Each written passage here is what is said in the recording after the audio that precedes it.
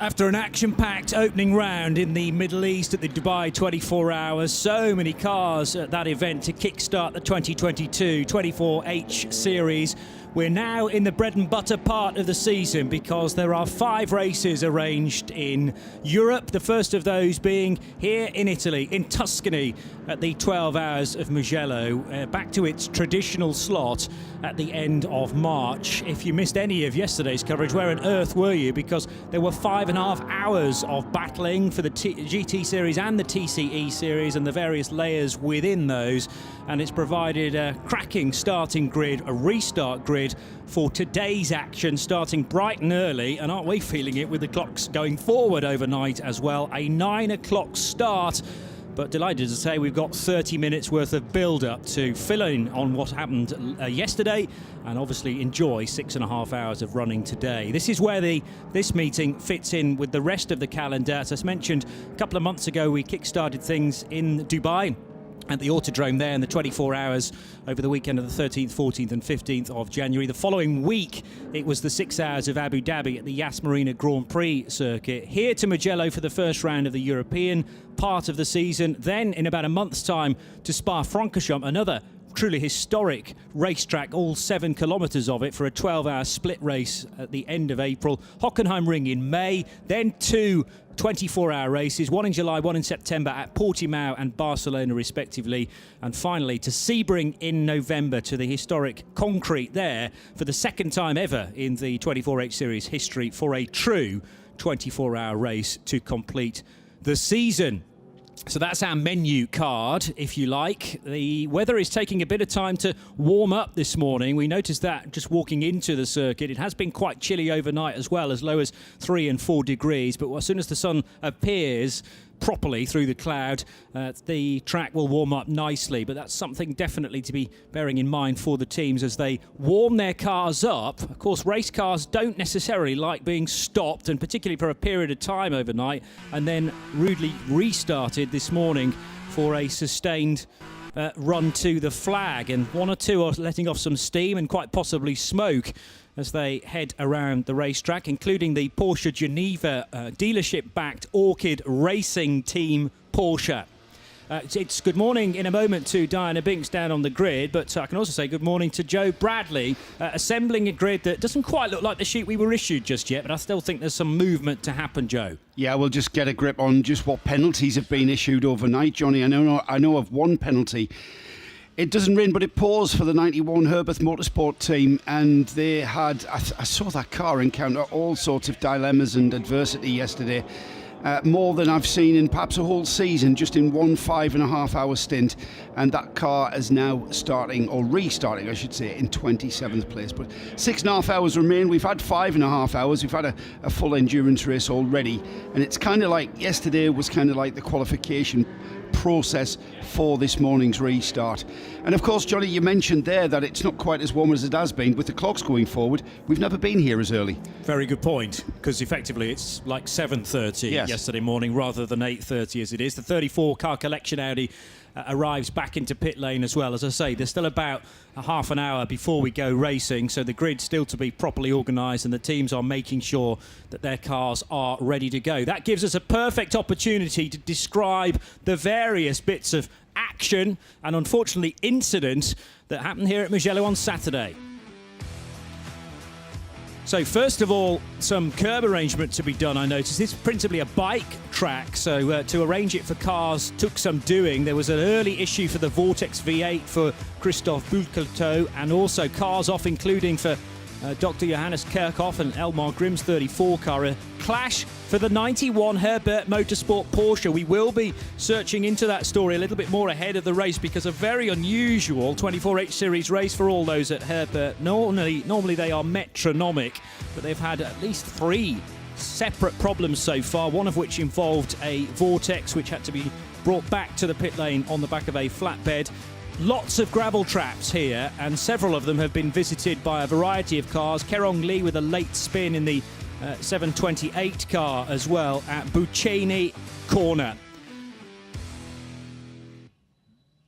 So there are two separate leaders overnight. In the TCE series, it is the 159 BBR car from Thailand, and their Cupra Leon Competition leading in the overnight section and getting to the front of the pack, as he did at the start of the race yesterday at 1 o'clock. But late on, ST Racing and Nick Whitmer, another heroic stint, bringing his car to the fore. However, he's not going to be in quite as good a position from a fuel load point of view as the cars behind. And there's always a bit of a dilemma as you come towards the end of the first part of the race, Joe, towards the split.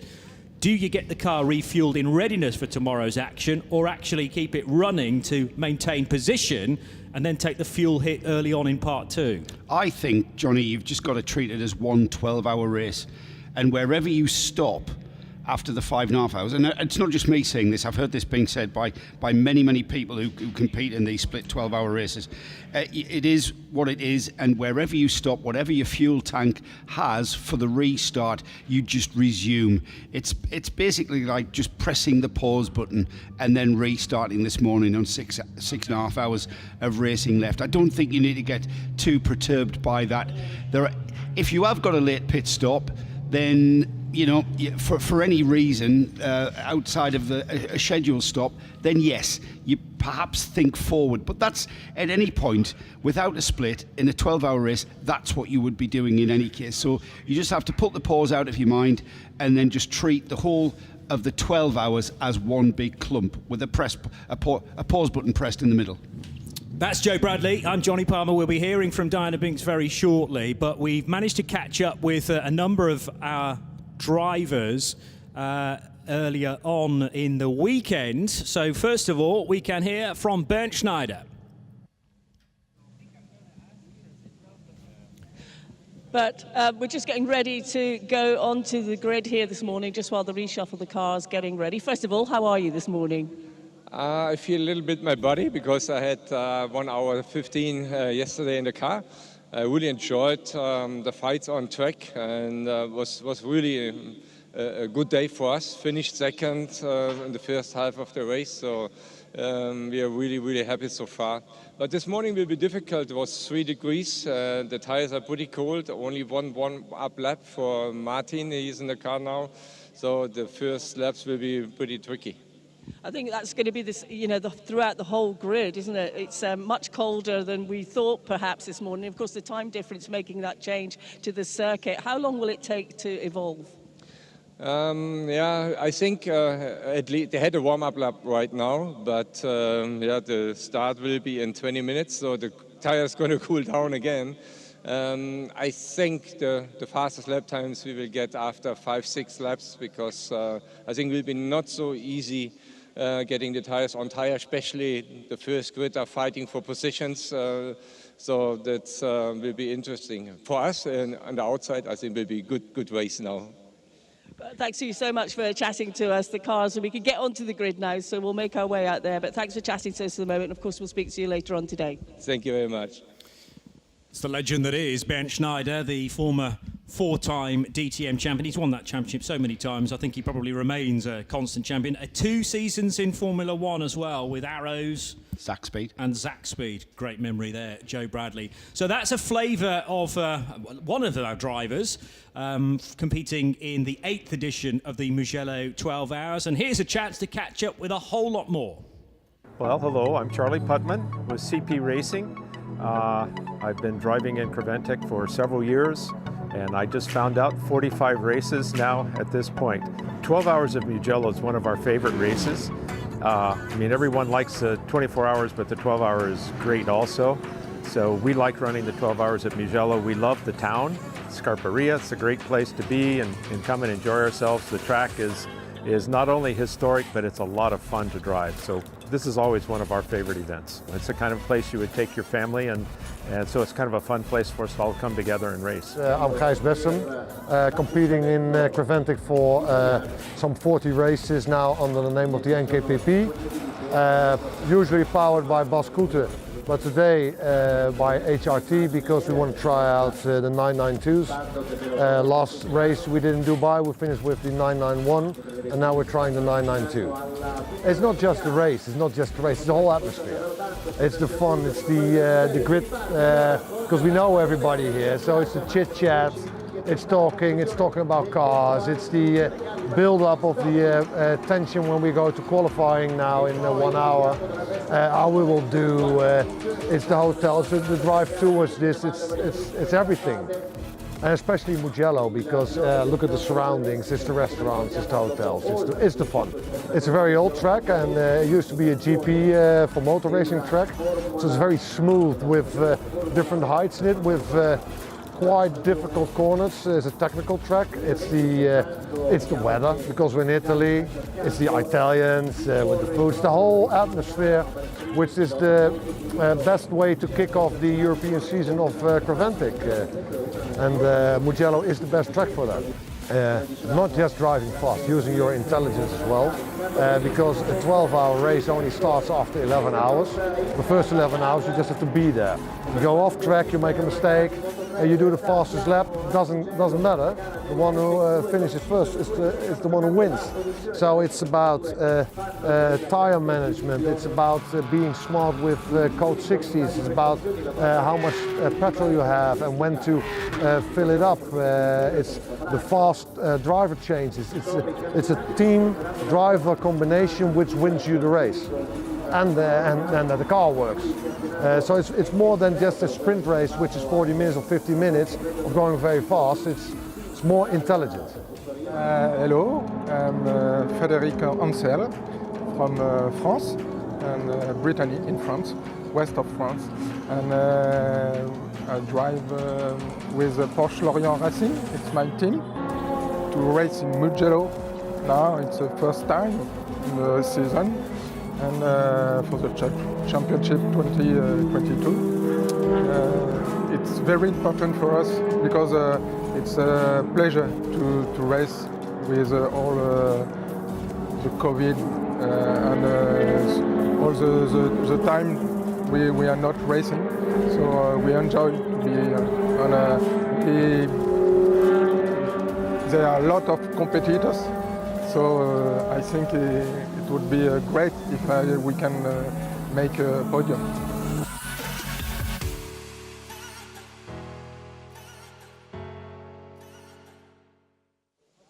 Welcome onto the grid. We're now here and about to get the race underway, but the cars have lined up. Drivers are ready. They're basically all inside the cars because it's so cold. They want to get out of the cold as much as they can, but you know, we haven't got too long to go. But down here on the grid, I'm with Charles Espelab in the number 85 CP racing car. Charles, I'm going to sit here because it is nice and warm, but what's your thoughts ahead of the race?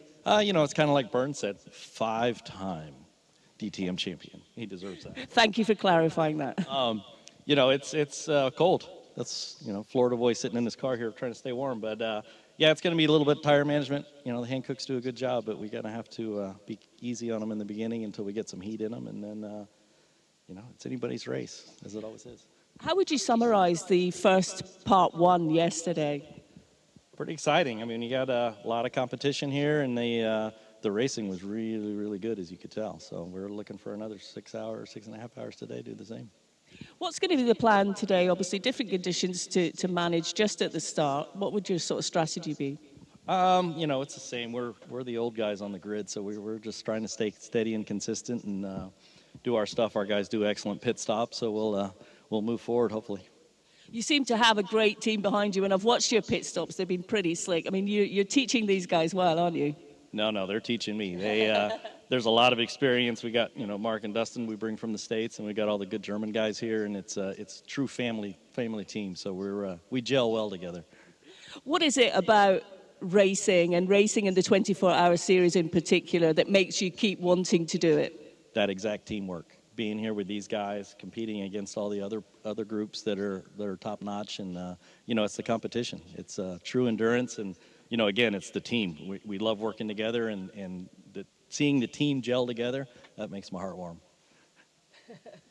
Charles, thank you so much. Wishing you well for the part 2 of the race here at Mugello. Thank you. Now, I'll just wander a little bit further down the grid, and I am going to MP Racing, the number 58 car, which is just behind the Mercedes. You looking forward to the restart? What? Are you looking forward to the restart? Yeah, we are looking. My son is driving and we hope everything is running in the right direction. It's very cold, very slippery, but we hope we manage it. I'll have a little quick, I'll have just put my head in and have a chat with him now. Is that okay? I can come in? So, You're taking the start. Your father just told me that you had any team tactic talk? My tactic is to go slow, no accident, be happy, and do a nice race and a nice finish. That's my opportunity. How challenging is the circuit here? Today is really hard. We have cold tires, and you must really warm up the car to go to a nice race. Thank you so much. Well, I'll let you get ready to go, and good luck in the race today. Johnny and Joe, I'll hand back up to you as I make my way further down the grid just to grab the TCE contenders. Excellent, thank you. I also need to offer my apologies once more to a certain Bernd Schneider. I'll tell you the reasons why I thought it was only 4 times, but it is, as he correctly says, a 5-time DTM champion. They changed the title of the championship after the 2000 season. Anyway, the track we're competing on here at Mugello, 5.2 kilometres, offering you just about every single corner that a circuit designer can dream up. And also the start-finish straight, 1.1 kilometres here, just about the longest you will find in Europe, although parts of Spa probably run it close, like the run down the Kemmel Straight, or up the Kemmel Straight to Les Combes corner. But by the time you've got to the end of this Mugello main straight, you're doing north of 270 kilometres per hour, down to 91 kph to negotiate the first right-hander at Son Donato, and then Luco and Poggio Secco hurled at you at rapid speed. A chance to move through the gears once again before decelerating into Materassi, the left-hander, and San Luago Borgo on the right-hander. Downhill now through Casanova and Cervelli to the lowest part of the circuit, and then the really exciting part, Arrabbiata 1 and 2. It's all about slowing the car and getting it as balanced as well as possible through 8, but then accelerating up through 9 into 10 at Scarperia, the left-hander at Pelagio that was the scene of a number of cars leaving the track for the gravel and certainly mounting the curb. Colin Chow, 2 separate code purples, code 60s there with cars off in the gravel at turn 12. The very fast Biandetti chicane where unfortunately Fabrizio Broggi had a big crash in the 955 Villi Motorsport Porsche yesterday. That car is out. Puccini corner is the final one. Quite a wide open left-hand hairpin essentially, but it's slightly downhill, and then the uphill start-finish straight begins once more, and when you by the time you cross the stripe will have done 5.2 kilometres of this fantastic nearly 50-year-old Mugello Grade 1 circuit. And that is where we are competing once again today for an extra hour compared to yesterday, 6.5 hours on the bill. And Joe happened to mention that really yesterday was effectively like a qualification race just to determine the order of the restart. We always say day one of these split 12-hour races about staying on the lead lap. And we have 3 cars, Joe, in the GT3 category that are still very much in contention. ST Racing, the Team Landgraf Mercedes, and Phoenix Racing's Audi. I think the major factor, Johnny, that's giving us a fantastic race, and we certainly saw a fantastically competitive race yesterday. The top 3 were just swapping it around, weren't they? The number 1, the BMW of ST Racing, the Manfilter Mercedes car 25, and the number 18 Phoenix car. I think it's because we've got quite a broad spectrum of drivers in all of those 3 cars, all of those 3, 5, 6, 7 cars. Yes, and even though the car in 4th place down, I think 2 laps down off the lead lap. You're right there, yeah. That's the Jutta Racing Audi. The guys on the pit wall will be working every kind of tactic they can think of to get them back into contention. Yeah, so whilst we think about where the various other cars after the top 3 are positioned, let's talk about TCE series now and get straight to Diana for that. We've come down to the back of the grid here, so we wanted to make sure we could get to the end, but it is quite a long way down to here. The 159 BBR team are ready to get away. How are you feeling at the restart of this one?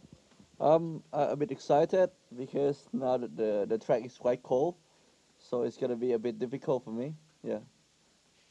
What's going to be your plan and strategy going into the first corner? It's not that much. I just try to keep the car on track, try to avoid a mistake. I think that's it. Yeah. Okay, I'll let you get ready as they want to just collect their thoughts down here. Most drivers are inside the car on the TCE grid, so I'm going to make my way back up the front. Thank you, Di. So the 159 car, again, doing what it was so capable of doing a couple of months ago at Dubai. And we know all about Monlau and their success at Barcelona, particularly in the Trofeo Fermi Velez through the years. Monlau have had some ties with Barcelona University in the past, but the BBR crew from Thailand run by that Spanish squad, and perhaps it's no surprise to see that car doing so well, at least in the overnight point of the race. Now, there are concerns, Joe, for the 34 car collection Audi. I assume that car has had some work being done on it overnight, so therefore it's slapped with the 10-lap penalty. No. Although, no, you're squinting at me, so perhaps an additional problem. When the cars moved off the grid, that car found it had a puncture. And the tyre, I think, had deflated overnight. And by the time the car came around to form up on the grid proper for the restart, the 34 car collection Audi did peel off into the pit lane, where we were able to get a glimpse at what the problem was, and it was a deflated right front tyre, I think. I'm going to stake a claim on that. The right front tyre was completely down. So in the course of bringing that car around, that tyre was completely obliterated. It was damaged beyond any kind of scope. So they've basically had to change the right front tyre on the car. So force majeure, they will start from the pit lane. I'm not clear as to whether they'll take any penalties or whether that'll just be classed as a pit stop pre-restart. But the thing is, the field will have left. They will have gone around on their warm-up lap and then restarted before that car collection car is released onto the track. So it's effectively going to start at the rear of the whole field. Yeah, horrible. But sometimes, obviously, these things cannot be helped. And the 34 car is certainly not the machine that is the furthest back. So still a recoverable situation because of the sheer length of this race. Herbert Motorsport, a nightmare day one at the Mugello 12 Hours for 2022. Let's see how they're reflecting upon day two with Diana Binks. Down here on row 10 of the grid, Alfred is in the car ready to do the restart here. Alfred, it would be fair to say you had a number of challenges yesterday during part one. Yeah, we had some small issues yesterday, small problems, but we think we could fix it overnight. Now we have the complete second day to recover, and yeah, we're looking for this. You had a few challenges. You did tell me that at the start of the weekend, really, you didn't have the equipment that you needed because of delays getting stuff here. So you really had to dig deep and work hard to get to where you needed.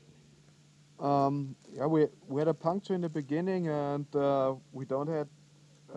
We're still waiting for the containers from Asian Le Mans, and so we don't have all the stuff back. Makes it a little bit more challenging, but we have good mechanics and good engineer and a good team, and I'm sure we could fix everything that it works proper today. What's the plan for the start of this one? Just survive, do my full stint, and then give it to Ralph and Danny, and then they will do maximum attack. Alfred, thank you so much. We wish you well in the race. So that's it from Alfred. I'll hand back to you, Johnny and Joe. Just chatting with Joe about, during that interview, about where that car will be restarting after it took a 10-lap penalty overnight then. So it actually completed 143 laps in the race yesterday. That's good going, considering it ended up in the gravel, once at Torin Chau and once down at Cervelli after the contact with the SK Racing Ligier JS2R. So they actually only lost 2 laps to their class leader. Now, remember, that's not the GT Series ultimate leader, being ST Racing. I'm comparing it to Jutta Racing's Audi R8, which completed 145 laps. The ST Racing BMW was 2 more laps on from that as well. So when you take all of the GT cars together, actually Herbert lost 4 laps, and they've taken a further 10-lap penalty overnight as well. So 133 will be where they restart the race, as opposed to the ST Racing GT3 Pro-Am leader, which is on 147 laps at the restart. And their class leader, the Jutta Audi, is on 145. So we've still got 12 laps to gain. And I know they are absolutely excellent at their race strategy, but 12 laps is a big ask. So let's have a look at the grid, and these cars have been reordered, if you like, to put the quickest machines at the front, even though some that will start ahead of others have fewer laps to their name. ST Racing, though, does have the most laps to its name, 147 laps. It finished yesterday's portion of the race with an advantage of 1 minute and 10 seconds. That goes completely overnight, though, and it is down to mere meters between those two cars. 25 alongside, which is the yellow and green Mercedes, also 147 laps completed, and the Audi that sits in behind from Phoenix Racing, car number 18, also on the same lead lap for the restart. Next up, it's the 71 Jutta Racing Audi, 145 laps completed for that, so 2 laps back. The number 8 Kessel Racing Ferrari is 5th, alongside the CP Racing number 85 Mercedes, we heard from Charles Espenlaub not too long ago. MP Racing, the all-Italian lineup, starts 7th, alongside Earl Bamber Motorsports number 61 Porsche, 143 laps completed for that. Santilot Racing's Audi number 26 is 9th. The RD Sign 720 Lamborghini Huracan 10th.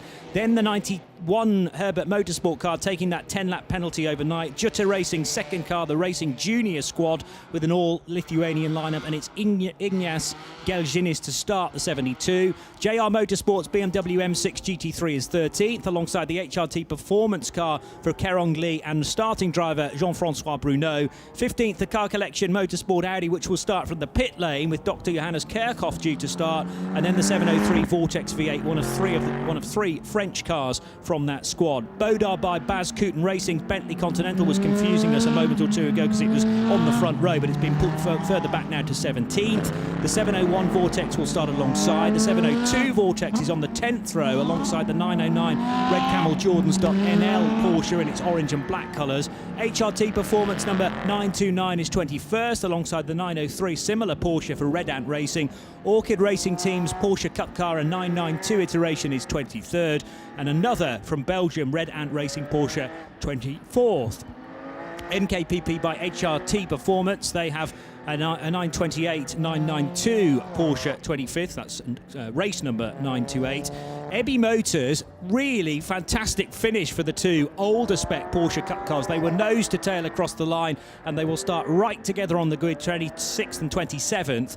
The 911 Porsche Lorient Racing car 28th, alongside its, or just ahead of its sister car, the Willy Motorsport by Ebby Motors machine, although on our graphics slate, will not take the restart. Heavy front-end damage for that machine, sadly, and Fabrizio Broggi complaining of back pain in the medical centre, but we understand that generally he is okay, which is great news. Orchid Racing's number 417, which is a Porsche 718 Cayman, starts 31st, alongside the Team ACP Tangerine Associates car from GT4. Then we find the TCE Series pole sitter, which is the 159 car to be started by Kantandi Kusiri. 4 Thai drivers, again piloting the 159. They had a really good day yesterday, alongside the 116 Wolf Power Racing Audi RS3 Jasmine Preissig. Then from Lithuania car 104, Noka Racing Team, Sten Dorian Pirimäki of Estonia will start that car from 36th. Valuga of the UK with their Porsche 718 Cayman starting 37th. SK Racing's Ligier, that was involved in a tangle with Herbert Motorsport yesterday, is on the 19th row, as is the Hoffa Racing by Bonk Motorsport BMW, but there were dramas for the other car within Hoffa Racing, and I would be very surprised if that car takes the start, unless they've taken a 10-lap penalty, and I will check that, because, of course, effectively, they could have had the whole of the overnight period to try and fix their difficulties. The cars then are working their way around this single formation lap, Joe Bradley, and then they'll be lining up side by side for a full restart. Pick a winner. pick a winner. I tell you what, I'm really excited about this race. I know it's 6.5 hours and anything can happen, and probably will, but after we saw how these cars raced yesterday, like I said, with that wide spectrum of driver abilities across all of the cars at the front, it's going to be very, very tricky to actually pick a winner. But I do think that the winner's going to come from those cars in the first 6, even though cars in 4th, 5th and 6th are already 2 laps down. So the cars on the lead lap going to be very hard to beat. But like I said, Johnny, 6.5 hours remain and we're about to go green and start that clock ticking. So it's Nick Whitmer versus Martin Conrad on the front row. ST Racing alongside Manfilter Team Landgraf's Mercedes. Tucked in behind is Sven Herberger and Julius Adomavicius. And for the second time this weekend, the Mugello 12 Hours is green. A really good start, it looked like, from, well, the leading gaggle of cars. They immediately spread right across the road. And the MP Racing Mercedes in the green and black has got a great jump on Sven Herberger to slot into 5th position. ST Racing BMW Nick Whitmer, though, hugs the inside line through the right-hander at San Donato and will defend its race lead just about from Martin Conrad, who's lost a position to, that's the Ferrari, I reckon, of Kessel Racing that's squeezed in between. Remember, David Fuminelli is not actually on the lead lap. He's trying to gather laps back again from the cars either side of him. And also Herbert Motorsport having a straight fight with the 909 Red Camel Jordan Stott NL Porsche Cup car. But at this early stage of the restart, doesn't really matter what class you're in. Looks like you can take the fight to any sort of other car that may be alongside you. David Fuminelli looking to get by, and if Nick Whitmer is playing the long game here, it might be wise to just allow the Italian to wriggle free. You know what, Johnny? Di spoke to David Goster in that the green MP Racing Mercedes, and he said, I'm just going to take it easy and just not crash. And yet, he'd passed 3 cars by the time he got to turn 1, and he was weaving about, jigging through like a video game. Yeah. The car out of the pits, the car collection car, has rejoined, and it's already on the back foot at this restart, but very much at the front of the field. The number 1, the BMW ST Racing. The car behind, the Kessel Racing Ferrari, is a lap down, if not 2 laps down, and that car is absolutely determined to get past the BMW and start regaining those laps that it lost yesterday. It's on a rebuild, it's on a damage limitation exercise for the whole of this 6.5 hours. Big squirm from Nick Whitmer. That might mean that the Ferrari can pick the BMW off, although the M4 with its straight 6 turbocharged, twin power turbocharged from BMW engine is able to pull away from the twin turbocharged 3.9 litre Ferrari. So that's the balance of performance. The Ferrari looks better through the twisty stuff and again is catching through San Donato, but the straight 6 engine 3 litre for the BMW looks to have the advantage on the straight. So this is a really intriguing fight. It's just a shame that the Ferrari is, as Joe mentions, 2 laps down, started on 145 laps completed on Saturday as opposed to the 147 for the BMW. And the Santilot Racing Audi slotting up the inside there of the Lamborghini Huracan, that Lambo running as part of the RD Signs crew from Lithuania, Paulius Paskevicius. The cars that are needing to gain ground know that this is their opportunity. The first and early laps of this restart, when the cars are all compacted together, that's when you can make a move. And once you've gotten past a car, it doesn't matter where it is in the field, you just have to get past whatever's in front of you, get past it, and then you start building and getting into the groove. And already we're seeing getting into that groove. Nick Whitmer in the number 1 BMW. The David Fuminelli driven Kessel Racing Ferrari did try and get by the BMW, but he's kind of now beginning to settle in, and we're getting into a groove here, and the longer we get into that groove, the harder it's going to be for that number 8 Ferrari to get by. Something else to remind you about is the intense scrap that we had in the closing stages between the 2 Ebby Motors older gen Porsche Cup cars. They have the 991 spec machines, and there is still a 991 class, by the way, in the 24H series, even though the 992 has well and truly been embraced now that that is the new global way of going Carrera Cup racing. But the 2 991s from Italian squad Ebby Motors finished pretty much nose to tail, and Pietro Negra and Gianluca Piccioli are again, there's really nothing between them at all. Speaking of which, Santilot Racing's Audi has just squeezed ahead of the new race leader, Martin Conrad. Now, Martin Conrad is the new race leader because Nick Whitmer, as suggested by us a short time ago, has had to make an early fuel stop. Now, we should probably remind people, if they weren't around yesterday, that there was a strange moment during one of the Code 60s when the number one car was clearly called into the pit lane for fuel, but the team then said to Samantha Tan, don't come into the fueling area, presumably because there were no free bays. So she had to tour her way down pit road, but didn't visit fuel, didn't visit the team, and had to go down at 40 kph rather than 60 kph. Actually, the net loss wasn't huge, but it did mean that this number one car couldn't take on fuel when the two cars behind it were able to do that. So it is out of sync and out of rhythm as far as the fueling pattern is concerned. And this is Nick now taking some much needed juice to get him through the next stint. He'll be fine for drive time because that's effectively reset overnight, so could drive the first 2 hours this morning. And this could well be the most significant point of the race for that number one BMW. It's put itself out of sync because it didn't take fuel all that way back yesterday. Yes, we've had a restart, but we haven't quite had a restart with regards to fueling. Yes, we've had a restart on driver stints, and yes, he can do the full 2 hours and go, to 4.5 hours remaining in this race. However, he's had to pull into the garage. He's had to pull into fueling, I should say. Whether he goes to the garage and takes on new tyres, I doubt very much. I expect to see that number one BMW come by the garage and drive straight past its pit box and resume. However, it's now on the back foot and it's losing ground. The longer it's in that fueling area, and it stays in the fueling area, it's still refueling. Just to remind everybody, no quick fill refueling here in the 24H series. It's all standard service station, call it what you will, supermarket pump, pistol grip refueler, exactly the same as the way that you refuel your own road car back home, and that takes time. There's nothing quick about refueling here. The only difference is it's all done in a refueling area. There's no refueling done at the pit garage, on the pit apron. It's all done in a special area, and that brings in the tactic, which is, of course, the reason why Sam Tan wasn't able to get into refueling and had to drive straight through, because there was a queue at the supermarket. Yeah.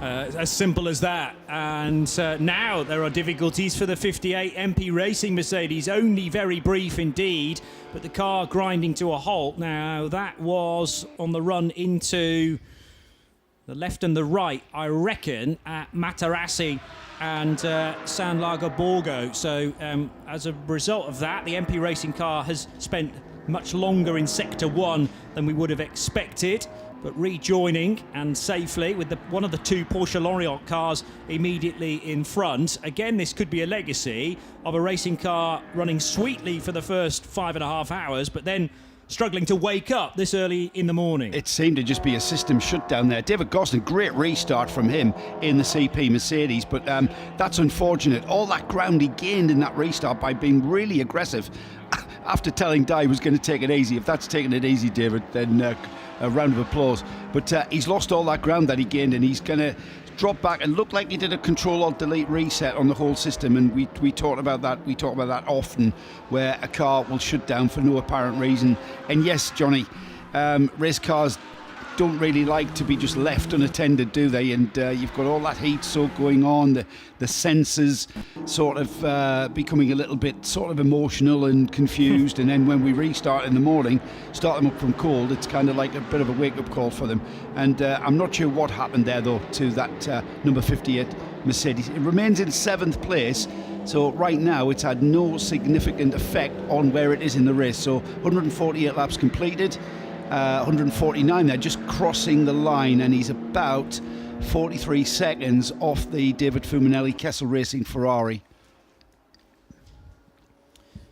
So nearly 10 minutes gone of the second part of the race, and Martin Conrad in charge for the moment with just over an 11-second lead in his GT3 AM entered Mercedes. Remember that they're all built, the GT3 cars, to the same regulations, but they have the AM, Pro-Am, or indeed just empty suffix, which is the case for Pro cars, determined by the driver makeup, and that is all officiated, of course, by Creventic, the promoters of the 24H series. They look at your driver lineup and then allocate which part of the 3 layers of GT3 you are in. But Martin Conrad's crew are 2 AMs essentially, and a 5-time DTM champion Bernd Schneider.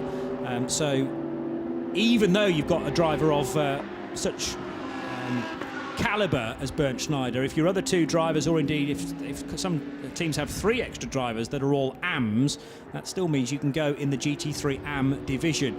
But what is great about this top 3 at the moment is that we have one from each of the GT3 sections dedicated in that top 3. So there's no firm advantage, it would seem, and actually that the AM lineup is the more advantageous for the time being. Ahead of Sven Herberger and David Fuminelli. Fuminelli, remember, is 2 laps back from the 2 leaders. Nick Whitmer, after his early fuel stop that he definitely required, has slipped behind 3rd and 4th positions now. Down to 5th. Now, what I want to know, and this is maybe a task for Di, did that number 1 BMW, did it take tyres? Because, you know, I was talking of that car just refueling and then rejoining, but I'm not sure about the tyre life on that car. And remember, the car finished the first 5.5 hours on tyres that it restarted on this morning, so I'm not sure about that tyre life. He may have stopped at the box, took on a fresh set of Hankook tyres and then resumed. So Di, if you can hear this, maybe find out whether the number 1 did take on tyres. That means full tank of fuel, brand new Hankooks, and we'll see Nick Whitmer try to regain that ground he lost because of that early pit stop. I did get a word in my ear, actually. Diana was right on the money and did view the pit stop for car number 1. And do you reckon, Di, that all 4 Hankooks were changed, or did they just do a refresh on one axle, let's say? From what I saw at the other end of the pit, when it looked like the left rear was changed, that's the only tyre I could see in the pit lane as I looked down and made my way down to the car. So I think it was that, but I'll double check for you and let you know. I'm just still down here actually. The number 6 Bentley's on its way in. So as that comes in, I've just had a chat with Bas Kooten, who told me that the issues, the ABS issues from yesterday have been resolved. They're happy that the car is where it needs to be. They're just waiting on it to come in to refuel and change tyres, but they're comfortable that they've got across those issues. And actually the Bentley was one of a number of cars that was credited an extra lap overnight because within the GT3 AM category, basically the GT series leader, i.e. the number 1 BMW, got between the Bentley and the car collection Audi and forced an extra lap between those 2 cars. So it was given that lap back again, the Bodar by Bas Kooten Racing Bentley Continental. They didn't need to take a 10-lap penalty overnight because they did the fixing of the ABS system within the race. So they haven't had to do any extra work overnight, and that was solved by the time we finished yesterday at 6:30. Unfortunately, though, it finished on 117 laps. That was 30 laps behind their class leader, who was the Mann-Filter Mercedes. Interesting to see some tape going on the front grille of that Bentley. So engine temp not coming quite up to where Bas Kooten and the team want it to be. It's still very cool this morning, remember. With the clocks going forward, we've probably started an hour earlier than what we would have normally, so the ambient temperature is still rather chilly. And it's certainly cold weather, big cold weather as well, even from where I'm from. So that Bentley now making its way out of the pit lane, and it is the fact that I'm saying the Bentley makes its way out of the pit lane is great to see. It's the first time we've had the Bentley Continental GT3 in this series, so it is really fabulous that Bob Herber has brought that car here. No, very exciting, and there's potentially another one as well in Bas Kooten's stable that we might see in 24H series racing, or certainly in the Dutch Supercar Challenge anyway, but who knows what might happen in the future. Let's get straight back to Diana Binks. You were talking about Bas Kooten obviously there, but I've managed to catch him. He's just finished that pit stop with the car. It's gone out. How are things going, Bas? Sorry? How are things going? From now on, things must go well. Yesterday we had some issues with the ABS system from the Bentley, and some issues what we didn't expect. It cost some time to find it because we don't know the cars. They're new for us, only 14 days in our house. So now investigating. This is a test race for the next one. Spa, we will be full pool. You said obviously you're treating it as a bit of a test race. What are you looking for from the drivers? What information are you looking for? drivers to know if there's any potential issues ahead? Yeah. We will look at the lap times, of course. We will see what we can do, what we can improve on the car, on the setup. We will take some time for that. We are 30 laps behind. So learning the car for the drivers, learning the car technical. But I know there's potential for the next one. Looking at the rest of this race that we've got to go a number of hours still, what are you doing hour by hour? Have you got a strategy plan that you're sort of following, or are you deviating once you get relevant information? Getting information, because 30 laps we will not get back in this race. So for the result, we're not driving.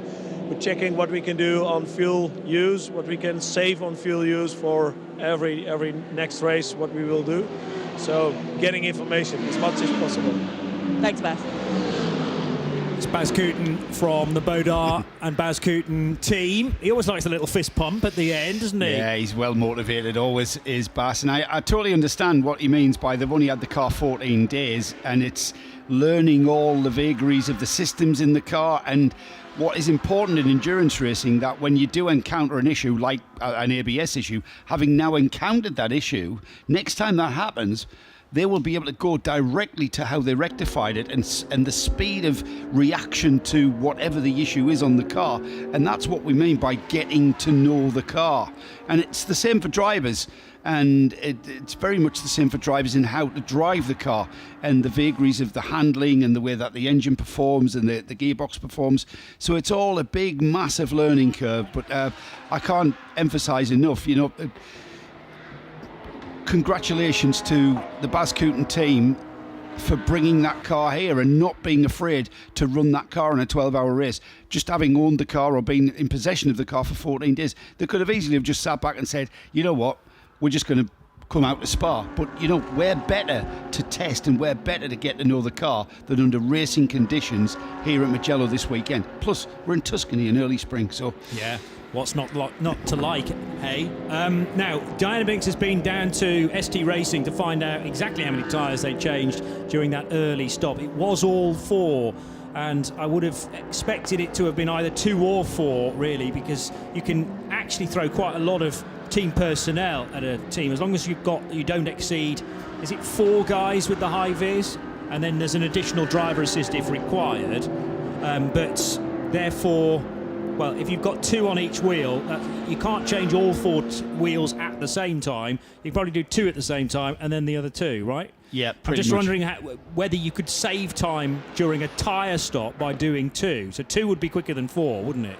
Yes. If you're changing driver, you might as well change 4, because the longest process there is actually changing the driver and ensuring that he's belted in correctly. But they didn't change driver no, they for didn't. This. So I wonder whether there might have been a chance to save some time, but probably performance-wise, they've worked it out and thought, no, we'll go with all 4 and just make a clean start for Sunday. Rear-wheel drive car. This track really takes out the left rear. It's, driving the car and, controlling the rear end. The front end is where, you need a good front end. I would think the tyre would have been at the end of its life. So the time that you save in not changing tyres, you're going to lose out on track with a lack of tyre performance. So it's all a bit of a balancing act. And then you are risking tyre life. And as you lose tread and lose rubber off the tyre, it becomes more susceptible to lock-ups, etc. And the driver struck, and plus then add in the human element of fighting a car that's kind of getting towards being gripless, and you just, you're not really saving yourself anything. I think that becomes a gamble worth taking towards the end of today. Maybe, yes. Yeah. When you maybe come in for fuel with 20 minutes to go, you think, right, well, we'll keep with these tyres or only change 2. But there is it's very easy to get sucked into the battle that's happening right now rather than considering how are we going to be in 2 hours' time. You've just got to focus on what you're doing. You've got to forget what everybody around you're doing. To a point, of course, it's always a consideration. Do they know? And it's easy to become paranoid. Do they know more than I know? Do they know something I don't? Why are they doing that? Why they just stick? You know what to do. You stick with your program. You know what your driver rotation is. So stick with your program. And already Nick Wittmer in that number 1, back up to 3rd, still 2 laps off the cars in front.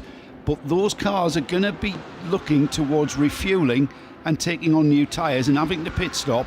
That way Nick Whitmer will come back into it. But I think what we've got here, Johnny, with that early fueling stop for the number 1 BMW, we're going to have a situation here where we're going to swap the lead between that MAN Mercedes, the Phoenix Audi, the ST Racing BMW is going to keep swapping the lead between pit stop phases for those cars.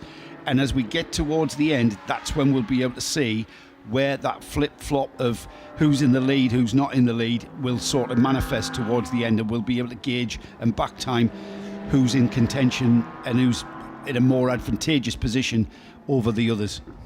Patrick Brochier, brief off-track grassy moment for the 702 Vortex V8. He's effectively our final runner now with the non-restart for Willy Motorsport by Ebby Motors, after that unfortunately received a lot of damage after a very slight mistake towards the Biondetti chicane for Fabrizio Broggi. And the medical crews were with him for some time to make sure that he got out of the car safely. Did have to go to a hospital nearby, but his family, his wife, were there with him. And the reports back to the Willy Motorsport, the Romanian crew, were that he was essentially okay, just complaining of some pain in his back, and far better to edge towards the cautious end of treatment and make sure that he was comfortable. So may well have been in hospital overnight, actually, and hopefully released today. But Willy Motorsport will be back and fighting. They said the car is not the worry, although that was completely destroyed. Far more concerned about the driver. And it has meant that, sadly, we've not been able to wax lyrically about the practical joke that was paid on Sabino Di Castro. In his local newspaper, the team organised that there was a big headline on the front page of the newspaper celebrating a world championship that he had supposedly won. Nobody told the newspaper editor that actually he's not a world champion within Porsche GT3 Cup racing, but they took the photograph from Sebring last November when they did win their class and claimed that Sabino Di Castro was a world winner. We will be able to talk about that much later on in the season because it's a joke that's going to run all year in 2022. Phoenix Racing's Audi, a heart-in-mouth moment a couple of seconds ago for Sven Herberger leaving the Buceni corner at turn 15, presented with a wall of Porsche Cup traffic there, and Sven Herberger briefly in the gravel. He really had to think, and he had to put the anchors on, actually. He had two GT3 cars. He had the Herbert car and the CB Mercedes to his left. He got bulked behind the Porsche Cup car and had to almost take to the gravel on the outside of that final turn. Almost had to go into the pit lane, but then that's when he backed off and slotted in behind. He did lose out a little bit of ground, but discretion being the better part of valor there for Sven Herberger, and he lives to fight another day, and he continues. That could have been really naughty there. It was a very, very crowded track coming onto the main straight. 1.1 kilometres this straight, Johnny. Yeah. And that's why over the course of the 6.5 hours here, it's very, very tough on brakes and gearboxes. We're going to see some brake changes coming. There's no way that these cars can get through this 12 hours without discs and pads, certainly. So that's going to be factored in very, very soon. As to, if your pads will last 8 hours, then it doesn't, once you've gone past 4 hours, that's when you can factor in your brake change. And I'm pretty sure most teams will wait for a purple code 60 period. Now, we've already had this morning a pit stop for the ST Racing BMW of Nick Whitmer and for the David Gosner MP Racing Mercedes, although that pit stop might have been related to the car grinding to a halt briefly. By the way, David is much more on it now, having just done the car's best lap of the morning, a 151.611. But of the leading 7 cars, it is only so far Nick Whitmer who's come in for fuel, although having said that, in comes Sven Herberger now as well from second position. Now, yesterday, fuel stops were done at various different points. Nick Whitmer pitting 23 laps before the finish. So that's the reason why he was particularly short of fuel this morning. There was a very short stint in the number 25 Mercedes for Alexander Krakowina, the Austrian driver. He did 7 laps, and that was after a 40-lap stint by Martin Conrad. So Martin did 40, they came in for fuel, and only 7 laps from the finish. So should be fine for about 20, maybe even 23 laps this morning, as opposed to Nick Whitmer, who'd already done 23 laps late last night. So He must have pitted after only about 4 or 5 laps to make sure that they'd got enough fuel. Sven Herberger, whose car did 15 laps on fuel yesterday, is in after a further, I make it, let's just work that out, 17 laps I think today so far. No, not quite as many as 17. Let's say 14 laps so far this morning. But it will take a bit of time for the field to even out as Patrick Brochier, who was off on the grass in the Vortex, visits his team as well and now heads back into the race. 2 of the Vortex V8s have found one another on the racetrack. 2 of the other Vortex V8s from the same squad just weaving their way through Biondetti chicane and into Buccini corner to complete their laps. Just seen there, Johnny, Nick Wittmer in the number 1 ST Racing BMW just about to overtake the Martin Conrad, who's the leader. He's going to take a lap back off that car, which puts him only 1 lap off the lead lap, which means that when Conrad has to pit the Mercedes, he's maybe going to gain a lot of ground on that Mercedes. Again, we spoke about the flip-flop kind of pit stop phase that we're going to see these 3 leaders go through. Wittmer about to overtake Sven Herberger, who's still in the fueling area. He might be out the fueling area and at the pit box by now, but that Phoenix Audi is static on pit road, taking its scheduled stop. Wittmer in the BMW is going to overtake it, but the significant thing is what is going to happen when Conrad in that number 25 leading Mercedes pits. How much is that going to affect Wittmer going ahead of that car, having now taken a lap back on the road out of pure performance rather than just in the pit stop phase? Now Sven Herberger, Phoenix Racing are, I think, in the second portion of the pit lane. I'm trying to work out whether Sven has been over the timing line yet to count his latest lap. I reckon he is on 1:58, including the lap he's just completed. So having had some time to work it out, it's actually 11 laps he's done this morning. So add the 1:47 completed by the 18 Phoenix yesterday to the 11 that he's done today, and then you get 1:58. Still 2 laps short of Martin Conrad, but Martin does owe us a fuel stop at some stage. Off goes the Phoenix Racing Audi, and actually it's credited another lap, so it hadn't crossed the timing line. 1:59 now completed, so it was a 12-lap stint. Still 2 laps off the leader, though, as the leader goes to 1:61 laps. Significantly, though, Nick Wittmer has come through. He's got one of those laps back. He's still 2 laps off. So when the Manfilter Mercedes pits, Wittmer will take the lead overall of this race. And then we'll see just how much ground he can make. He's on the road, he's pounding round, regaining time and dragging that time back on the track towards that Mercedes, who's dropping away. We've seen the Manfilter Mercedes dropping away from the BMW, so that's performance-wise with regards to track position. Let's not get that mixed up with gaining ground when the cars are in the pits. This is a significant thing that we're seeing here. The BMW is lapping faster than the Mercedes ahead of it. But the difficulty now for Nick Wittmer is that he's got a pretty quick Santalot Racing Audi in front of him, and the Santalot car is in 6th position. 1:57 laps completed when you total yesterday's distance to the 11, 12, maybe 13 laps that car's done today. Slightly wider at Colin Chow corner. The BMW looking to tuck underneath, but there wasn't quite the scope to do that. Both the GT3 cars that we're talking about also needing to get by the Hoffa Racing by Bonk Motorsport BMW M2. And also into fuel is the Precoat Herbert Motorsport number 91 Porsche. On, well, rather behind the 8 ball, you might say. And it's not just behind the number 8 Ferrari, but behind a whole load of other cars as well, having taken a 10-lap penalty overnight.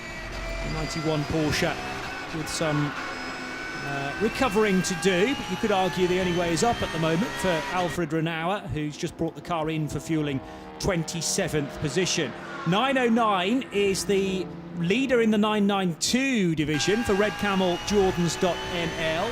Dad of the other 2 drivers, Ivo Breukers, is doing the opening stint and potentially therefore leaving most of the rest of the driving today to sons Rick and Luke.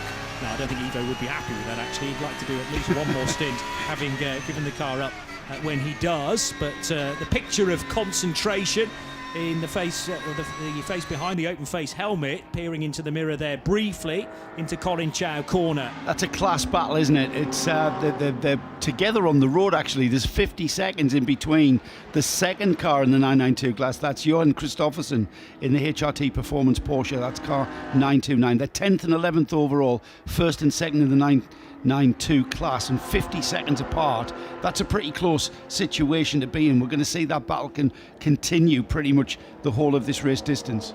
Now, the Holmgaard Motorsport car doesn't look in great health, and the problem for that crew, number 102, Magnus Holmgaard himself, he's driven straight by the pit lane entry road, and I wonder whether he's going to live to regret that, because there's an awful lot of smoke coming from the front left corner. The tyre does have some air in it, so is that an upright problem more so than a Hankook tyre difficulty? It could. You know what, Johnny? That looks like it maybe has a little side-on-side contact, and maybe the wheel arch has just been pushed onto that left front wheel. It's smoking on the straight, but not so much in the corner, and we do get the wheel leaning a little bit off the wheel arch, maybe in the corner, but certainly on the straight, in a straight line, that left front looks like it could be a bother.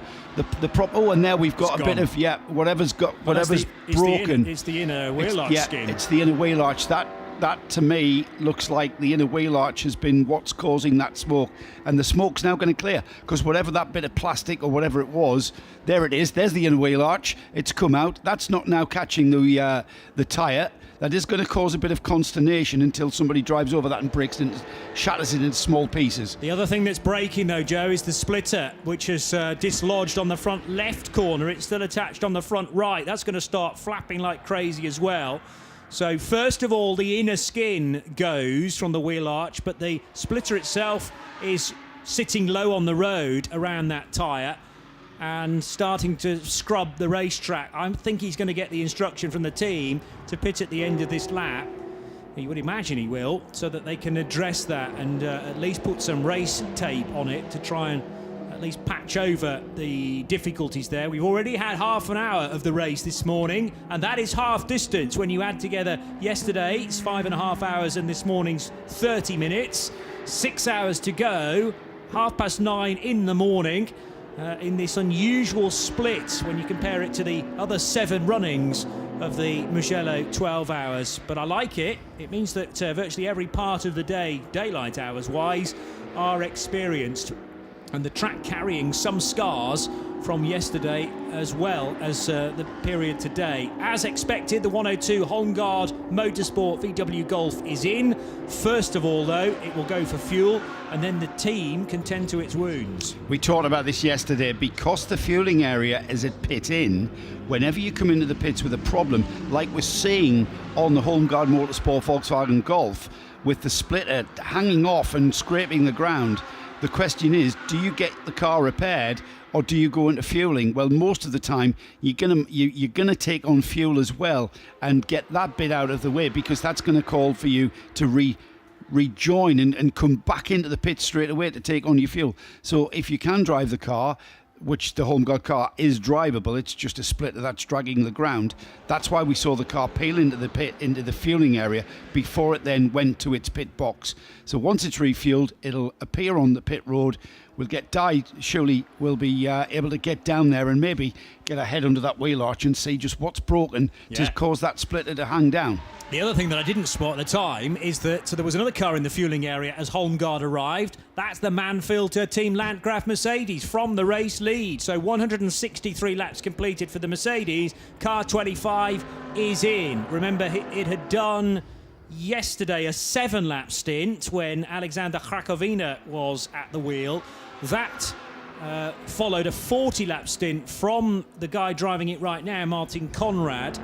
So if it started on lap 147 today, it's just pitted at the end of what will be lap 164. So it has managed to do 17 laps on the stint. There's no actual telling, of course, how much fuel was in the car, certainly at the end of yesterday's race, but at the start of the final stint, because remember, most of the fuel pit stops, you're not filling the tanks to the brim. Oh, some contact between the MP Racing Mercedes and the Bentley of Bodart. And that was a rather forceful, aggressive manoeuvre there from the Italian squad, but it got through at Pelagio corner. Remember, the MP Racing car has less time to lose, you could argue, than the Bentley, which is effectively out on a very public test session. Even Baz Kooten admitted that to us. That was quite a heavy hit on the left-hand front wheel of the Bentley, and it's quite a knock. Now, this is David Gosnell taking it easy, but the contact was right on that left front wheel, and I'll be amazed if that hasn't rearranged the tracking on that Bentley. Whether that's affected the Mercedes, I'm not sure, because it was more of the bodywork that contacted the wheel of the Bentley. But the Bentley, it might find that the steering wheel's pointing in an odd direction on the straight now. That was a big hit, but David Gosnell taking it easy. It's an interesting overtake to call, actually, and thankfully neither you or I are Jeroen Steenhuis, the race director this weekend, but the Mercedes was fully alongside when contact was made. However, you could argue it wasn't actually on the track because all four wheels were the wrong side of the white line. So MP Racing Mercedes, driven by David Gosnell, as I mentioned, a fairly robust manoeuvre there to get by a Bentley which is just trying to tick off some laps with Marcel van Berlo at the wheel. And I wonder whether that will either be called as a racing incident or it will be one or other of the cars involved's fault. But I'm fascinated to know which way that one will go. One of three ways. Diana Binks is certainly viewing the Holmgaard Motorsport pit stop, which has had to be pushed into the garage rearward. And the team are setting upon that as if it's going to be a reasonably lengthy repair, actually, depending on how much they want to replace. So the splitter fixes to something. If that something has now left the car, you've got nothing to fix the splitter to, so you're going to have to do a bit of a manual fix on just attach it to something. Also, the 25 Mercedes is in then from the fueling area. There's some clearing of that very large grille to be done on the AMG GT3 so that sufficient air is to be taken in by the 6.2 litre V8. I think actually they were taking off some of the blanking tape there, so maybe the engine temperature is slightly, well, not concerningly high, but just rising very slightly. And I'd noticed that at the start of the weekend there was quite a bit of racing tape in the lower portion of that grille, which could be removed at any moment, and Landgraf ripping off a few segments of that. Likewise, another AMG GT3, they will be carefully keeping an eye on what temperatures various things are running at in this car. 85 though, running second now, so we could at some point have a 1-2 for Mercedes, but remember that Alexander Krakowina, who's just taken over from Martin Conrad, will now rejoin a little lower down the order in something like fourth position. With Alexander Rakovina now at the wheel of the 25 Mercedes, he's dropped to 40 seconds behind Nick Wittmer. I'm expecting that to be a lap down at least, so if not 2 laps down. 164 laps completed by the leading BMW. The CP Racing Mercedes, Charles Espenlaub at the wheel, now moving up to second, but it's not going to be very far away from that CP Mercedes needing to pit. Third place is Pierre Caffer, significantly only 18 seconds off the back of the ST Racing BMW. So that is the race of the moment. We'll see how the man filter Mercedes filters back in. See what I did there? Into what will be third position when CP Racing hosts that pit stop.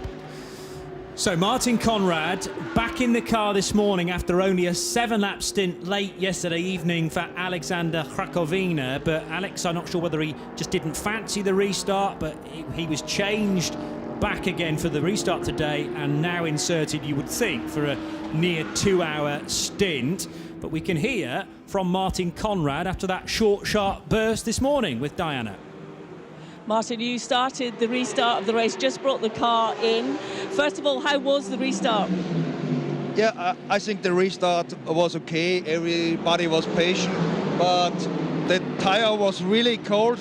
But for everybody, and compliment to all driver, they take down the risk and survive the first lap. How's the car handling and the balance this morning? Are you happy with everything? Yeah, the balance this morning was quite good because for the Mercedes, low temperature helps. Not in the first 2 laps, but I was really happy with the balance and about my first stint. And what's the strategy plan for the rest of the race with your team? I think we cannot tell you. Oh, go on, I won't tell anyone. No. The plan is Bernd Schneider still has close to 2 hours left.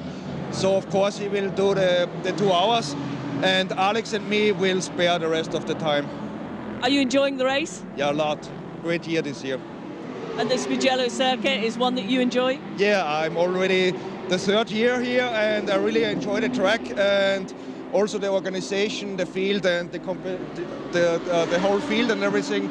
Yeah, it's one of the most exciting races of the year after Dubai for me.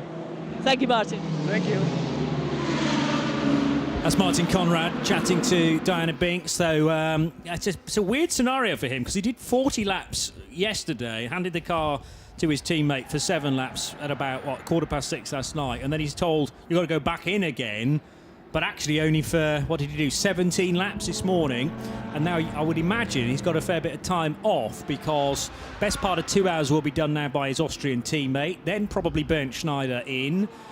And they'll be holding back Schneider for the closing stint as well, whether that's a full 2 hours or maybe just an hour as we get to about 2:30 this afternoon and run till 3:30. We heard Bernd say this morning to Di how his body was failing it. He did 90 minutes yesterday, I believe, in one straightforward stint. Yeah. And that's, we talk about how physical this track is on cars, but it also is on drivers.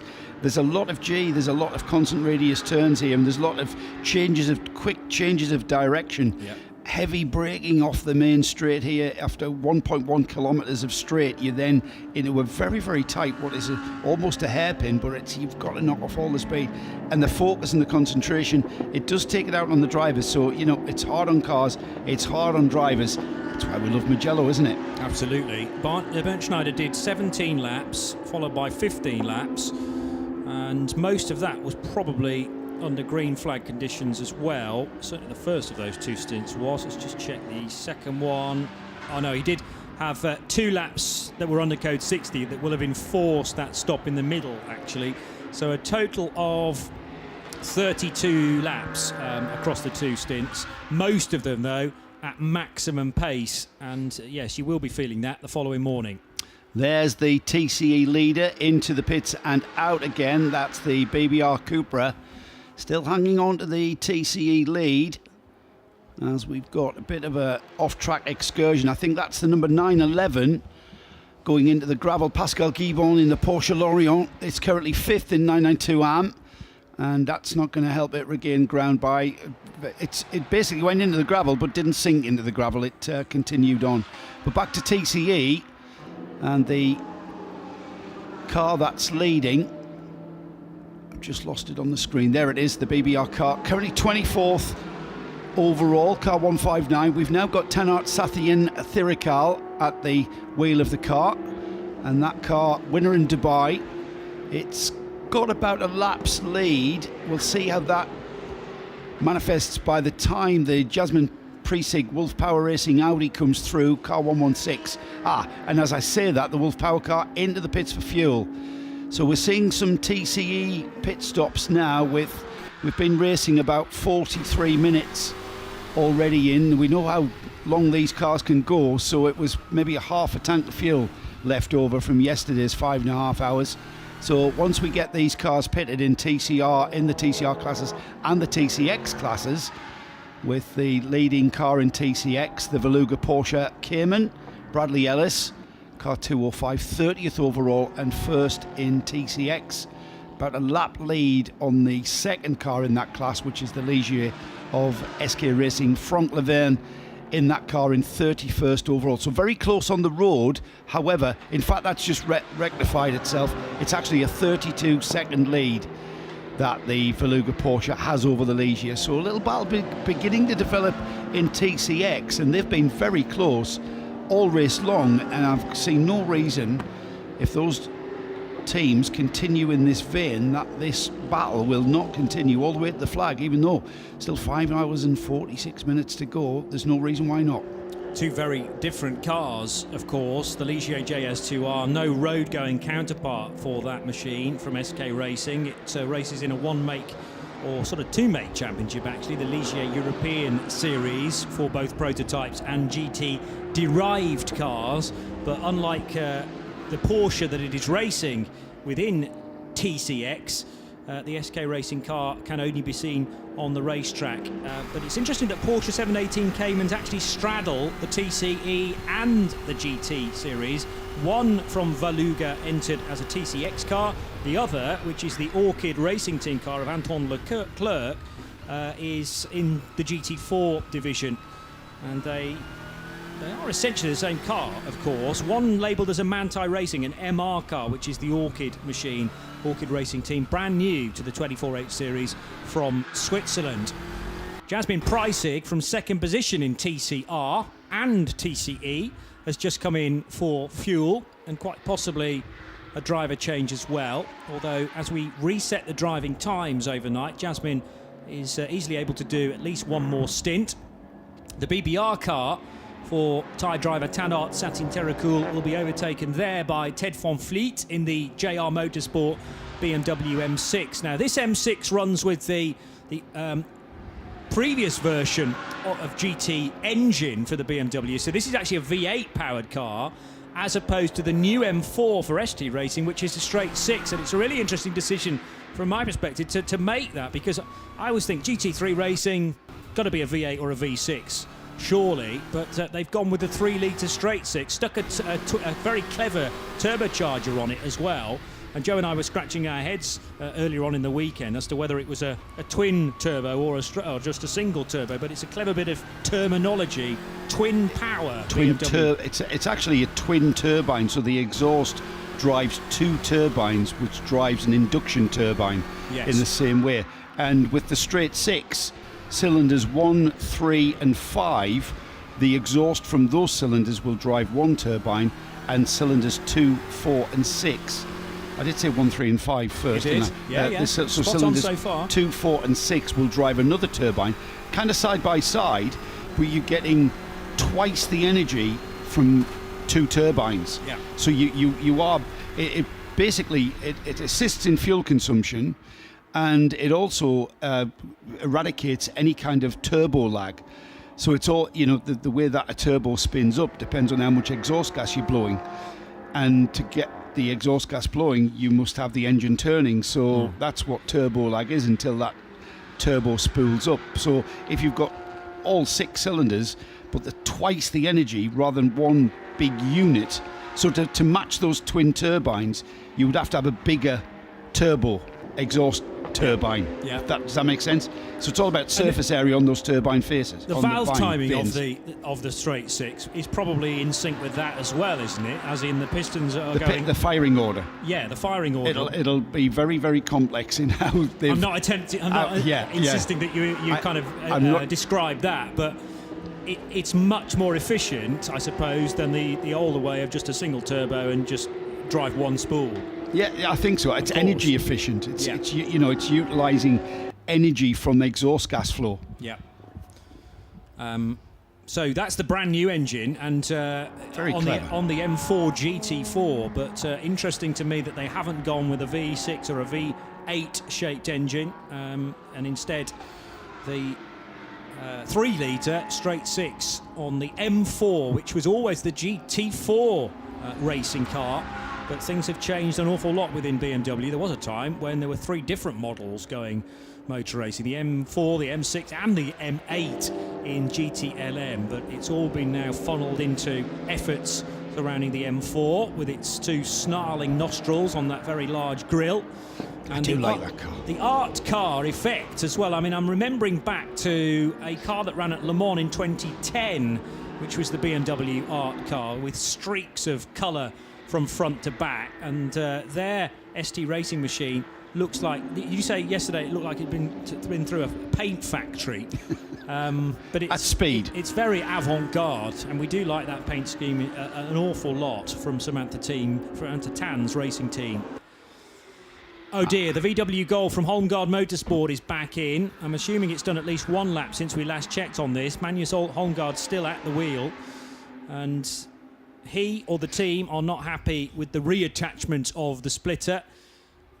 It's not still really wobbly, flapping, isn't it? Well, not too much on the right-hand side. Oh, it is. It's actually loose, isn't it? Yeah. Loose both sides now. Yeah, that's going to be. Remember that you've got airflow going over that splitter and pushing it towards the floor, and you can't really have that. That's going to slow the car down, as well as it being in a dangerous state. So we're going to get some straps in there and just basically wrap a strap around the whole of the front bulkhead of that car, in down between the bodywork and the radiator, no doubt, and just basically strap the splitter up. It's a TCR car. It's a production-based car. That's the concept. So it's not really that aero dependent, even though the aero on the car will give you something. It's not massively aero dependent, so it won't completely wreck the car. It'll put it in some sort of safe condition. And hey, you know what? Already there's a contender for spirit of the race, because that is really the spirit of endurance racing. Just doesn't matter what it takes. Strap the splitter to the car. We've just been talking about it, and I've hexed it, haven't I? The Ligier GS2, I said, was in contention for the TCX class, and I couldn't see any reason why that race between the Veluga Porsche couldn't go on for the next 6 hours. Well, that was not taking into account a visit into the gravel trap, quite a way into the gravel trap, Johnny, and I'm not sure whether he's actually driven there or the gravity and inertia and the laws of physics have taken him that far into the gravel. Frank Laverne at the wheel, and he's basically pulled up at a marshal's post. Yeah, he's buried into the gravel there, isn't he? He's right in there, but he's on the very outside near the barrier, just near the grass verge. He has not contacted the barrier. So the 215 that was in contention with Bradley Ellis in the Veluga Porsche, now just dropping away from that Porsche. I'm sure everybody at Veluga is not that concerned to see the Ligier in the gravel, but we've gone code 60, first of the day. Yeah, and something like the 11th of the race so far. I have to say, if he tried that again another 100 times, he wouldn't have got closer to the marshal post, though. So I can forgive you for thinking he'd deliberately driven to an area of safety, but it's just a real lurid moment into the gravel that has effectively delivered him at the feet of those marshals, and they are able to check, therefore, on Frank Laverne's condition. He should be absolutely fine, with the code 60s now waving for the JS2R's recovery. Now, the straps from the engine bay have been released, I noticed, from underneath the hood. Cracking job. Just two straps over the front bumper, into and down between the radiator and the front body section on that Volkswagen Golf, and the strapping, they've already checked the splitter and it's pretty solid.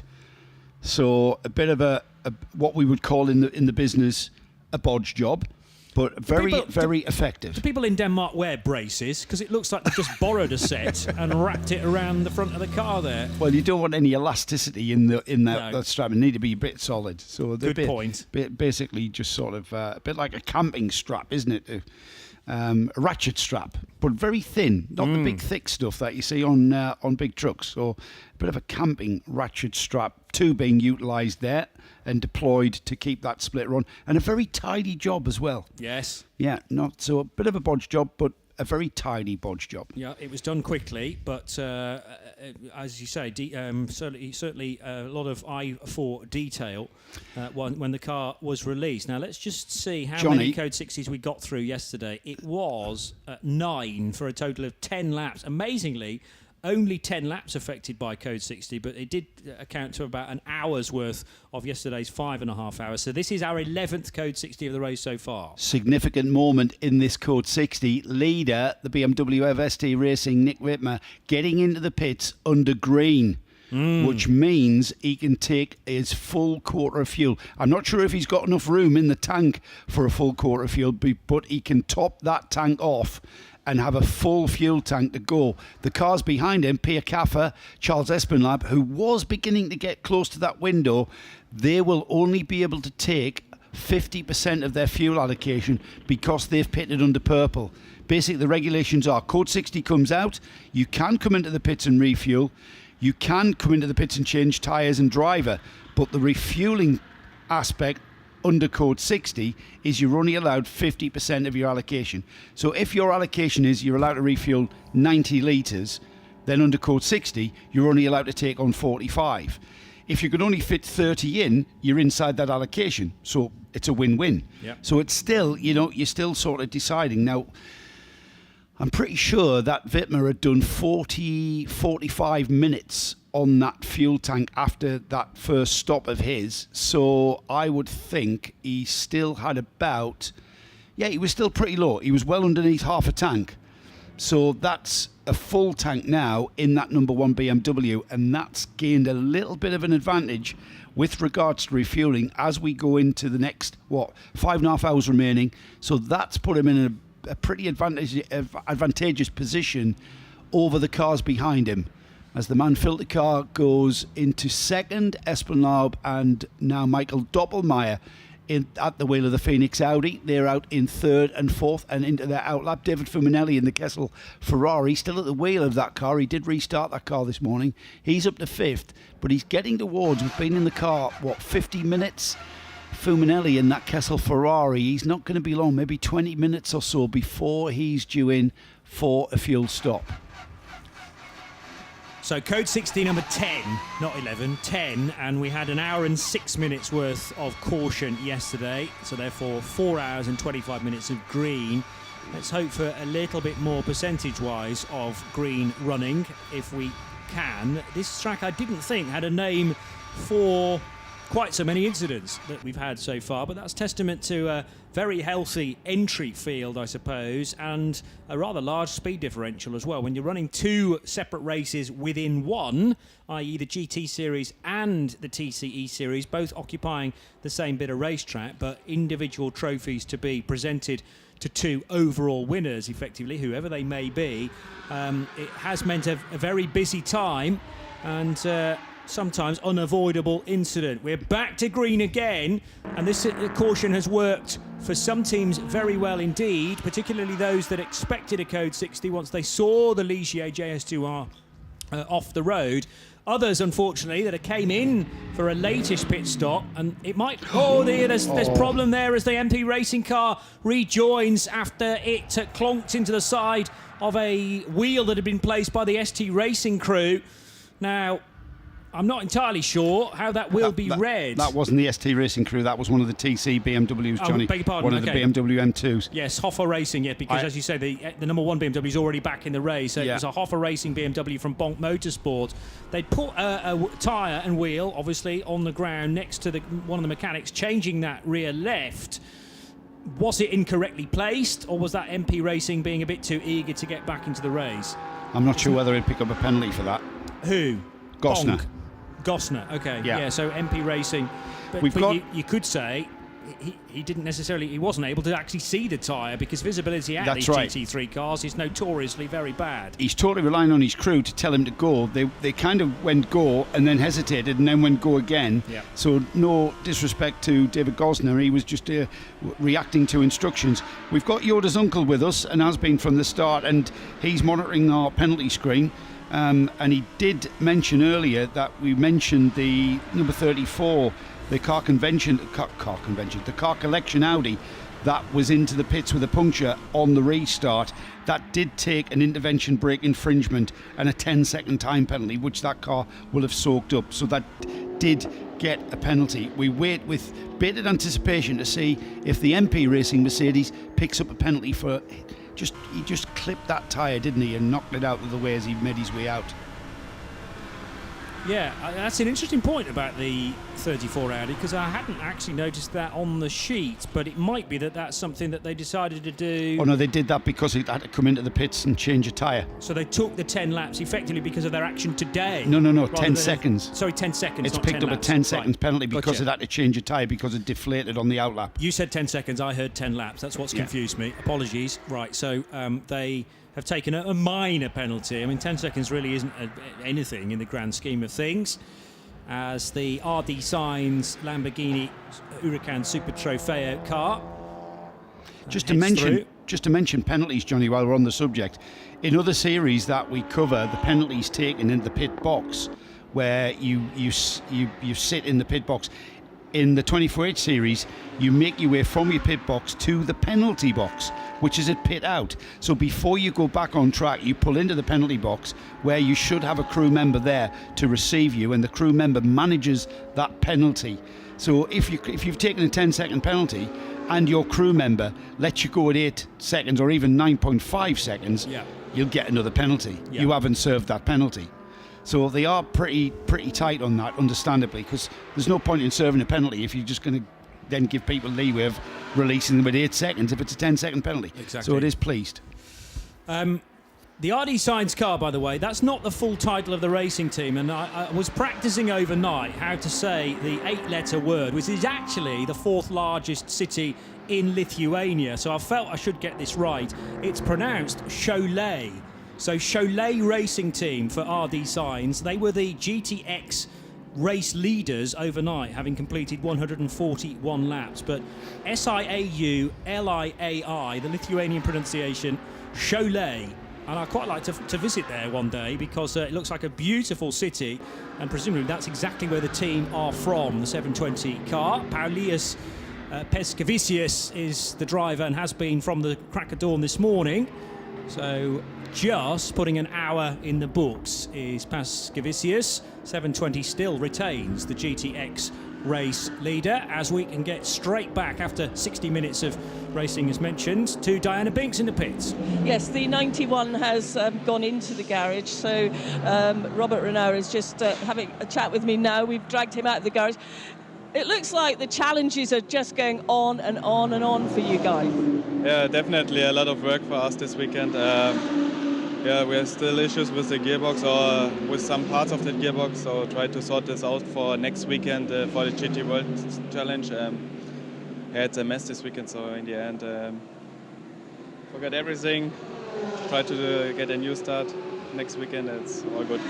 Yeah, it would be fair to say you've all really had one thing after another. Do you think you'll get the car back out on track now, or are you going to call it a day? No, sure, we try to get the car back out on track because we want to know if it's sorted out now or not.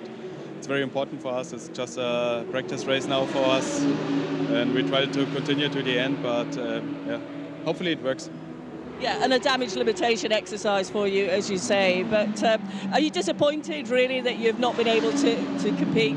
Sure, we are disappointed. If you have so much shit working on, yeah, it needs to come to an end, and hopefully we get it sorted. Thanks, Robert. It's Robert Renaud putting a brave face on, well, almost unapproached waters before now for Herbert Motorsport. We're so used to them just winning every race in the 24H series. They spent a couple of seasons doing that. I've never seen them react to this much adversity in several seasons, let alone just one weekend in Mugello. I know. Most Get rid unusual. of all their bad luck, Johnny. Get rid of all their bad luck for the season. That's what they will be hoping. And he talked about next weekend. I assume that will be in an ADAC Masters competition, because Robert Renaud competes in that as well, in the Pro-Am Championship. Just one of those things to put behind you, isn't it? And hope, like you say, that all the bad luck arrives in one race and they can concentrate now on a very successful 2022. The Ligier JS2R from SK Racing, French squad, back on the racetrack now and trying to stay as much as possible off the racing line, because there's bits of gravel pouring out of the back of... Now that's actually Jerome da Costa. It was Franck Laverne who had the moment down at Savelli corner. So is this another issue for a new driver, or perhaps this incident following on from the previous one? Hoffa Racing by Bonk Motorsport BMW back out on track, by the way, after one of its wheels was knocked out of the way by MP Racing. That's the Ligier on an outlap. So we saw that car in the gravel trap. It's been into the pits. It's changed driver. It's probably got a new set of Hankooks as well. It's come out of the pits, and it looks like Jerome da Costa now has had a gravelly moment as well. He's driving very, very slowly around this outlap. But he is on an outlap, Johnny, so we are seeing more problems for the second car in the TCX class.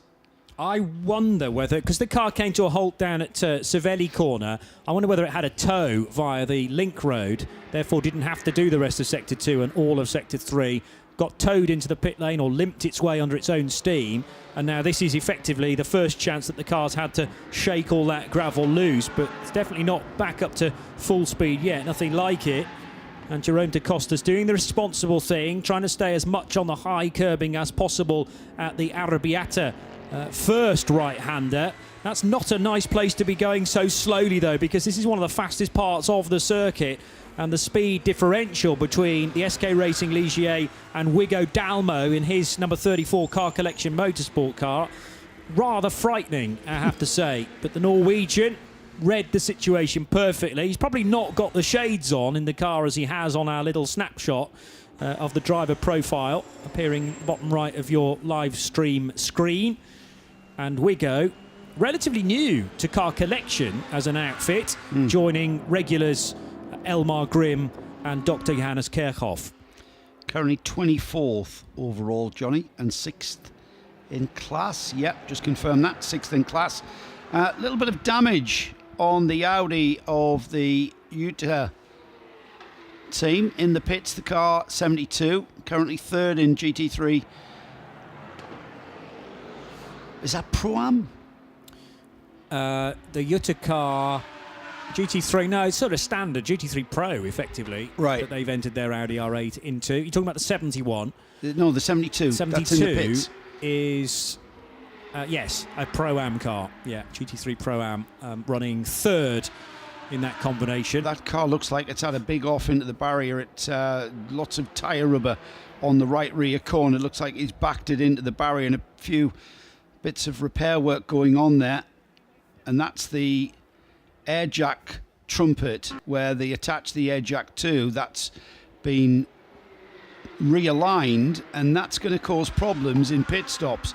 If they can't get that air bottle attached to the rear of the car to get the car up on the jacks, then that's going to really be very problematical from going forward. I'm not sure who we are watching here, Johnny, but driving very slowly. It's Ted van Vliet in the GR Motorsport BMW. It's the M6 version, the GT3 version. But virtually stopped. Oh, he's being pushed. Being pushed. In the fast lane. Now, is this car out of fuel? And are they, no, I think they're beyond the fueling area at this point. So now wanting some team personnel to take over from the marshals once the car's crossed the next white line. And the team can, in their high-vis jackets, push BMW number 2 down pit lane. I want to try and get it off out of the fast lane as quickly as possible because there's another car wanting to get through as well. Just to go back to the point about Wigo Dalmo, yes, he's relatively fresh to the Car Collection crew, but actually, if you go back far enough, he's raced with that team before from Germany, has the Norwegian, on, I make it 5 separate occasions, the earliest of which, 2014 in an A6 Audi. So not necessarily a new man as far as Car Collection are concerned. Very busy in the pit lane, and some stories to gather from Diana Binks. I'm down here at the 72 Jutta racing car with Igne Glenses. Igne, he's just having a chat with his teammates right at this second, but as you can see, there's a lot of work going on to the rear of that Audi. Igne, what's happening? Sorry, I didn't hear the question. Obviously, we can see there's a lot of repairs going on to the rear of the car. We were just talking about what the team are doing. Well, obviously there was some contact, I believe. Well, it looks like it was with the wall, not with another car. And now the mechanics are checking what's the situation. I believe we will change the driver as well. And but obviously these repairs are being done now, so quite a delay here in the pits for you. Yeah, it's a bit pity because we've started off great. We did some good work on all tires, and we're supposed to change and go faster, but obviously sometimes it happens, so we have to keep up working and to see what the future brings. A bit of frustration down here, though, everyone working quite frantically. Well, now the mechanics have to do what they can, so obviously the car is as close as new to possible, but there will be sequences of things that will happen to the car, but I hope we can build up some pace afterwards and the car is okay, so we have to move on. We'll look forward to seeing you back out there. Thanks, Ignas. Ines Galginis coming from a real big racing family, actually, and those that follow Porsche Carrera Cup in the last decade will remember older brother Jonas Galginis running in the British Championship. Ines did a season as well in 2015 in Carrera Cup GB. I think this will be the first time Ines has driven a GT3 car, though. And what a baptism of fire, because, well, they've been up there competing at the sharp end of their class, have now fallen back to 3rd within Pro-Am, and now the team have to find out how easy it is to fix up one of these GT3 cars, and rather quickly. been a bit sparing on the gaffer tape on that right rear quarter. Yeah, need much more than that, mate. Get that. Don't be worried about using it up. But I think that's the first use of the gaffer tape that we're seeing, just keeping the bodywork in one bit there, matches the smears of black rubber marks on that right rear corner. And it is unfortunate when this happens, but it's, you know what, endurance racing is all about how you react to situations like this. And one of the first things that these guys met with on that car, the 72 Yutta racing car, is the fact that when the car pulled in, they couldn't get the car jacked up, because where the air bottle attaches to the rear of the car, that had been bent out and it was all askew. They couldn't actually attach the air bottle. So the first job they had to do was realign that to actually get the air bottle in and get the car jacked up. And now just a few finishing touches to make sure that, you know, that rear bodywork isn't going to come apart when the car starts travelling at 160 miles an hour. So yes, lots of gaffer tape there. We don't mind seeing that, do we? Certainly not. There's an awful lot of sort of superficial bodywork that go onto the back of these Audi R8, so they can run comfortably without some of that. But the tape needs to go around substantial parts. Unfortunately, the rear light cluster lens has gone for a Burton as well, so it's looking a little bit one-eyed on the rear of that car. Still look very smart and straight from the front, though. I would assume this is one of the Evo spec R8s when they redid. Yes, it is. Yes, it is. Confirmed by our timing screen and Joe to my right. And that car then will rejoin, hopefully, very shortly. There are actually 4 racing Gelgenesis that I can find. Jonas and Ineos already mentioned. Andreas and Algirdas. Now, what I don't know is the various family relations of the Gelzinis family, but as I say, they have a good pedigree from about 10 years ago in the UK when they were regularly seen on the British touring car, the Toka package. Let's go straight back to Diana Binks. What have you got this time? I'm just next door with this TCX class, the 215 SK racing car that's just been wheeled into the garage. Jerome, you just jumped out of the car. The team are working behind us here to repair the car. Tell us what happened out on track. We saw a couple of incidents there this morning. Yeah, my friend Frank Laberg was in the car and he lost control on the last turn, and he shot the wall. Well, it's a bit tricky conditions, isn't it, this morning? You know, it's tricky conditions this morning, but the team are looking at the car now. Is there much damage? Yeah, very much, yeah. We don't know how long to repair, but we'll see. We are very sorry. It looks like there's quite a lot of work going on, so I think it might be some time. Are you due to be back out? Yeah. I don't know when, maybe within 20 minutes. Thanks, Jerome. Thank you. 20 minutes. That seems maybe a little ambitious at this stage, but you never know. He's a racing driver. JS2, yeah, true. I mean, you've always got to look on the bright side, absolutely right. But those cars built mainly for hour-long races, and even quicker than that, sometimes some 30-minute encounters as well. And GT3 cars heavier than a Ligier JS2 are, therefore that little bit more substantial, can take a hit and continue on, whereas underneath the skin of a Ligier it is a little fragile. So we'll see which bits need to be replaced and which bits they can live with to the finish. But it was a high speed off. We never actually got to see that either in real time or subsequently, but the extent of gravel that it had dug into and the speed arriving at Savelli corner, actually the gravel trap did its job very well in arresting the speed, but he did say, didn't he, that Jerome mentioned that the car had hit the wall, so yeah, that might have potentially caused some drivetrain issues as well. Now, news, Joe, on a rather large incident that happened not too long ago in the pit lane involving a wheel that had been correctly placed, in my eyes, by the Hoffer racing crew, but it was then collected by another car. Yeah, this has come through, also spotted by Yoda's uncle who's with us this morning, Johnny. We saw the number 58, the MP Racing Mercedes, clip the wheel of that BMW. It was the TC class BMW, wasn't it? He's been given a 10-second penalty for what is basically an unsafe release.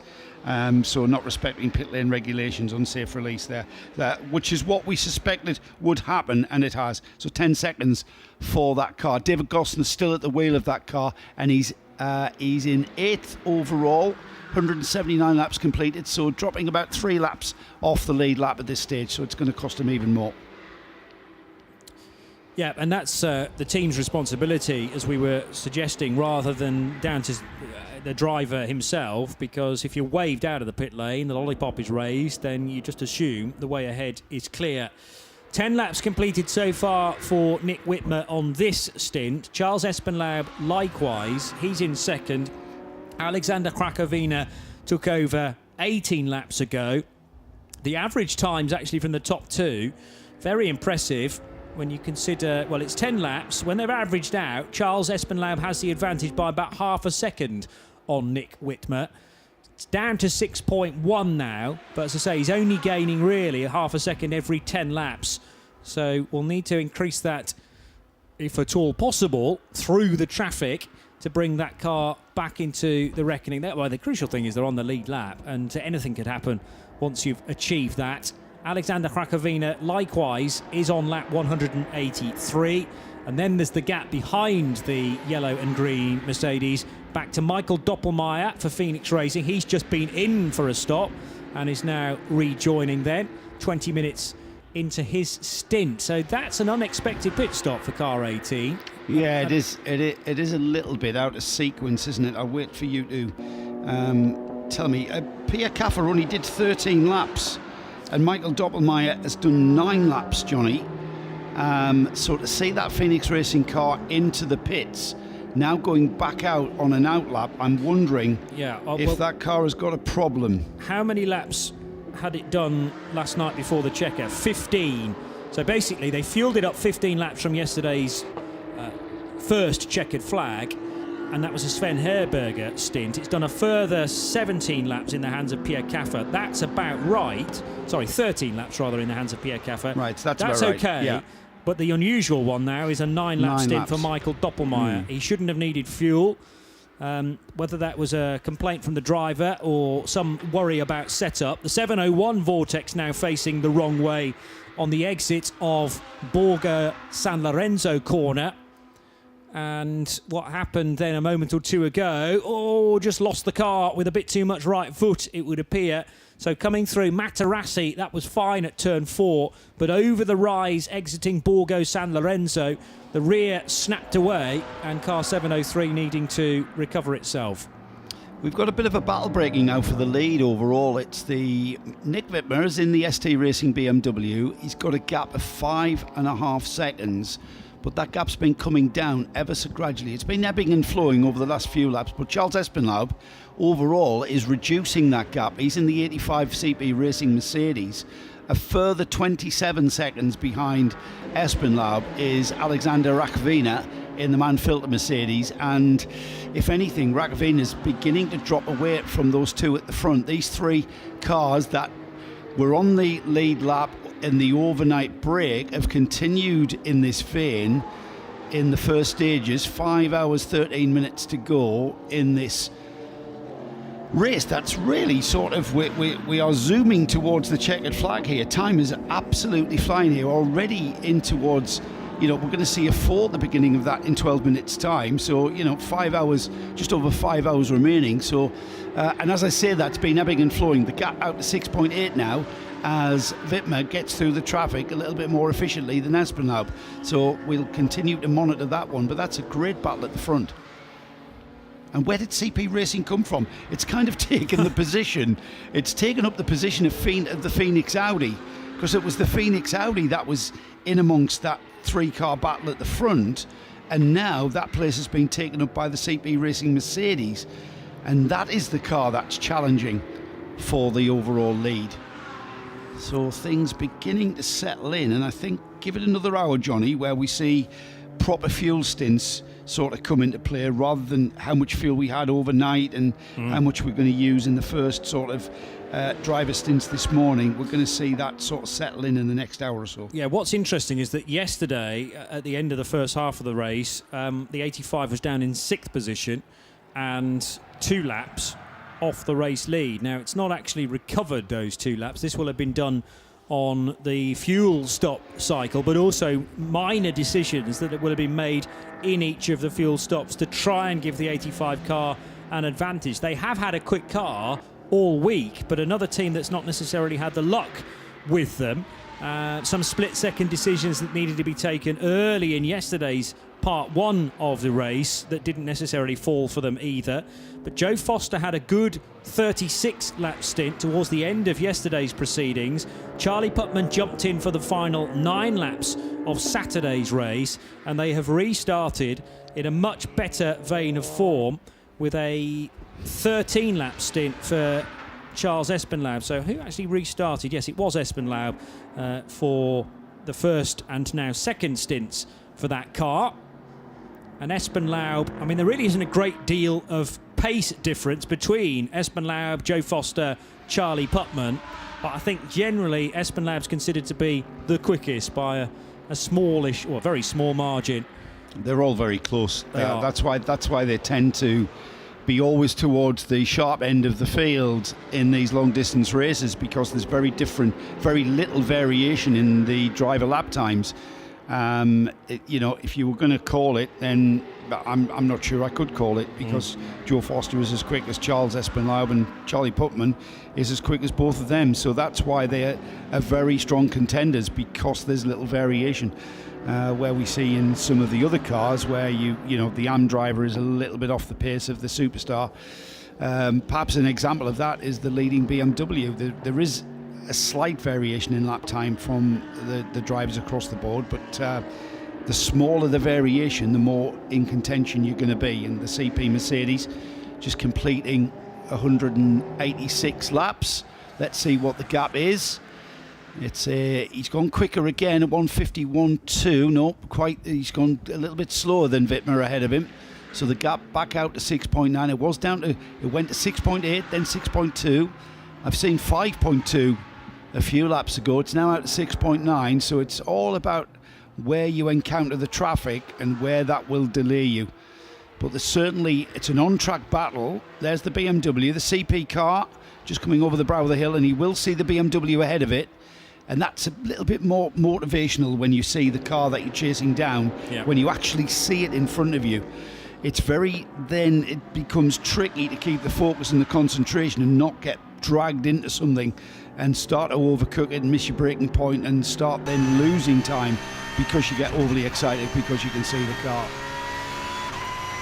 Is it time to talk about the 992 battle? We haven't spoke about that for a while. Still 54 seconds in between those two cars. Rick Breukers in the 909. On the stream now, if you're watching, you're on board with Rick. And he is currently in the top 10, 9th place, with the Johan Christoffersen HRT Performance Porsche, second in the 992 class, 54 seconds behind. He's just completed another lap. So that completes 182 laps for the leading 992 contender. And it's Johan Christoffersen who will come through just over 50 seconds, chasing that. And that gap between the two 992 cars has been around the 50 plus seconds since the restart. So again, very consistent lapping from both of those cars and both of those teams. Yeah, Johan Christoffersen fighting with Rick Breukers, and I'll be interested to see actually how the average lap times compare. Massively favouring Rick at this stage. He is on average 1.4 seconds quicker over this stint, and that will be per lap. So the gap will have grown over the last couple of minutes. So we can now go to the garage of JR Motorsport and to Di. Yeah, car number 2, JR Motorsport, the BMW M6 GT3 is in the garage. I'm talking to the team manager. Sorry, I've forgotten your name. Bosch. Thank you. The car has been in the garage probably for some time now. Looks like you're making progress with the repairs. Tell us what you're doing and how long it's going to take you to get the car back out on track. We lost the fourth gear in the race, and after a few laps we also lost the differential now. So now we can have a look if we can change the gearbox or maybe fix the problem, but I think the race is over for us. Oh, that's a real shame, because it looked as if you were about to get the car back out, but clearly if there's a gearbox issue, then that's not going to happen. No, I don't think so. I think it's the end of the race for us now. Are the drivers disappointed? Sorry? Drivers disappointed not to be able to continue? Yeah, of course the drivers are disappointed because we are halfway of the race, and yeah, I think the race is over now for them. So yeah, it's a shame. Really sorry to hear that. Yeah, JR Motorsport with the older shape BMW, and are the older components starting to tell, perhaps? I mean, it's a highly stressed race car regardless of when it was built, I suppose, and when the crucial components like gearboxes were first put together. This is a pretty punishing track, particularly on tyres. The curbs aren't that high because it's principally a bike Grand Prix circuit, so for safety reasons you don't build your curbs that high, although extra sausage curbs have been bolted in for this car race, and that if you do take the curbs rather excessively, you will find those bright yellow sausage curbs that will start to do a fair bit of damage if you continue to run over them. But gearbox problems, it's always trying to work out what's cause and what is effect with those. You have to change gear so many times around a lap, and with the sequential boxes they will normally take an awful lot of punishment. So it's just a bit of bad luck by the sounds of things. With a paddle shift gearbox though, it's very difficult for a driver to abuse a gearbox. Yeah. Because the actual gear changing is done by a mechanical operation activated by an electronic switch. Whereas in the old days it was a mechanical lever, so how the driver pushed that lever and pushed that gear in, you could absolutely, you could abuse a gearbox, and it was driver error is what you waited for when you were following a car. Will he miss a gear? Now with a paddle shift going down the box, you can't abuse the engine, you can't abuse the gearbox. You pull a lever, and if the engine management system doesn't think that the road speed's matched with that gear that you're asking for, it won't give you it. So you've got to pull the lever again, and then it'll give you the gear.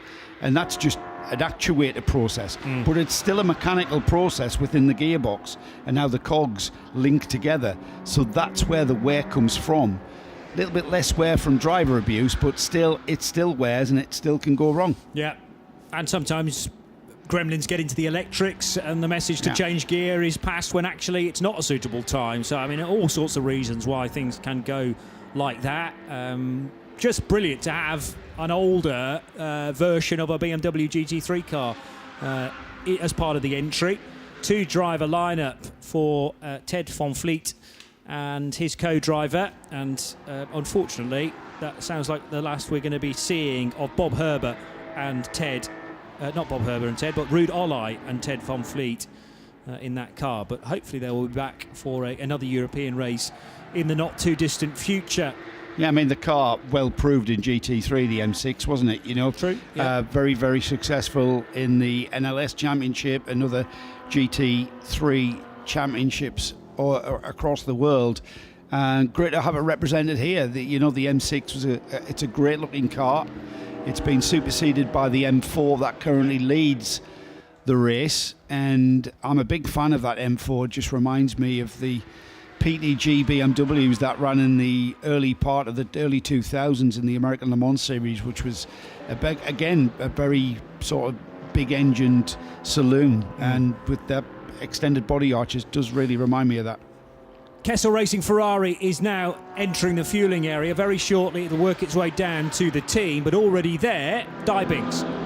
I am, yes. The team are just getting ready, Kessel Racing, here for the car to come into the I'm just moving Alessandro around, sorry. He wanted to get a bit of exercise in before he gets back in the car. David's bringing the car in, Alessandro. We're just making a pit stop, refueling, here for a driver change. How are things going for yourselves at the team? Now we have to change the strategy because David has done a double stint. Now he's going very, very fast, but we need to recover from the flat. Yesterday we have one tire would get flat, and then we are trying to pushing hard to recover, but we will see. We need to be a little bit lucky with the strategy. And then now Marco is joining, and it's one of our AM driver. and we will see. We are trying to push very, very hard. But it sounds as if you're really looking at your strategy and working and reacting to what you need to do. Yeah, it's like this. I mean, we had a strategy since the beginning, and we are trying to remain in that strategy, but with a lot of happenings in the circuit, and we are like align our target. And when are you getting back in the car? In an hour and a half, more or less. After Marco, I will jump in the car. Mugello, a circuit that you like to drive? Yeah, it's amazing. Mugello, it's really amazing.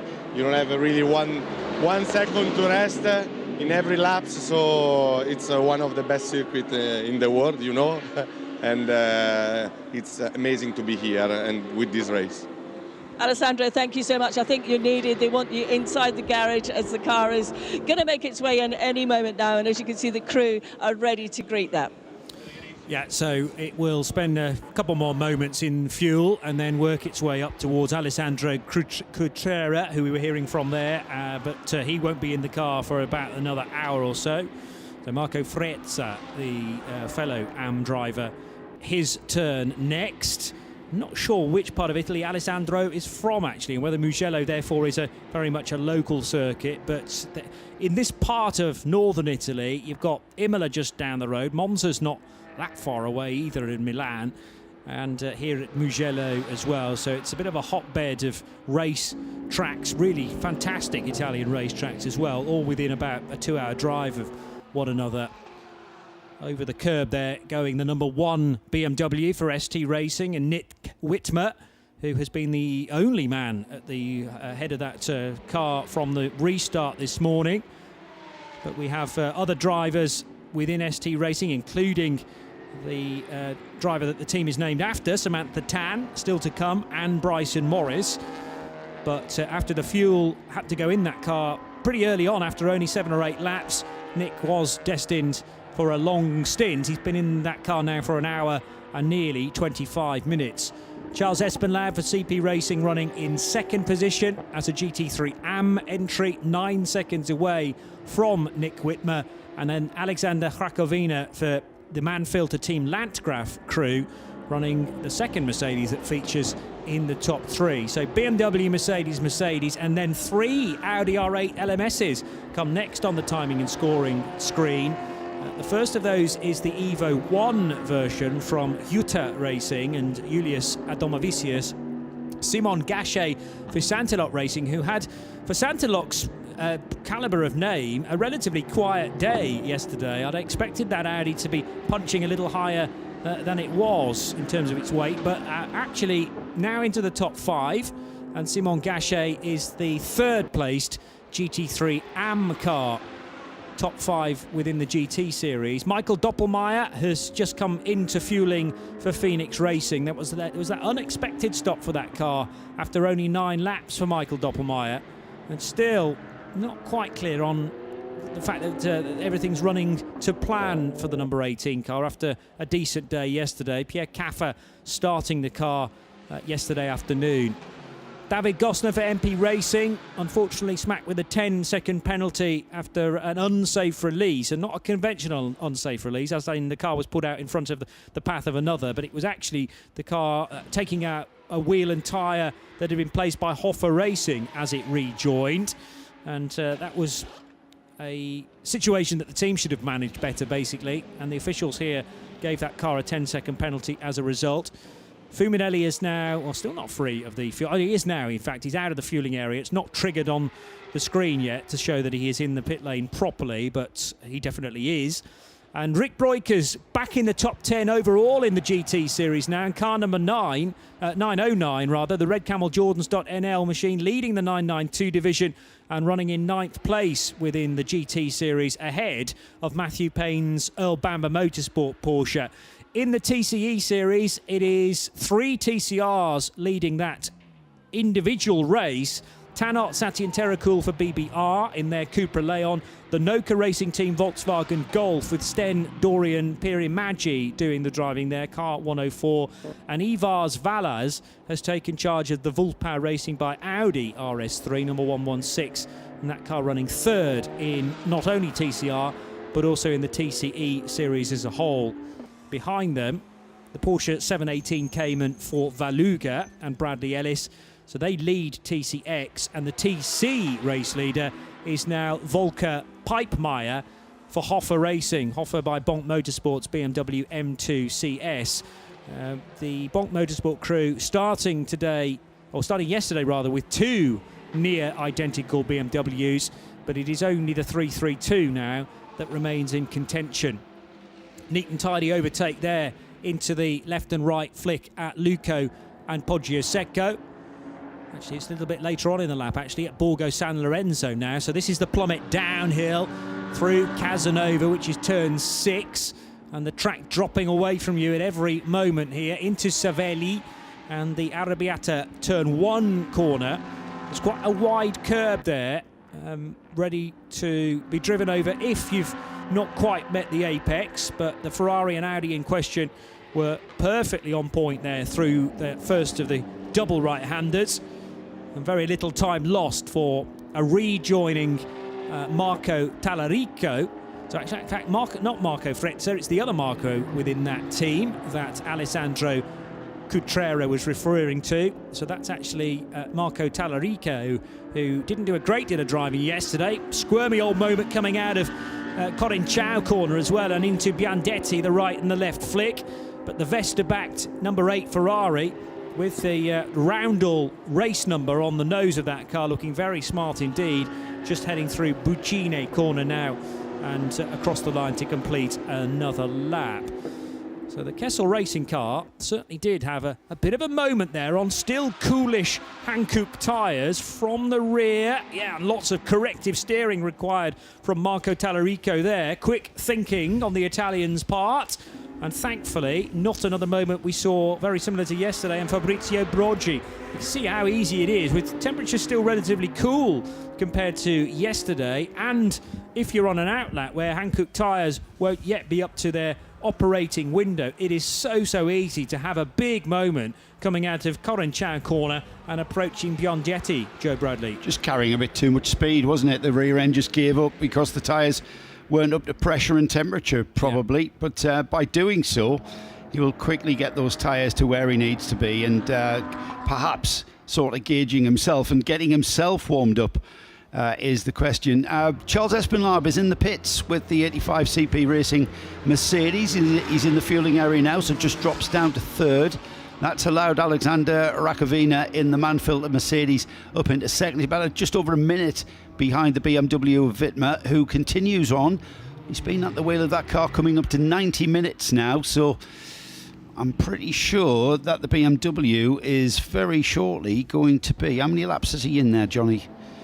BMW number 1 has done he's been 22 laps, so he's still got quite a bit to go. Maybe we've measured 30 laps, 32 laps. I think comfortably 30 and maybe 32, 33. It's a little dependent on which GT3 car we're talking about. So we did say that Wittmer, who, remember, he fueled under green when everyone around him fueled under purple, and that allowed him to absolutely brim his tank.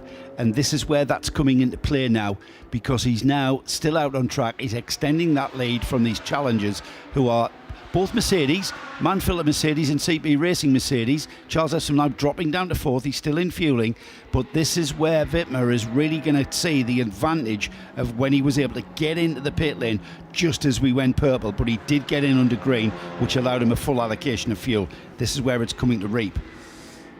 Just to go back about the point of Marco Tallarico and suggesting he didn't do a great deal of driving yesterday. He didn't do any driving yesterday. So this is the first time that Marco Tallarico will be part of the Mugello 12 hours. And therefore, their reactions like a cat on a hot tin roof coming out of Corin Chow corner are all the more impressive. They've got 5 drivers in that number 8 Ferrari, the only car in the field that has 5 drivers. All the rest choosing either 2, 3 or 4. And it meant that we had a late stint yesterday for Leonardo Del Vecchio, or LMDV, as he's referred to on the timing screen and on all the sheets as well. Such a long name, it doesn't quite fit into the column.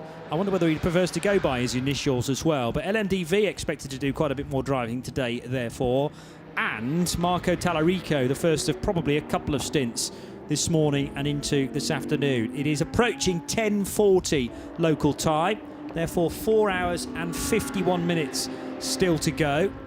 So in another 50 minutes time we will be at 2/3 distance of the 8th running of the Mugello 12 hours. And again, Marco Tallarico off the road, this time at Cervelli corner. This can't be blamed on Hankook, cold Hankook tyres. That's just a bit too hot, I suppose, down the hill and into Casanova and Cervelli corners. Well, he was almost tripping over a Porsche Cup car there, but it was coming out of the corner, and he was I think he'd already sort of found himself out of control before he even got anywhere near the Porsche, so it's purely down to his responsibility. So Tallarico, not in the car at all yesterday, having the D off has not done him any good whatsoever. He's really struggling to find the grip level of that Ferrari, isn't he? Really struggling. Yeah, and also pretty slow. The 215 SK Racing Ligier JS2R2. So that's heading out of Borgo San Lorenzo and down towards the Cervelli corner. That's the car that was stricken a little earlier on with lots of gravel underneath the wheel arches. But actually, when you compare it to other cars in the TCX division, that appears to be now pretty much back on the pace. 61 Porsche will have started as many people's favourites to have a good result this weekend, but fairly early on yesterday it started to go slightly awry for Earl Bamber Motorsport. Let's hear from the man at the helm, Earl Bamber himself. Earl Bamber, good to talk to you. Fresh from your successful result at Sebring last weekend, so a busy week for you heading into Mugello. Yeah, I mean, it's been a good weekend so far. It's one of our first races here in Creventic, and it's obviously a bit different jumping into the team manager role, but the drivers have done a fantastic job. Earlier on in the race, we had a bit of an issue with the floor, but we managed to repair it. We lost about 4 laps from that, and we've still got that 4-lap gap. So, like I said, the pace has been there, and now we're just trying to slowly work our way back up, and, you know, we've still got 5 hours to go, so there's a lot of racing still to be had. The pace is pretty, you know, hectic out there and very, very fast, so let's see where we are this afternoon. What's the feedback like from the drivers about the racing and conditions on track? I mean, obviously this morning it's really great conditions. It's nice and cold, so the cars feel great and the lap times are good, but obviously come the middle of the day it's going to be quite tough for the drivers, but like I said, our guys have done a great job so far doing double stints. Adrian's getting in next, and then Reed's going to finish off for us. So hoping for a bit of a Code 60 coming up here in the next 20 minutes or so where we can box under it and gain a bit of time. How much are you enjoying the sort of the management role that you've got yourself with your team here, as well as obviously your driving commitments? How much are you enjoying both? I mean, I really enjoy it. It's really good fun. I mean, generally I love motor racing, so I don't think you'd be doing this if you didn't love it. And yeah, it's really cool to come to track. I actually get more nervous doing this than I do driving myself, because I have a bit more control when I drive myself. But you know, I do get very nervous for it. And but yeah, I love it. And we've got some good plans. We'll be at Spa 12 hour, and you know, the big target for us is Spa 24 hour later in the year. I mean, you've got so much experience yourself, you know, to give to the drivers that are in these different championships, the coaching side of things. Is that something that's quite satisfying from your perspective, to be able to, you know, help coach the drivers? Yeah, definitely. I mean, the 2 young drivers we have in the car at the moment, you know, Reed's been with the company for quite some years, and then also Matthew Payne was part of a scholarship program that we have in Australia and New Zealand with Porsche New Zealand.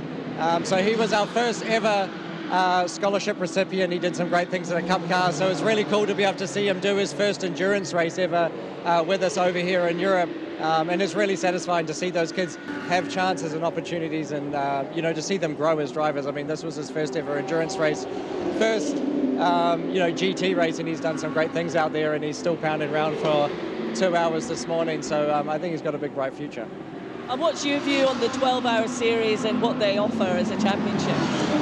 I mean, it's a great championship because it's very relaxed. It offers, you know, teams and drivers a way to get into endurance racing at a slightly less professional level, you know, but they feel very welcome. Everyone's very, very friendly here. The catering's awesome and stuff like that, and the racing's good. I mean, you have 12 hours here this weekend. We had a lot of track time, so our drivers loved it. From the point of view of practice time, it's exactly what they need. Looks like you're enjoying it. You've got a big smile on your face, but a busy schedule for yourself. Yeah, definitely. I mean, I've got a busy schedule the next couple of weeks all the way through to July. I think I'm at a racetrack every week, so no holidays until at least August. Are you pretty satisfied about where you are at this position in the race? I know there's a number of hours yet to go. No, I mean, to be honest, I think we could have been fighting, probably one lap down, so in the top 5. So you're never satisfied in motor racing, and that's where we should be. But hey, we'll keep pushing today. There's still a lot of racing to go, and then we're going to come and have another crack in Spa. Fantastic. Thank you, Earl. Cheers. Thank you. Earl Bamber chatting to Diana Binks. He mentioning the couple of drivers then that he's brought from New Zealand to race here this weekend. It is Reid Harker and Matthew Payne, who are the 2 drivers that he was alluding to there. Matt has been racing in Dunlop Super 2, which is the support category to the Supercar Championship, the big touring car championship in Australia. So he's set for good things. And Matthew, not having competed in an endurance race before, as Earl was making the point, 29 years old, silver rated. And then Reid Harker, who has done events like the Spa 24 Hours last year with Earl Bamber Giga Racing on that occasion, 26 years old, from Albany, Auckland. So it's great to have a number of Antipodeans here this weekend taking part in the 12 Hours of Mugello. Earl mentioning as well that their next action for the 24H series would be the next round of the European Championship, which is the 12 Hours of Spa-Francorchamps, and we're delighted to be able to announce a provisional entry list for that race meeting, which will be held in about 4 weeks' time. Let me get you the official date according to the programme that has been released here this weekend. It is the 22nd, 23rd and 24th of April, the 12 Hours of Spa-Francorchamps. And Joe Bradley, are you in a position to go into slightly more detail regarding that entry list? Well, Lots of familiar yeah, names. Oh, actually, before you do that, tyre carcass off one of a Porsche Cup cars, which is motoring its way into the gravel trap, and the gravel does a really good job in slowing that down as well, not just cars. Is that left rear as well? It is a rear left, yeah, from a 929 car. A 929 is second place in the 992 division. This is the car taking the fight to Red Camel Jordans.NL's brand new 992 Porsche Cup car. So it's Johan Kristoffersen, probably nearing the end of his stint anyway, and the rear left wanting to break free, and through that right-hander at Arrabbiata 2, it finally does make a break for freedom and straight into the gravel trap. He was quite lucky that tyre carcass did that rather than flailing and destroying that rear bodywork on the left-hand rear corner of that Porsche. He's not holding back, is he? Certainly not. He's not exactly nursing that car back. Well, you see, he's Swedish, so he's trying the Swedish shuffle here, doing almost a bit of rally driving. Got to be careful that there's not a car on his right-hand side when he's trying to access the pit lane as well. Thankfully, the Santilok Audi has gone to the left, and Johan should be absolutely fine now to get into the pit lane. He'll need to ideally go for fuel, but that's going to be very difficult with only 3 tyres on the wagon, including getting it down to the 40 kilometres per hour needed. He's using the grip from that wheel rim is what he's needing to break the car. He has, of course, gone into the fueling area. He'll be getting messages from the team that it's just a puncture. It looks like that bodywork has remained intact, and he was very lucky that the carcass actually flailed off and left the car, rather than we can sometimes have it break up and then big strands of rubber and metal and steel string sort of lashing the bodywork to bits. I think he's managed to do that. The shame of that, Johnny, is that Johan Kristoffersen and the HRT Performance, they were second in 992 and were having a great race with the Red Camels car. Rick Breukers, would you believe, up to 7th place overall, only 5 laps off the overall leader. Now that's a 992 Cup car. It's not a GT3 spec car, but the 909 going very well indeed. 195 laps completed, but what has happened now is 2 laps down is the 929. So that's kind of taken the heat out of that 992 battle, which is a bit of a shame.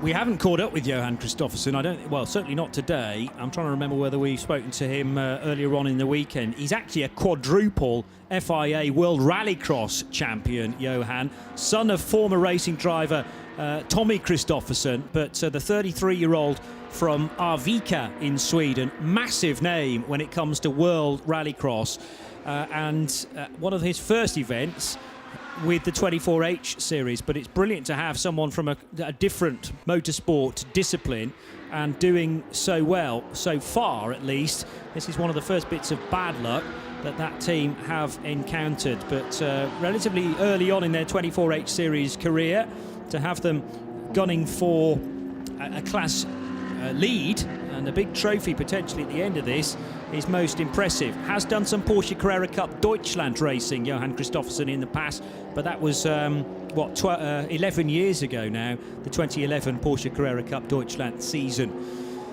I rather took you off track there, no pun intended when we're talking about World Rallycross, but Joe, what about this provisional entry list then for round 2 of the European season? Yeah, off to Spa next month, and we've got the current protagonists from Mugello have entered. SD Racing are going to be their car collection. Phoenix Racing are bringing their Audi. Sonderloch are bringing their Audi. 2 cars from car collection in the GT3 class. Earl Bamber's coming back. We heard Earl actually tell us that. But perhaps the biggest one of interest is Barwell Motorsport coming back. Former winners here in the 24H series. They certainly are former winners at the Barcelona 24 Hours and current champions in what they do, and so you have to really consider that team to be a massive contender. And I've just lost where I was there, JP. Car collection, Phoenix, I can tell you this from the ticker that we've got at the bottom. Wochenspiegel team Monschau will return with their Ferrari. 11 GT4s. 11 wow, okay. GT4s. I'll just give you an idea of who we've got coming with the GT4.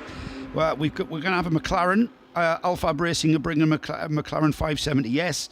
We've got CWS Engineering bringing the new Ginetta G56 GT4, and we have got 4 BMW M4s from 4 different teams. We've got the Team ACP Tangerine bringing their car back, but Videc Racing, Dream to Drive, and RHC Jorgensen Strom by Century are bringing a BMW M4. We're going to have, is it 2 Audi? Yeah, 2 GT4 spec Audis, one from Car Collection, one from Hyder Motorsport.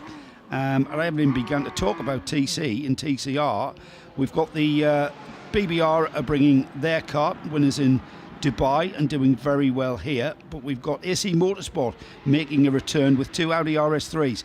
At the moment, I mean, go to 24series.com if you're interested in seeing what's in store coming up next month for round 2 of the European 24H Series Championship. But it certainly bodes well. And of course, there's nothing stopping teams entering from now towards the cut-off point, which I'm not quite sure. I think it's 2 weeks before that date. So there's plenty of time for that entry list to even expand further. Luigi Peroni now suffering some difficulties in the 974 Ebby Motors Porsche. He is, and perhaps more appropriately was, the class leader in the 991 division. Now, how far away is the sister car at Ebby Motors? Might be a lap and a half, actually, for Paolo Venerossi. So Luigi Peroni has a bit of time to play with here, but he'll need to get into the pits as quickly as possible. How long has this slow lap been an issue for? Well, sectors 1 and 2 were very respectable indeed. So I think it's the final sector that has been the difficulty for Luigi Peroni. And also looking slow is the RD Sainz Lamborghini Super Trofeo car. So this is the machine that hails from the Cholet area of Lithuania, the Cholet racing team for the Lamborghini. And this is much earlier on in the lap for the Huracan. Just out of Sector 1 and heading into Sector 2, around the blind corner at Casanova. So having to be very careful indeed, Audrius Butkovicius. This is actually an outlap for Butkovicius, so might provide a reason why the car is so slow to pick up speed. Maybe something that needs to be reset by the team, or indeed by Audrius himself out on the racetrack. But he's got to find a suitable position to pull over safely, and possibly better to actually limp it home, Audrius Butkovicius. So the GTX race leader, again, how close is their nearest rival? Well, Jean-Francois Bruneau running second in the GTX category He's a couple of laps back as well, but this will definitely bring the 728 HRT Performance Porsche back into contention for them, who are seeking, of course, maximum points in the GTX division. Remember, as far as Jean-Francois Bruno and Kerong Lee are concerned, they are driving a Porsche as a one-off and will return to their more regular Lamborghini Huracan next time out at Spa-Francorchamps. Whilst Audrias Butskevicius slowly worked his way back to the pit lane, let's get this from Di. I'm with HRT Performance. You were just talking about Johan Kristoffersen in the 929, who's just brought the car in with that puncture. Johan, it was a solid performance so far till you got the puncture. Looked like you were quite quickly coming back into the pits and the refueling. Yeah, it was all right. I mean, unfortunate to have 2 punctures on one stint, but yeah, that's how it is. And yeah, we have to try and understand that and where we picked them up. But now it's too late to cry about that. It's just to yeah, try and come back as strong as we can and hopefully climb some positions. And this is your first 24-hour series event. How are you finding it? Yeah, it's a lot of driving and yeah, the stints are long, but it's quite nice to, you know, get a lot of laps, and it's very hectic out there with a lot of traffic, both from behind and also overtaking a lot of cars. But I really enjoy it, and I hope to do some more. The conditions this morning were a little bit different. How challenging were they? Yeah, it was a bit tricky the first couple of 3-4 laps before you get proper temperature in the tires, but after that I think we had decent pace and yeah, could pull a gap, but yeah, unfortunately with the puncture, but that's how it is. And how are you finding the characteristics of the Porsche? I really like it. I haven't driven this model before, but I really like it, and it's a proper race car and I really enjoy it. Because your background is rallycross, isn't it? Yeah, it is, but I won a couple of championships in Porsche in Scandinavia as well, so I've done some Porsche before. You enjoying it? Yeah, very much. Thanks very much. Thank you. Yeah, no less a 4-time FIA World Rallycross champion, including the defending champion from 2021 as well. Massive name outside of circuit racing, but I mean, it's all about flair and being comfortable on the loose in World Rallycross, both on asphalt and on the gravel. Great to watch. I mean, basically a category invented for TV back in the 80s. Yeah, it was, and to see where it's gone with the World Rallycross Championship, Yeah. it really is a spectacular form of motorsport. I mean, I don't know whether Johan's due to be doing the 12 hours at Spa, but in recent years, a really nice rallycross track was built at Spa where you get to Eau Rouge and, in fact, turn left into a new stadium section, which hugely entertains the crowd. They don't do the full 7 kilometres.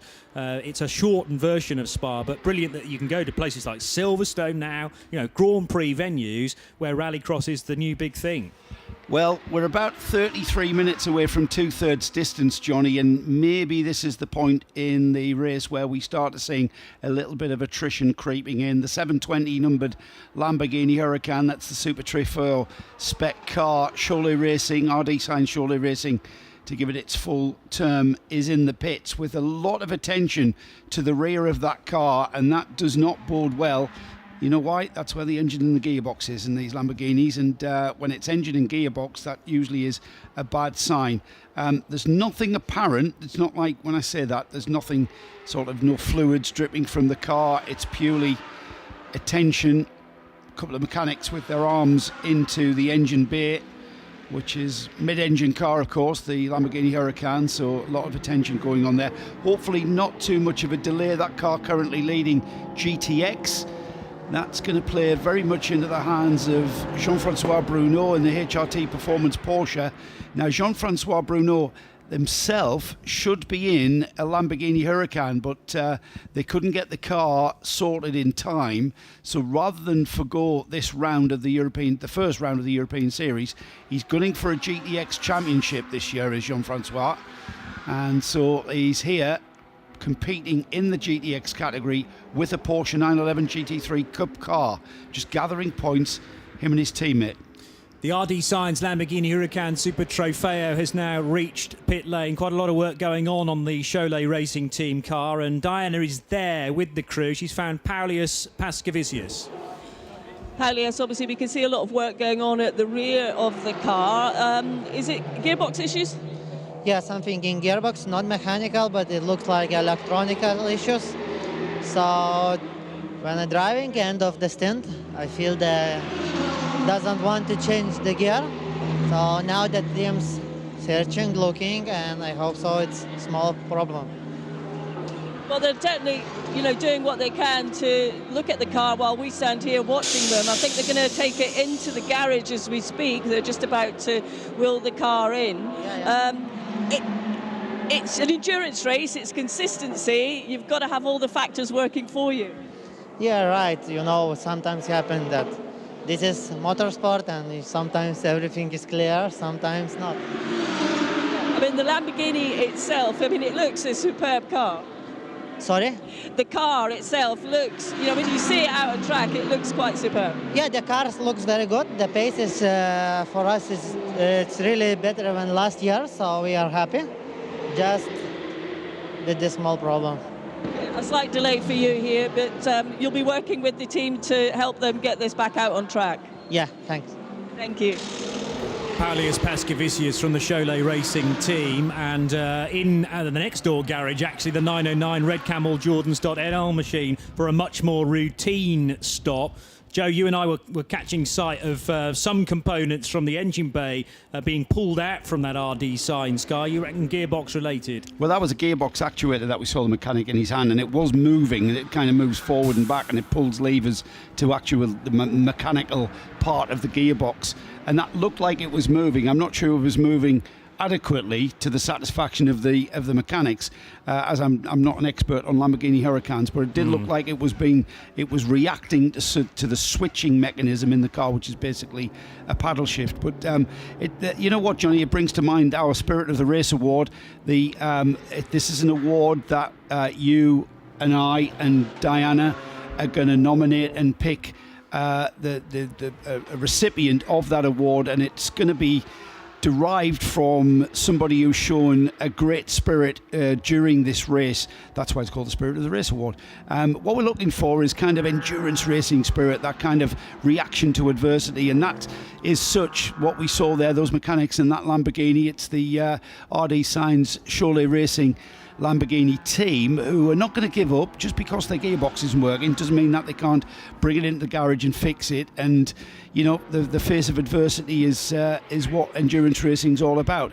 We do want you, the fans, to give us some ideas and your opinions on who you think should get that award. And basically, Johnny and I and Diana are easily influenced. We are, and we probably agree with you. So keep them coming in. Keep your tweets coming in. And we'll, towards the end of the race, we'll be awarding not just an award. We've actually got a trophy going forward now. So each race in the 24H series will have an actual Spirit of the Race trophy to award. A brand new thing for this season that will be awarded every single race. So yeah, first time for that here at Mugello. Diana Binks has moved just one garage next door to Red Camel to catch up with Rick Breukers. Rick, you just brought the car in, routine pit stop it seemed. Happy with the progress and how things are going this morning?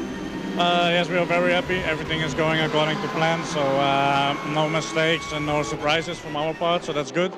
The pit stop went well and the stint went well as well. The only thing which is difficult is to manage the tires. The rear left is suffering a lot from high degradation, but so far we didn't have any punctures, so let's hope we can keep it that way. It very much seems that the rear tyres are the ones that are causing the issues for a number of teams on the track. Is that conditions on track, temperature, the nature of the circuit? I think it's the nature of the track. You have a lot of right-hand corners, and also at the same time you have elevation, so it will give a lot of pressure on the rear left tyre. So I think the most punctures you will see are on the rear left, and everyone is having the same problem, so we just have to deal with it. Managing the traffic this morning, were you happy with that? Yeah, it seems like there was less traffic than yesterday, or maybe I was a bit more lucky, so the traffic was okay. It's still a very competitive field, this, isn't it? A long way to go as well in this race. Yeah, and we have 8 cars in our class, so it's really fun. At the moment we are leading, so yeah, we hope we will keep leading until the end of the race. Thank you, Rick. Thank you. Yeah, I wonder whether, he didn't mention this, but I wonder whether the trials and tribulations for Johan Kristoffersen and the HRT Performance crew with their rear left puncture has somewhat taken the heat off now at the Red Camel Jordans.nl crew, because they will have been monitoring how that HRT Performance car was getting on in second position in the 992 class.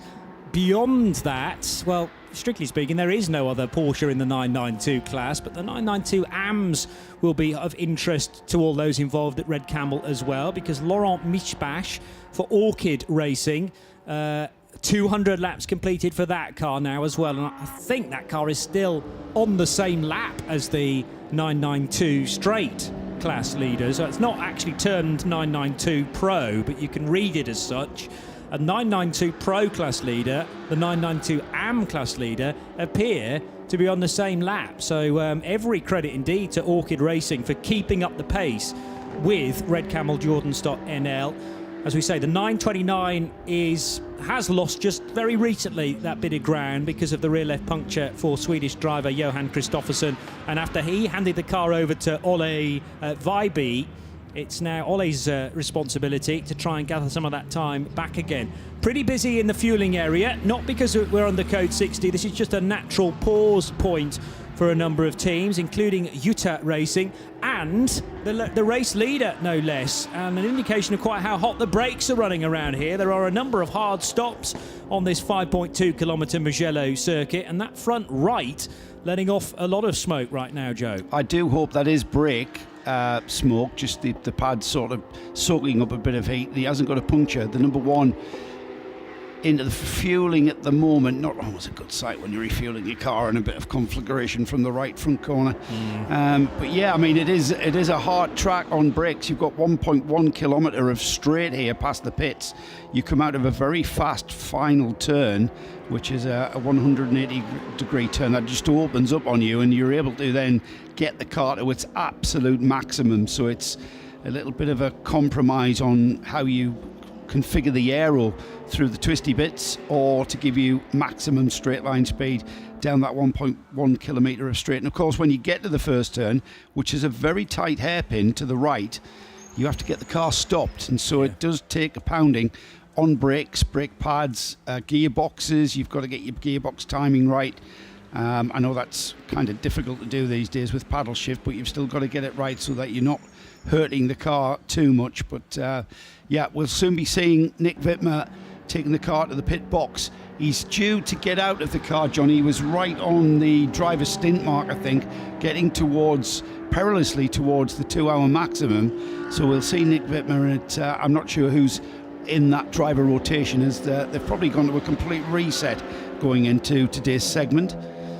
And Charles Putman with just ahead of Bernd Schneider now, who's now at the wheel of the 25. So Putman has taken the 85 into second place. Charles took over from Charles Espenlaub a short time ago, 27 minutes ago to be exact, and Bernd Schneider just having taken over the Manfilter Mercedes, now at the wheel. Pierre Caffer has been at the wheel of the Phoenix Racing Audi for 33 minutes, and then we've got Jonas Galzinas in the Jutta car, the Jutta Audi. He's been in the car for 15, so a bit of a refresh there on all of our front runners. Well, the last stint that Nick did was 1 hour and 10, but he did the previous stint as well, which was 42 minutes, and the previous stint, which was one total of, I reckon, 2 laps at the restart of this race. So in total, he will have done about 1 hour and 55 minutes drive time. So it's smack on there. No danger of breaching 2 hours, but did need to get out of the car on either this lap or the next one. 2 Audis have found one another down at the first corner at Son Donato, and Car Collections Audi remains on the racetrack. However, the 18 Phoenix Racing car way off in the gravel, Joe. That's Pierre Caffer, who was just modulating that throttle, just squeezing the throttle in. Didn't want to get too much wheel spin. Once you get the rear axle spinning up, the car just buries it, just sinks itself into the gravel. Cracking job. All of that experience, all of that racing world experience there from Pierre Caffer to get the car out of that gravel trap. We were just talking about that, weren't we? Slowing the car down off that 1.1 kilometre straight into the first turn. And there we see, there's another car off, and it's Bernd Schneider, another of the most experienced drivers there. Now, we've just seen the leading TCR car go off there, and that was the leader in TCR, which is Tanat Sathian Thirikal in the BBR car. He's gone off there, and I'm suspecting whether or not we've got a slippery surface down there. Me too, because Bernd Schneider he was completely sideways, backing the car in. There appeared to be a lot less grip than he was expecting. 85 did make the corner, but Charlie Putman had the warning that all was not perhaps right down at the first corner. So Pierre Caffer, with all his experience, lost the car and went off the road. Bernd Schneider, and that's not an outlap, he's been at the wheel for 8.5 minutes, losing the back of his Mercedes and skating off into the gravel trap. And did you think you got a TCR car off as well? Yeah, we had Sathian Thirikal in the BBR, the leading TCR car. That was the first car to go off. And I'm not. And there we have Bernd Schneider weaving around in the man filter car. And is that to get that horrible detritus off his tyres? Yeah, he knows he's dirtied his tyres on whatever that is on that surface. But there's, when we see drivers of the ilk of Pierre Caffer, Bernd Schneider losing the car under braking going into turn 1, then there's something afoot, and that's why we've gone code 60. Yeah, something not quite right there, and I wonder if the BBR car was the first off. Has that dropped some sort of fluid down in the braking area for San Donato corner? We will try and get to the bottom of that. Well, no, actually, we can do it now because there is some quick try going down right on the racing line in the braking area for turn 1. So the marshals have spotted it as well. The slippery surface flags being displayed now as well. Just a little bit too late for the likes of Pierre Caffer and Bernd Schneider. This code 60, the latest of them today, providing another chance for those that were short on fuel to get in and for it to cost not too much. As far as the greater picture is concerned, much better to do your pit stop under code 60 rather than full green flag. Meantime, Diana Binks has been waiting patiently in the pits for us. I've been waiting patiently with Nick Wittmer. He very kindly came to chat to us just as soon as he jumped out of that car. Nick, how was that stint? You were in for 1 hour and 59 minutes? Yeah, just about 1 hour and 59 minutes, maybe another 30 seconds there. Car was hooked up. Thanks to STR 38 Motorsports car, the BMW M4 GT3. With this weather today and the turbo, it's fast. But also it's hooked up with our handling and our tire situation. We came in twice for new tires, and it kept me up there with the hot times. They stretched us a little too long for me at the end there. My legs were getting a little sore, but they were like, stay out there for another 5 minutes. I was hoping that the rear left wouldn't blow out, but no rattling in the car. Everything's running smooth, no contacts out there. Track's pretty clean unless someone goes off and puts stuff on the track, but the next time by, it's pretty well cleaned up. It looked very much like you were very much in the groove out on track and really enjoying it. Yeah, definitely enjoying it. It's actually my second time in a GT3 car. I've never driven GT3 in my life, so I'm actually, the smiles all the way past my ears, and I can't believe what I'm doing out here. What is it about it that made you, feel that this is an amazing car to drive? What is it giving you? This car, anybody could jump in this car and go fast, that's for sure. The BMW is definitely one of the top cars right now this year. Race has still got a long way to go. Are you enjoying this 12 hours of Mugello? I'm definitely enjoying this Mugello. I think this is one of my favorite tracks now. I'm going to see around the mountain area if there's any houses for sale over there. I'd like to have one in my house here and probably live here. This is an amazing track. Thanks, Nick. Thank you. So the Mamba Mania car, a very unusual moment for Bernd Schneider. Note this one down in your diary, but we know the reason why now. That Bernd had an off at turn 1. There was some oil down. In fact, the Holmgaard Motorsport VW Golf was all four-wheel drifting as well. Did incredibly well not to find its way into the gravel. Thankfully, Bernd Schneider will have done his track walk on Wednesday or whenever he arrived at the track and knew there was an escape road there that he could use, but had already gone through 2/3 of the gravel trap. And that's quite a long section of right in the middle of the braking area now being treated, Joe. Now then, there's oil down. Yep. Whose oil is it? Exactly. Where's that come Whose from? oil is it? We haven't had anyone in the pits with a smoking engine or a damaged gearbox. So where is that oil from? Who has spilt that oil? And is it gearbox oil or is it engine oil? What sort of fluid is it? I'm always intrigued by oil spills. More callers to the pits. Putman is in the CP Racing Mercedes, Pierre Caffer is in the Phoenix car. That's from 3rd and 4th places.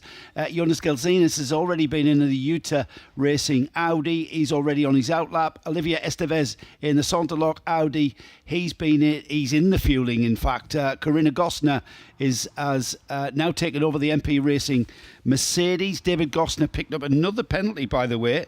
I'm just going to get that up. So another penalty for the 58 car, infringement on General Code of Driving Conduct, causing a collision. He's taken a 60-second time penalty. So Corinna, who is on the outlap, has already taken that 60-second penalty. Marco Frezza now back in the driving seat of the Kessel Racing Ferrari.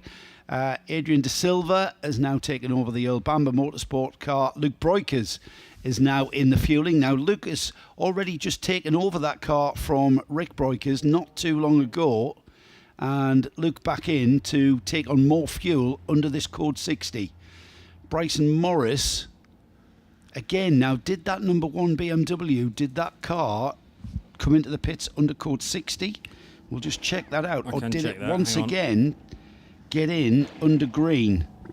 Because it did that earlier in this part of the second part of the race, and that really did play to its advantage. If that's happened to it again, then that's going to extend that advantage even more. So things beginning to play and move into shape. Bernd Schneider continues in second. Let's have a look at TCR. TCR, the TCE, the Touring Car Endurance Series, being led by Kantazak Kaziri, who's just taken over the 159. The BBR Cooper Leon leads. It's completed 195 laps, second in TCR on 192 laps. So a really strong lead for BBR. Second in TCR and TCA is the Wolf Power Audi RS3. Marcus Menden on an outlap in that. Antti Ramo is at the wheel of the Norca Racing Team in third. He's on 191 laps. GT4 is being led by Orchid Racing. They are just ahead by about a lap on the Team ACP Tangerine BMW M4. Catesby Jones at the wheel of that number 421 BMW in second place. TCX is got now very strongly in that first place in TCX is the British team Veluga. You wouldn't be able to guess that from the name. Veluga Racing, or Veluga, as I've got their Porsche 718 Cayman. Charlie Hollings at the wheel of the 205. They're in 28th place overall. Herbert Motorsport having a nightmare here at Mugello. They have turned this 12-hour race into a bit of a test session for the rest of the season. They've had so much occurrence, so much incident to deal with. They're down in 33rd and completely out of contention now. Where is the Bentley? Well, the Bentley, Bob Herber now at the wheel. That car's just been into the pits, and Bob Herber has been in the wheel of the car, in the driving seat of the Bodar by Bascooten Bentley Continental. He's been in that car now 35 minutes into his stint, but that car as well had a few problems with ABS, and the Bascooten team worked very hard indeed to get it. Now then, that might be what we've been looking for. We had oil down in the braking area at turn 1, and it's the 417 numbered Porsche that is now smoking quite extensively, and when you see that car smoking from all the way across the full width of that car, that tells me that that's an engine problem that car is developing, and he's basically putting oil down around this whole track. Well, that's an outlap for Antonio Garzon as well. So it looks like the 718 Cayman had come in. It's a GT4 leader just mentioned as well. Yeah. And how far away is Catesby Jones, the Team ACP Tangerine Associates? I'm just trying to work out whether it's on the same lap. I think it's one lap back. But if it's going to continue the Orchid Racing team like that, first of all, the officials aren't going to be particularly happy if it's spreading yet more fluid down onto the racetrack. Marshall's doing a really good job on the approach to turn 1 and partway round that tricky first right-hand hairpin as well. There may be even more quick dry that will need to go down to treat the track surface. And of course, even if the pace for the 417 is there initially, it's going to ebb away because whatever it's dropping is clearly needed by the engine or the gearbox, etc. And the 417 will have to come in for further work, you would have to think. So if that is the car in question, strange that the Orchid Racing team would allow it to go back out on track unless it was just showing no sign of that smoke/steam.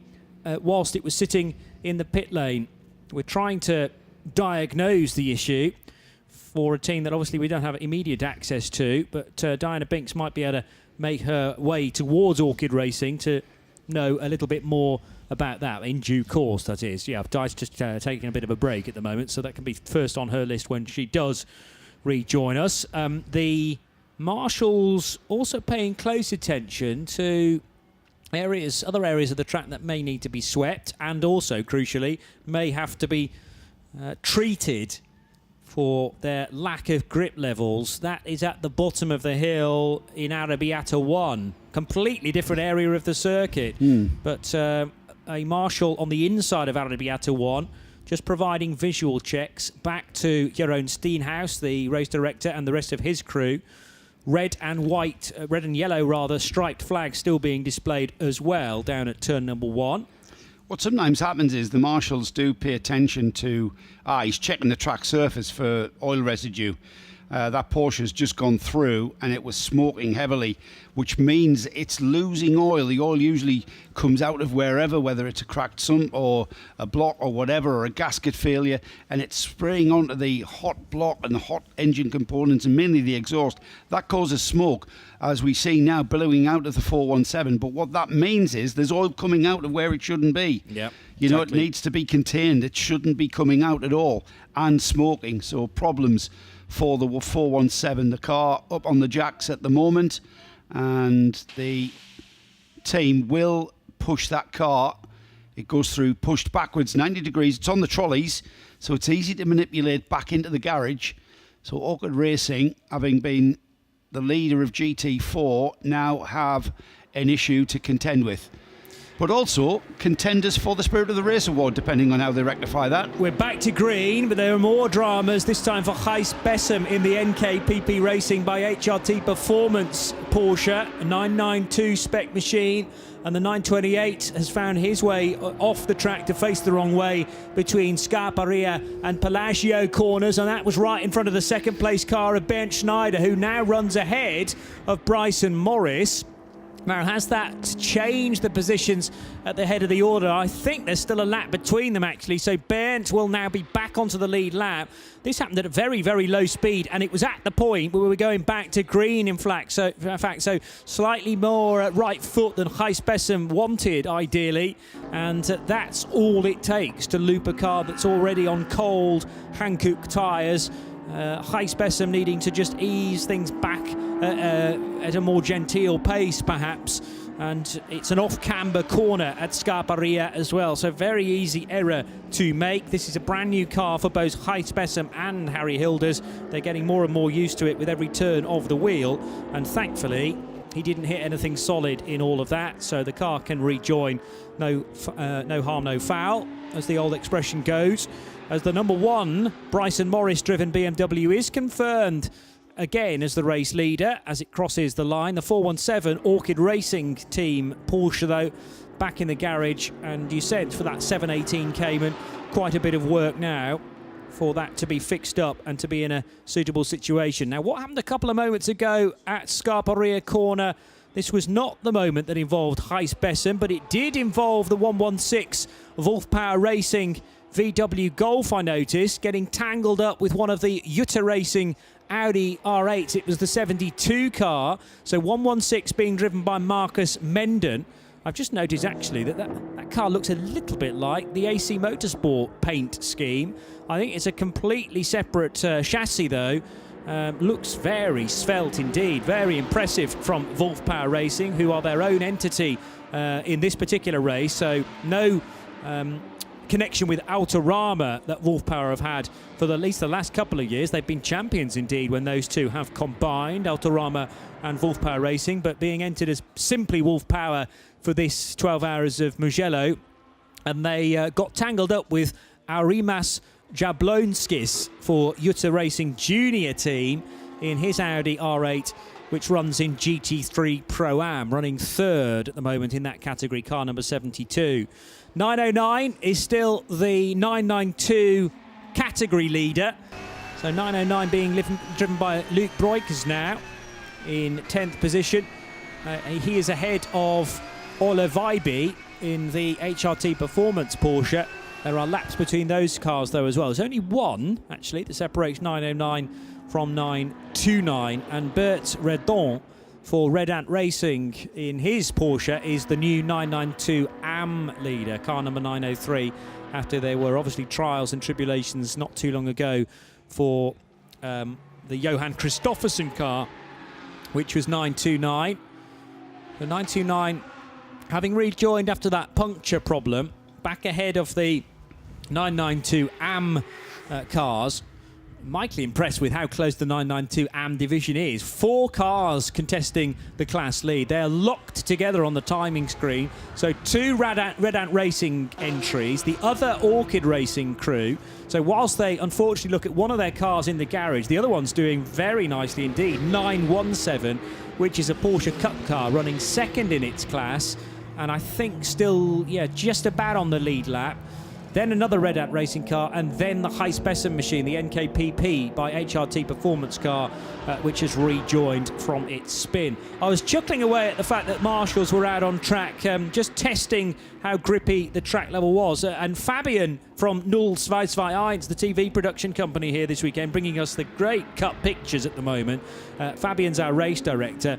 He saw one of the Marshalls go onto racetrack and almost taste what he could feel on the... And he said, he's doing a Joe. He's doing a Joe Bradley in my ears, and that's exactly what you've made a name for. When you're a mechanic, right, and you see fluid on the floor coming from your car, there's only one way to really clarify what it is. Exactly what it is. Is it oil, is it gearbox oil, or is it coolant? And they've all got different tastes. Mm-hmm. So engine oil tastes bitter, gearbox oil tastes a little bit worse. Right. But coolant tastes sweet. Okay. Yeah, quite so easy. You have to plus fine-tune... Plus the viscosity of what you find on your fingers. But still, you've still got to do the taste test. Yeah. So is it bitter or is it sweet? So you don't mess about. You're not here to play games, mate. Certainly not. No, got to find out, got to get on with it. Yeah.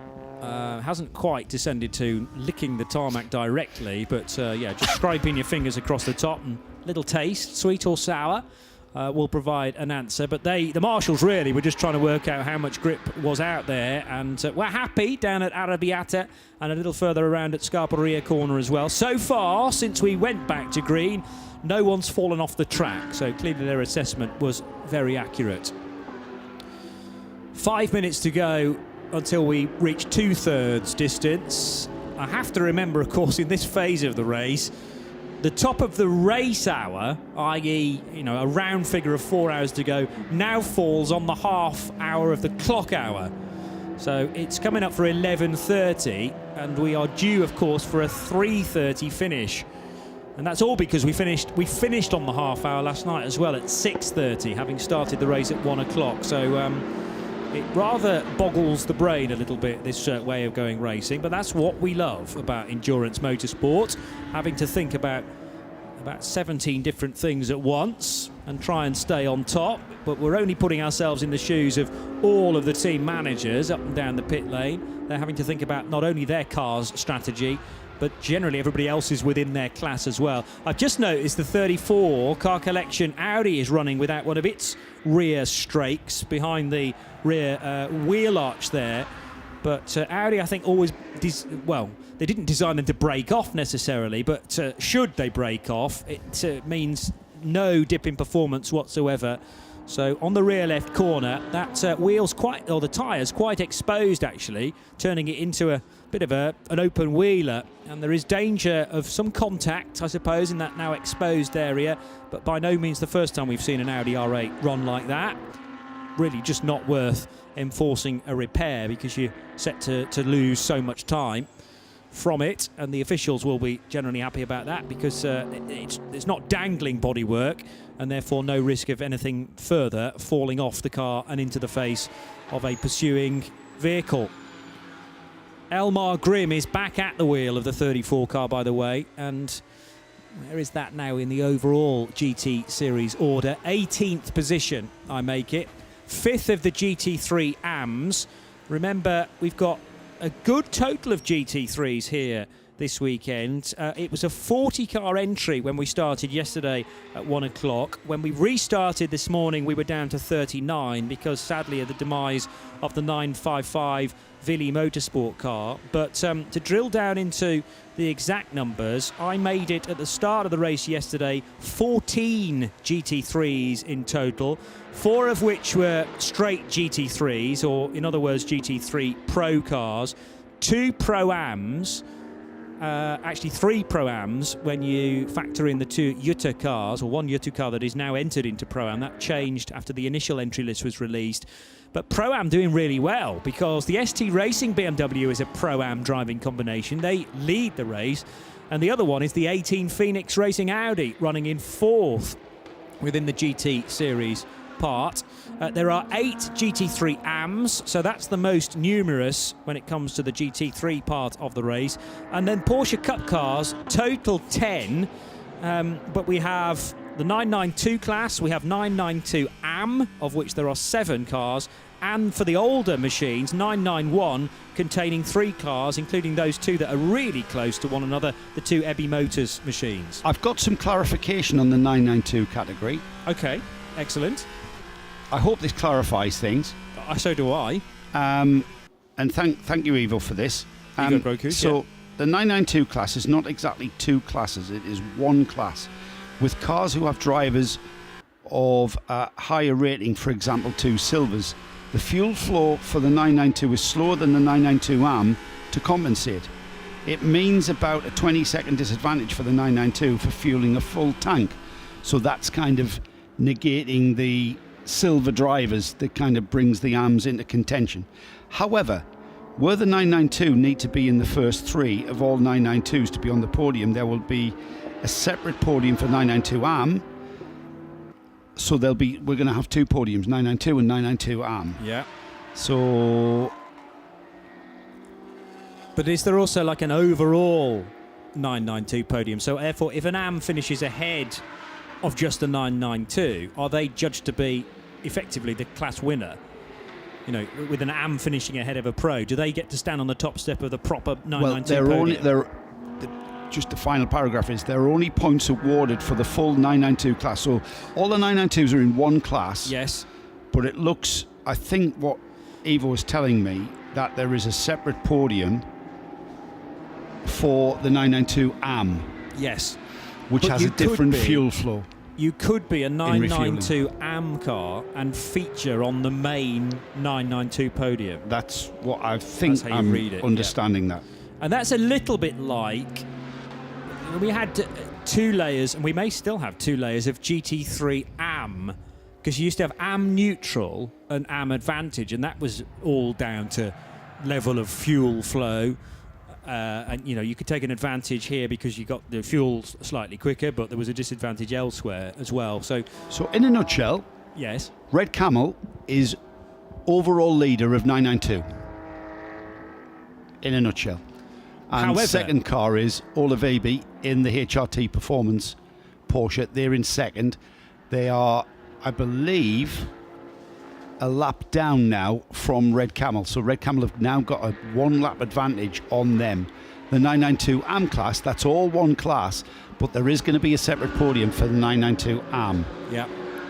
And if the leaders in 992 AM, Red Amp Racing, were able to get in front of HRT or Red Camel, they would be the outright 992 winners and would feature on the top step of the podium. So it's hugely important for the AM teams not only to think about winning their own class, but also where's Red Camel and where are HRT Performance, and is there some scope of getting in front of them on strategy or utilising a code 60 very well. This is really intriguing for 2022, therefore, not only in GT3 but also in the Cup classes for Porsches.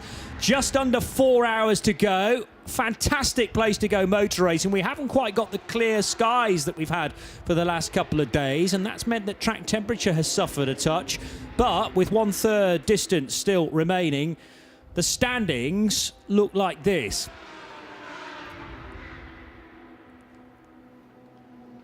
Bryson Morris for ST Racing, leading not only the GT3 Pro-Am division, but also the GT series overall from Bernd Schneider and Charlie Putman, but we always like to give as much attention as possible to the various other classes up and down the race order. And let's do that now then, with 218 laps completed. ST Racing, Samantha Tan, Bryson Morris, who's at the wheel right now, and Nick Whitmer, who's done all the driving prior to Bryson getting on board within the last 10 minutes, lead the way. And it is a gap of, well, once Bernd Schneider crosses the line, we'll get you exactly the seconds it is. But I believe Bernd is now back on the lead lap after the most recent pit stops. Crucially, Bernd Schneider's man-filter Team Landgraf Mercedes does lead GT3 AM, though. So 2 class leaders within that top 2. Second position in AM and third in the GT race is Charlie Putman, for CP Racing, his team. And fourth position, third in Pro-Am, but fourth in the GT series, Pierre Caffer's Phoenix Racing Audi R8 LMS. That's the first of 3 Audis, in fact, that feature together on the timing screen, followed by Jutta Racing, number 71 of Lithuania, and Santilot Racing's Audi having a much better Sunday compared to yesterday's 5.5 hours, back into the top 6 for the well-known French squad. 7th position for the all-Italian lineup for MP Racing and their Mercedes AMG GT3. And in 8th place, it's the number 8 Ferrari 488, run by Swiss squad Kessel Racing.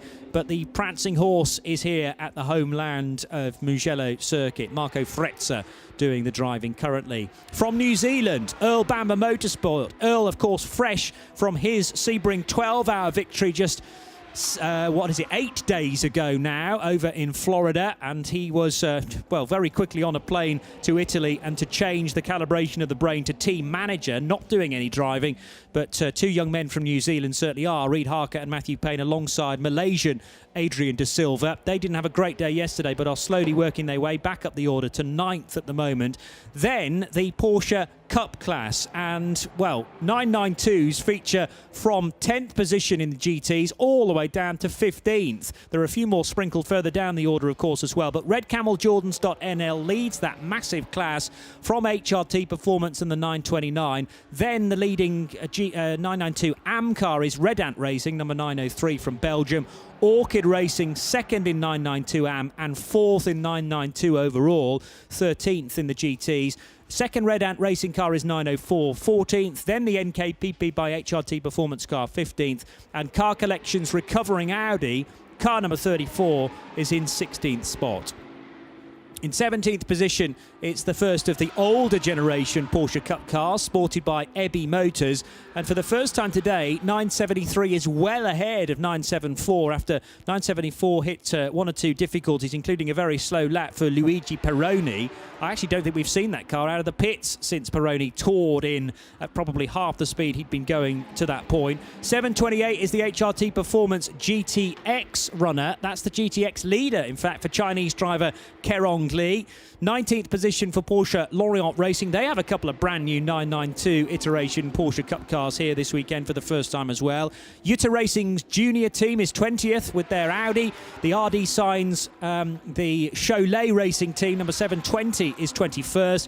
Then Team ACP, Tangerine Associates by VDEC JJ Motorsport, 22nd. The second Ebby Motors car is currently in the pits, sadly, but still shown as 23rd. And then Porsche Lorient Racing complete the top 24. 25th position is the Orchid Racing team. That's the one that's been smoking heavily. The Porsche 718 Cayman, so a prolonged pit stop for that car.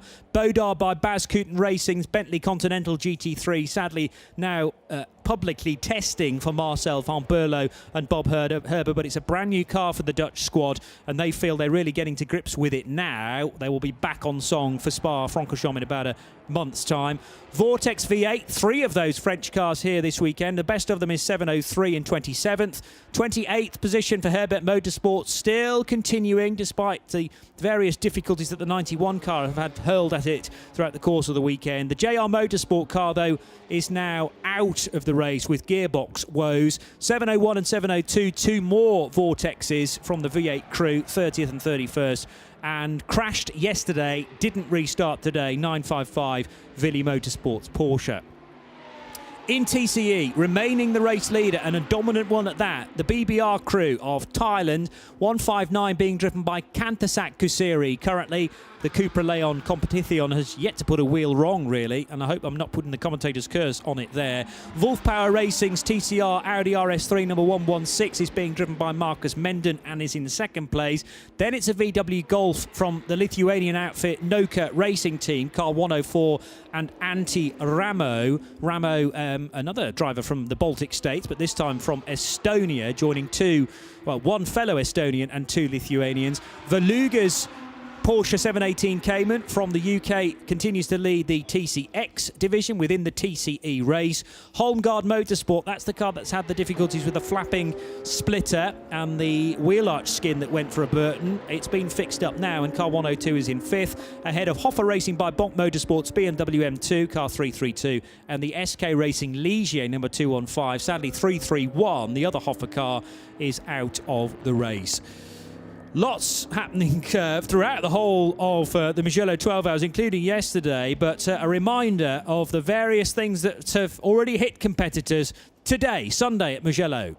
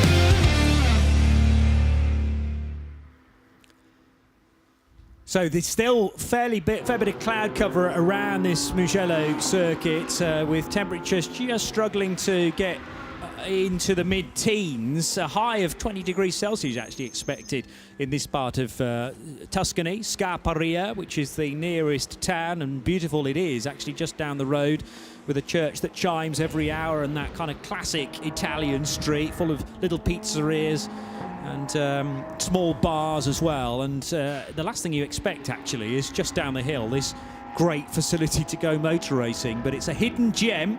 And massive championships like Formula One seem like they only discovered that this track last year, although it's been a well-featured test venue through the years. Yeah, they knew all about it, didn't they? But they kept it to themselves. Indeed. But what I really enjoyed last year was, modern-day racing drivers not necessarily knowing much about this place, but they became instant fans by the end of last year's Grand Prix.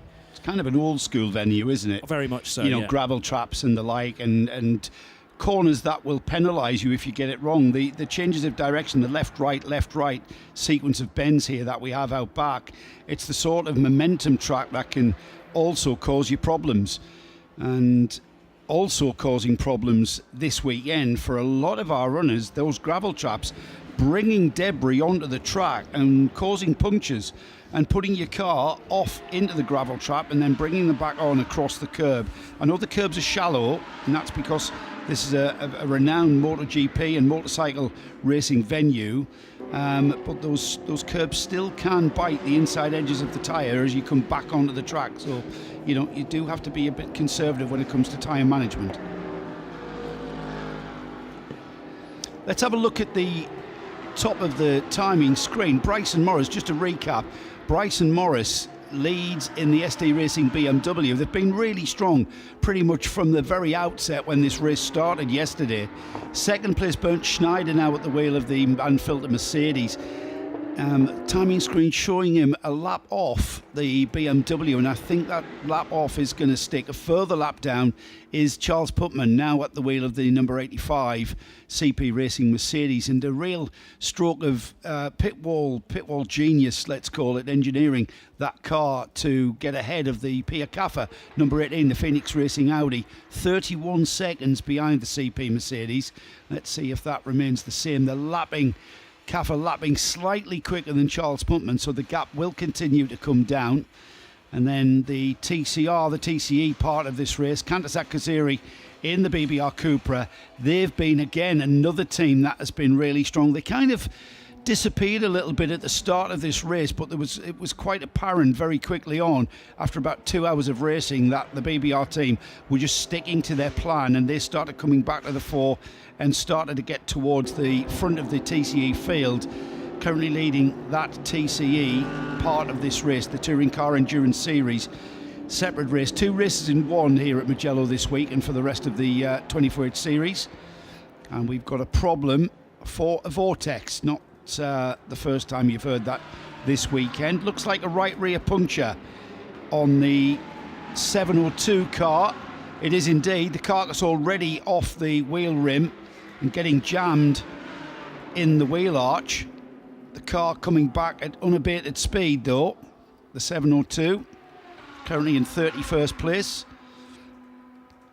And I'm just checking out where that car is in the field. It's well down the order. It's off my timing screen, beyond position 35, as a myriad of problems for the Vortex team to face, but it'll not stop them getting that car back to the pits, and the driver doing a sterling job in doing so. He's overtaking. He's overtaking cars. More adversity. The 26 is off. That's Olivier Estevez in the Sonderlock Audi, currently 6th overall. He's had an off-track excursion, but continues. Not sure what that was about. No. Car looks fine as well, Johnny. Borgo San Lorenzo was the scene for that incident then. As you say, Olivier Estevez, and whether he left the track briefly at Materassi, which is the second of the early left-handers in Sector 1, tricky to tell.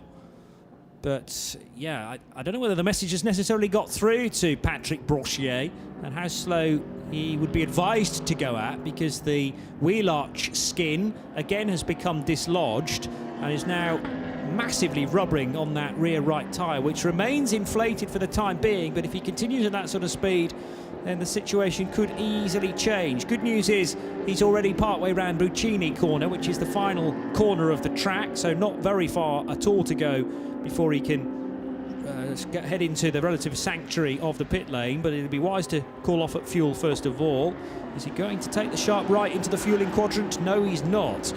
So that suggests to me that Brochier thinks he's okay for fuel. Maybe fairly recently was in to top up that Vortex. All 3 cars running with this massive Yank Chevrolet engine that sits right behind the driver. It's something like a 5 or 6 litre Chevy engine, adding probably twice the weight to what is already a paper-thin, paper-light car.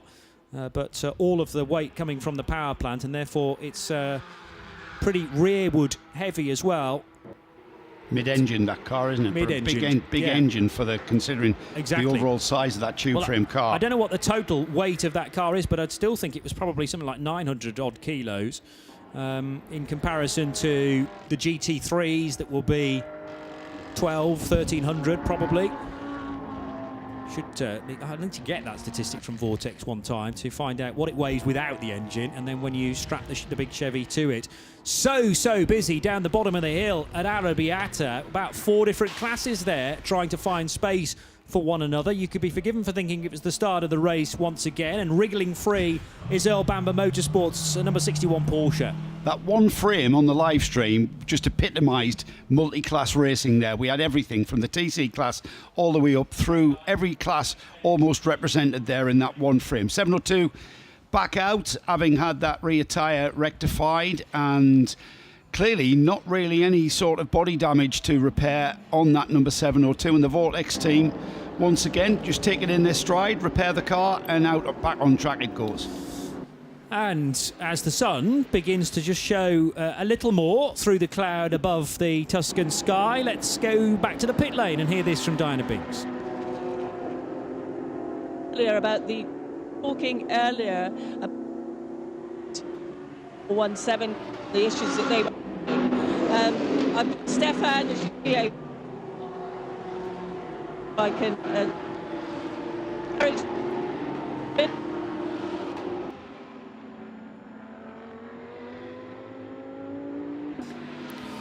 We'll get back to Diana very shortly as the 72 car, although you could be thinking that that's actually the number 2 car now due to the extent of the race number that's been torn off. It's looking very battered indeed on the rear as well for the Jutta racing car for Aurimas Jablonskis. And he is the 3rd placed GT3 Pro-Am car behind Pierre Caffa and Bryson Morris. Aurimas Jablonskis, another of the many Lithuanian drivers taking part in the Mugello 12 Hours this year. Nose to tail Porsche Cup cars. Orchid Racing going for a move up the inside of the 903. So Red Ant Racing versus Orchid versus Porsche Lorient Racing as well. This is like a Carrera Cup Mobil 1 Super Cup race, and down the hill now towards the left and right handers they will go. Is this all for position? I do hope so. No. It's certainly Fabio Spergi trying to get past Bert Redon. Yes, What about Philippe Wiels? No, he is a bit further back in 904, so the Lorient car not on the same lap, but it is for essentially the race lead in 992 AM. That is a race for position. 992 AM battle there between the, what did we call that? A teal-coloured Porsche of Orchid Racing and the red-coloured Porsche of the Bert Redant in the Red Ant Racing Porsche. They are together on track. Yeah, there is a bit of Orchid on it, I've just noticed, just above the sill on both sides of the car, but the main colour is definitely teal. We're calling that teal, are we? I think so. Yeah, I think you're right. It's like Leighton House blue. Yeah, Leighton House blue, yeah, which was teal. The 911 is not quite in that battle, but that is a battle for position. It's a battle for the lead of 992 AM. We mentioned the 992 class, how it's all together, but there will be a trophy for the 992 class. And down the inside, here we go, into the final turn, and he's made that stick move, and he's took the 911 numbered car with him as well. So the Red Ant car loses out 2 positions, but one of those for position actually in the race and in the class. Frederick Onsel, who is there in the Porsche Lorient racing car, 5th in the 992 AM division, therefore. But he is a number of laps back. How many laps has he completed? 212. And compare that to Spergi and Redant, 219. So he is 7 laps behind, sadly, for Porsche Lorient. Let's get back to Diana Binks in the pits. About Orchid Racing, the 417 you were talking about earlier came into the garage probably about 20 minutes or so ago.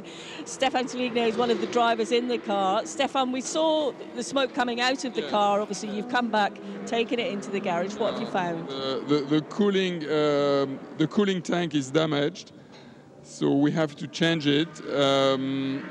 It's very unusual. It's a very reliable part usually, but I guess probably a gravel or some part hit the tank, so we have to swap it.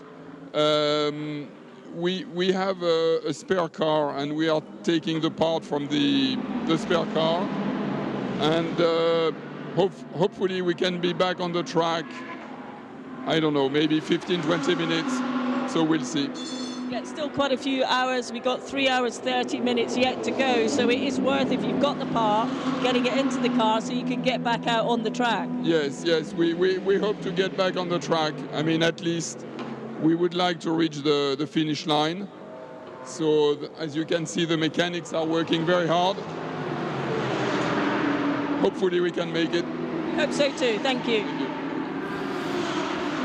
An Orchid Racing team, having not taken part in the 24H series in the past, but do race in other disciplines. And I wonder whether this again is an active decision to move to a new and highly competitive way of going racing, based, well, a strong connection to the Geneva dealership, the Porsche dealership as well. So from Switzerland, and if you like, Orchid Racing team is the competitive arm of where you would normally go and buy your Porsches in a very nice part of the world, Geneva.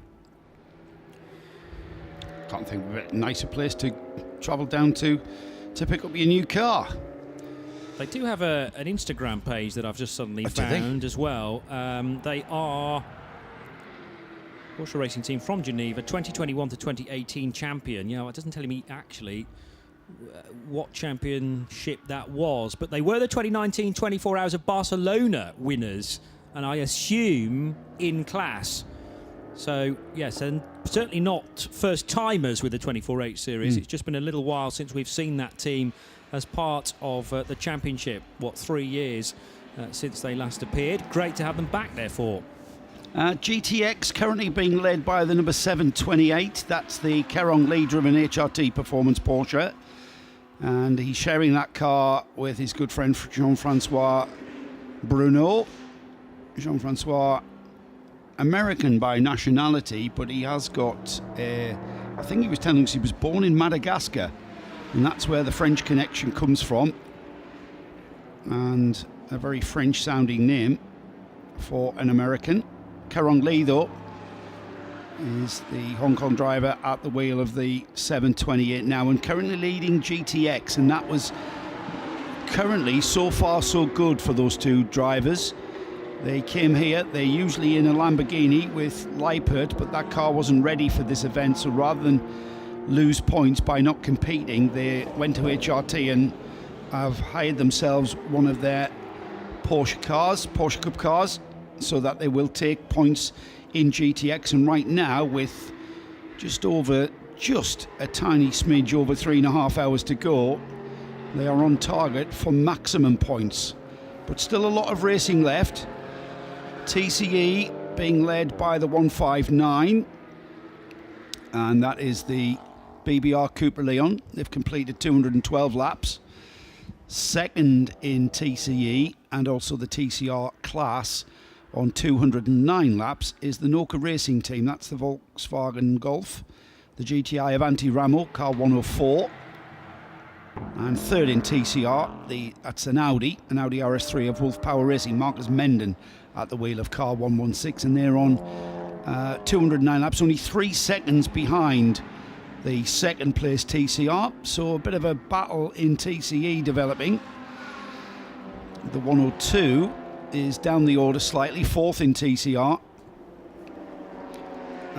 We saw a little while ago the Team ACP Tangerine Associates BMW M4 currently leading GT4, Wim Spinoy in that number 421. They're 26th overall on 203 laps and have got a very strong lead in GT4. It's the Orchid Racing car that's currently second in GT4, and as we heard from Di, that car still in the pits, and they are going to be in the pits for quite a while they repair whatever that problem was with regards to losing coolant, etc. on the Porsche 718 Cayman. Speaking of cars in the pits, we got that report about the Ligier from SK Racing, didn't we? And the fact that would be being repaired. Well, the good news is it has returned to the track, and its last stop was a little over half an hour to sort that issue out after it found its way into the gravel trap, and there was a bit of a bang when it caught the tyre wall as well at Savelli corner. 32 minutes 48 seconds was the pit stop, and Jerome da Costa returned to the racetrack to actually continue his driving stint. So he's up to, when you total the length of time he's been at the wheel either side of that 30-minute pit stop itself, it's a total of 1 hour and 21. And remember that even if you might have a 30-minute pit stop, if you were the driver before it and continue to be the driver after it, then your time in the pits is not counted, but obviously any time that you're out on the track is. So the timeservice.nl, who are the official timekeepers of the 24-hour series, have a clever, not quite algorithm, just a clever bit of coding in their timing and scoring system now to subtract the amount of time you spend in the pit lane if you're doing a double stint. So normally a quick pit stop will be 3 or 4 minutes, but that 3 and 4 minutes would not be included in your drive time. Drive times we need to be keeping an eye out for, looking like they're approaching the 2-hour mark, would be Bert Redaunt in the 903 Porsche Cup car, which is running second in the 992 AM division. He'll have to be in within the next 14 minutes, and in the next 17 minutes, the car behind, actually, the other Redaunt racing car of Philippe Vils. So they're running to a very similar strategy as far as their driver time is concerned. And I wonder how that fits in terms of fitting in driver time towards the flag, because they're going to be either a bit short or a bit over time. Another 15 minutes will take you to 3 hours and 15 minutes to go. That's an awkward drive time to try and sort out, actually, 3 hours and 15 minutes. Well, as long as you did 2 more drivers, each for slightly less than 2 hours, that'll be okay. But again, it's an awkward point to pause a race and then restart it on the half hour, just before half distance as well. There's lots of different ways you can cut the cake. There's lots of considerations, isn't there? The saying is, pardon me, endurance races are won on the pit wall. 24/8 series endurance races are certainly won on the pit wall, but even more so are lost on the pit wall. Yes. And to factor in your fuel windows, your tyre life, but also your driver stint, it's not about driver fitness or physicality, it's about the maximum amount of time. And like you say, Johnny, we've got a few people out there approaching that window. So we've got drivers who are going to be due in. I mean, looking at the overall leaders, they've been out on track now for quite a while, and I just kind of get the feeling that we are getting close to perhaps seeing the overall leaders coming through and into the pits. Yeah, 23 laps for Bryson Morris. 27 for Bernd Schneider in the second place car. We know these cars are good for about 30 to 32 laps in a good clear run under green conditions. It sort of gets a little bit sort of cloudy when we've had a bit of code 60 running, because we're not sure just how much fuel is being saved by each driver in that sort of situation. Pierre Caffer, though, he's not bothered about fuel saving. He's really on it. Lapping in the 150s, he's quicker than the both of those cars ahead of him. He's currently in third, lapping in the 1 minute 50s. The car ahead of him, Bert Schneider, lapping in the 1 minute 51.9. Lapping in 1 minute 52 is Bryson Morris. Charles Putman has dropped behind and has dropped back 11 seconds to Pierre Caffer. There was no holding Caffer back. He was coming, and it's the GT3 Pro-Am class that Caffer is running in that Phoenix Racing Audi, GT3 AM for CP Racing. So still all to play for at the front of the field, and these cars just continually circulating, not being dragged into any kind of fist fight, as I say, but trying to keep Pierre Caffer behind. We'll keep an eye on the gap between Caffer, Schneider and Morris. At the moment, it's 1 minute and 41 seconds, the gap to the leader from Schneider. So Schneider, he is gaining. Overall, he lost out a little bit, so it ebbs and flows a little bit, depending on how they get through the traffic. That's the stifler. I'm just trying to work out how many of our leading contenders had their current stint, affected by the previous Code 60. The previous Code 60 lasted nearly 12 minutes. That was the one when cars were going straight on at San Donato corner, turn number 1, after, we reckon, the 417 Orchid racing car was dropping oil and posed big problems for big names like Pierre Caffer and Bernd Schneider in their Audi and Mercedes respectively. But we also had a couple of TCRs very slip-slidey down towards turn 1, and a few other cars having to go straight on through the gravel as well. So it was a reasonably lengthy Code 60 to treat the track. 12 minutes in total, and the green flag waved at the end of that at just before 11:21 this morning. But now, speaking of a slippery track, we have had an incident involving two GT3 cars. They're not, neither one is kind of one of the key leaders, but they were two cars working their way back into the top 6 slowly and surely. And the way that they've ended up in the gravel, a Porsche right behind an Audi. It's the Audi Santalot car number 26 and the Earl Bamber Motorsport 61 Porsche. And that looks, I mean, without actually seeing the incident itself, it looks suspiciously like the Porsches pushed the Audi off, but that might just be how they've ended up in the gravel trap. Olivier Estevez in the Audi, and in the 61 Porsche, it's Adrian De Silva. It's at turn 1, Johnny. 1.1 kilometre of straight. Getting your braking point absolutely on the nose is a tricky situation. Code 60's come out, and that means an influx of visitors to the fueling area. There it is, hairpin right, hairpin left into the fueling area. It's a good job these GT cars have got a good lock on them to get into that fueling area. But we were just talking there about how certainly the three cars at the front of the field were certainly beginning to get towards the window of owing us a pit stop. Well, that's going to now be done under Code 60. But remember, only 50% of fuel allocation under Code 60 conditions. So it's not going to open that fuel window to its fullest extent. It's going to open that fuel window, because I pretty much think those cars were getting towards the bottom end of their fueling and their fuel tank. And what was left in their fuel tank is perhaps what I'm trying to say. Yeah, well, I began that sentence before we knew that there were two cars off in the gravel at turn 1 by saying that basically that the previous Code 60 finished at 11:21 local. The stints for the top 3 cars began within that Code 60. So some of the fuel mileage will have been, the consumption will have been improved upon, because Bryson Morris started his stint with at least 2 laps under Code 60. Probably likely to be more than like 2.5 laps, actually. Bernd Schneider stayed at the wheel throughout the previous caution, so he will have bought back quite a bit of fuel. However, he is now in the fueling quadrant in car 25 to get more. And Pierre Caffer also drove, well, he was called by the team to take that car over during the Code 60 that came out during the contretemps down at turn number 1. And we've got even more fun and games at San Donato Corner now. This won't be to do with the track condition, i.e. any oil or fluid being down.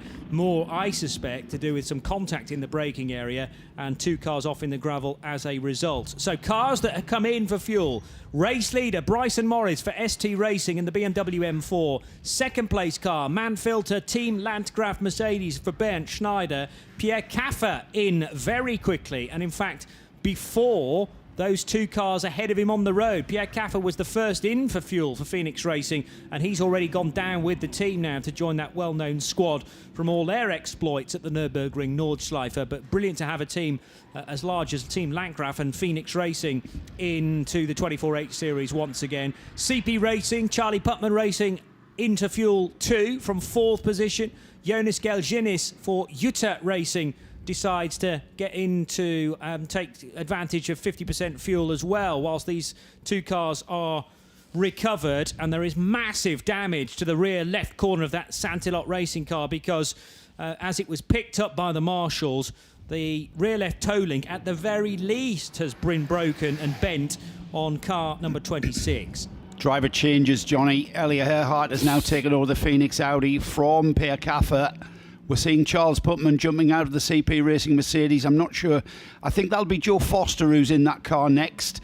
Bernd Schneider showing still in the pits. Bryson Morris on an outlap, and he stays at the wheel of the ST Racing car. And as we see that 26 Sonderlock Audi being brought, being lifted and dragged out of the kitty litter, out of the gravel trap, that is a bit of damage, extensive damage to that left rear, Johnny. That's a lot of towing. I don't like the look of that at all. No, that's a suspension breakage completely. Yeah, and that only revealed itself when the marshals picked the car up. That's nothing to do with what they're doing, by the way. They are the correct lifting points for that car, but the rear wheel just dangling like a thread. And the Holmgard Motorsport car, you might have heard a sharp intake of breath from me a couple of seconds ago. That was in danger of an unsafe release into the face of the 25 Martin Conrad-driven Manfilter Team Landgraf Mercedes. If, by the way, if you've only been enjoying our radio coverage on the Radio Show Limited network to this point, hopefully you can enjoy the final 3 and a bit hours with the live stream for company as well. radio-show.co.uk for that. It's elsewhere on the internet as well, with our sound and pictures perfectly synced. But you need to be able to enjoy some of the footage from our cable camera on the pit lane. And without the cable cam, we would not have been able to tell you about that unsafe release, potential unsafe release, I should hasten to add, for the Home Guard Motorsport VW Golf, and also for the MP Racing Mercedes of Italy, which is being returned to the racetrack much more safely this time. Of course, that car, number 58, has already been pinged for its own unsafe release when the team in front of them, Hoffa Racing, were going about their business entirely minding their own. And then, as the MP Racing Mercedes rejoined, it took one of the Hoffa Racing wheels with it and right into the fast lane. And that was judged to be bad team management from MP Racing. They would have to soak up a 10-second penalty at the next stop. So Martin Conrad has taken over from Bernd Schneider in the second place, number 25, Manfilter Mercedes. He's now at the wheel of that. It was indeed Joe Foster who took over from Charlie Pumpman in the CP Racing Mercedes. Down in 992 class land, Luke Breukers has pitted, as Ole Velby just behind him has as well. And we will see Breukers moving up the order ahead of the Earl Bamber car, as that Earl Bamber car remains in the gravel trap outside of turn 1 and being recovered to some sort of safe place, and recovered no doubt back to the pit garage for Earl Bamber to then see what exactly needs repairing, if anything. This is the Porsche that went into the and rear-ended, we presume, or we're assuming I should say it, rear-ended the Sonderlock Audi. The Audi's been pulled from the gravel. Sitting there still forlornly in the gravel is the number 61 Porsche. I'm just looking to see if the 992 class leader, it's Ivo Breukers now at the wheel of the 909, and that continues to lead 992, and he's out on his outlap, having taken over from his son Luke. And Ole Velby still in the pits in that HRT, second place in 992, and then the Red Camels Jordan car, as that car into, is that the 90? That's the 903. Sorry, that's the Red Ant car. So the 903, Bert Redon, brings the second place in 992 AM into the pits. Right, so as Red Ant continue on, Diana Binks now down with Team Landgraf. Mamba Mania, as it is strikingly put in the back of the carriage there, with the scaly skin for number 25, Mercedes from Manfilter. And a man who I owe apology to, Bernd Schneider, is going to be chatted to by Diana Binks. He's a 5-time DTM champion, not 4, as I've been saying all weekend, Di. I'm with Bert. He accepts your apology that you got, that you were given the wrong information, shall I say, but 5 times DTM champion, of course. So, but you've just jumped out of the car. How was that stint? It was quite good in the beginning, and then I got the oil down there. I saw the oil flags a bit late, and at the moment it was already on braking, and if you brake after 100 meters, it's difficult. I'm happy not crashing into the barriers, and I'm happy to stuck not in the gravel bed. So, in the end, we did not lose much, but anyway, it was a hard situation. And then in the end of my stint, I was a bit struggling with shifting down. We had an issue at the steering wheel with the pedals, so I hope now we changed the steering wheel. I hope it will be okay now. How much harder does it make it for you behind the wheel when that happens? Yeah, you know, you have also ancient braking if you're shifting down and you're using this for turning into the corner. And now sometimes I was in 4th gear, even it was a 2nd gear corner. To stop the car, to turn the car was not that easy. But we did not lose that much, so we decided to stay out as long as possible. Then we got the code 60 situation. This is always helpful if you have small things to do in the car. Very physical, isn't it? Absolutely, especially if you're getting a bit older, you have to do more. And yeah, it's hard fighting out there. How much more drive time have you got left for this afternoon? I'm not sure, but I think it will be around about 1 hour. You'll be looking to get back in? Absolutely. I love this track and I love the car. It's really, really good balance. So, and I hope that our car can do it to the end. But for the moment, thank you. Thank you. pushing on in age, he says. Well, a man exactly the same age, our resident 57-year-old on RSL here, Joe Bradley. He's 57 now, Bernd Schneider. I mean, still a man in the flush of youth, let's face it. But I suppose you're going to be feeling it a little bit. Yeah, but I mean, look at the shape he's in. You know, Oh, yeah. he's obviously, you know, he's been fit his whole life. He's That's been true. a professional racing driver his whole life. So you can't lose that if you continue racing like Bernd has. So yeah, it doesn't surprise me. But yeah, I mean, you know, he's not 22 anymore, and he will feel it. But he'll know how to manage that. Mm-hmm. And that's where the experience comes in. He'll know how to manage the fatigue when he's behind the wheel. You know, on the straight, you just relax all your muscles, you know, stretch your fingers, relax. Instead of being tense for the whole lap, you were able to control that and manage the physicality of it. Obviously, you can't manage G-force. If there's G-force exerted on you, you just have to, you know, go with that. But certainly, over the course of a stint in the car, Bernd Schneider, and all of that experience is what comes to the fore, and that is why, you know, with that driver lineup, with a man like Bernd Schneider in that team lineup, that's why that car currently lying in second place and certainly in contention still for the overall win. Mercedes man through and through. The one title we've not mentioned is the 1997 one, when he was an FIA GT championship winner as well, again with the three-pointed start. 1997. Winning the GT1 Drivers and Teams Championship, while Justin Bell and Viper Team Orica secured the GT2 titles. But Schneider's trophies stretch back well towards the late 80s and early 90s, really, but he became a touring car master in the mid-90s. I noticed a number of the cars that are competing, if not all of them actually, the 24H Series cars carrying the extra Ukrainian flag for this weekend, and for obvious reasons. The blue and the yellow with "No War" stamped over the Ukrainian colours, and the 61 Porsche, which is now being lifted out of the gravel trap from turn 1, has that icon, that flag, taped, or rather wrapped onto the top of the rear wheel arch there. Car being released from the pit penalty box. Got to be very careful about an unsafe release from the penalty box as well, not just from each individual team's areas. And I noticed the Porsche Loriot car that was receiving a penalty there, or rather serving one, got released at just the time one of the Orchid Racing Porsches was in the fast lane as well. Went out of frame just at the crucial bit where contact was potentially going to be made. Well, there's a team personnel that controls that penalty box process. Yes. So you have to have a team member there timing your penalty, and the team member is managing that. We mentioned this before.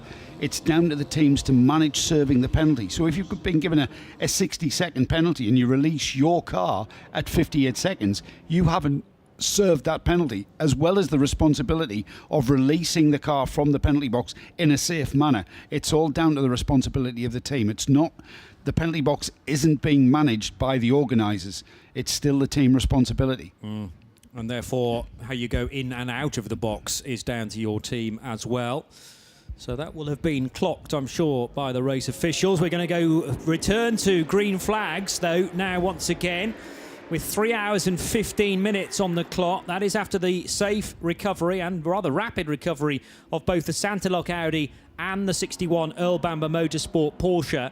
Now, is the Audi running again with Olivier Estevez driving it? It's due at the next stop to serve a 10-second penalty, I've just noticed. But Estevez, somewhere in the first sector, I reckon. Oh no, beg pardon, because of all the damage, of course. So the Santilok racing car cannot be back in the race. I was thinking, of course, it was just a matter of putting it back on the track and it would go again. But we've already established that's got severe suspension damage on the rear left corner. Don't know what sort of state the EBM Porsche is in, and whether that, once it's been put to the safe side of the tyre wall, whether ultimately it can rejoin under its own steam. We will have to wait and see. Now, unlike rules that are followed at the 24 Hours of Le Mans and in the IMSA WeatherTech Sports Car Championship, where no outside assistance is permitted, it is a different story within the 24H series. If you can find out a way of getting your car back to the paddock and back to the garage via one of the recovery trucks or cranes, if you can get the car then fixed in the garage, you are permitted to return the car to the track. But I would imagine that's possibly too much of an ask now for Santalot Racing with only 3 hours and 15 minutes to go. It's Pro-Am Racing, Johnny. It's a Pro-Am Racing series, and, you know, drivers who are not professional drivers pay a lot of money, and it costs a lot of money to bring a car, these sports cars here. So why should that be the end of the day just because you get it wrong and put it in the gravel? If you make a mistake, it's my prerogative to make a mistake. I'm paying for this, so let's get. And I love that. It really is the spirit of endurance racing. You know, it's like maybe we should give the 24H series the Spirit of the Race award for having that regulation which allows the spirit of endurance racing to come through, and you recover that car, we recover that car back to the pits and put it back into the hands of the team to decide whether or not it's worth repairing. The challenge I find in any kind of endurance race, whether it's 6 hours, 12 hours, 24 hours, the challenge is to get it to the finish. You know, your crew's tired, they're dirty, they're sweaty, but the challenge is to just keep that car going round and round and round. And the sense of achievement after 24 hours, after 12 hours is phenomenal. Even in a split race, the sense of achievement is very worthwhile. It doesn't matter where you come. And you know what? We're seeing that. The 91 Herbert Motorsport team come to mind. The Baudard by Bascoot and Bentley team come to mind. They are out of contention with problems with the car, but you know what? Let's go round and round and round and learn about the car and get it to the finish. Keep in mind your suggestions. For the first time ever, we've got an actual trophy for the Spirit of the Race Award. It'll be the commentary team here that decide ultimately, but we'd love your suggestions to kind of guide us in a direction or another, or several, because there are already potentially very many Spirit of the Race Award winners. We will decide that much closer to the end of the race. And one person that will be helping us to decide that, Diana Binks, now with Jutta Racing. The number 71 car has just been pitted by Jonas. You've just come in and handed the car over. How was the stint? Yeah, it was good. It was quite quick performance from car, and I'm happy with performance. We're still stuck in traffic for some laps, but overall it's everything going according plan. We hope so. We will do a maximum one stop and go to finish. Yeah. What are going to be the biggest challenges for the last sort of 3 hours that we've got left? Sorry, can you repeat? What are going to be the biggest challenges now for the last 3 hours? You never know. Everything is changing each minute, and so far we avoid incidents.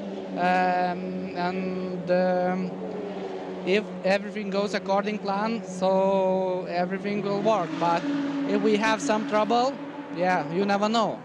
How much was the track evolving now? Sorry? How much was the track evolving, changing? Yeah, today it's a lot more grip.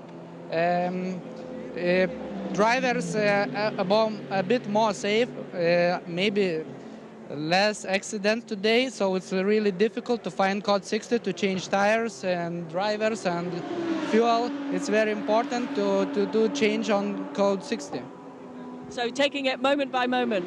Yeah, so step by step. We at the moment we in P5 and we looking only forward. Yeah. Thank you. Some more adversity being confronted with in the pits as ever. Hashtag this is endurance. And Johnny mentioned our Spirit of the Race Award.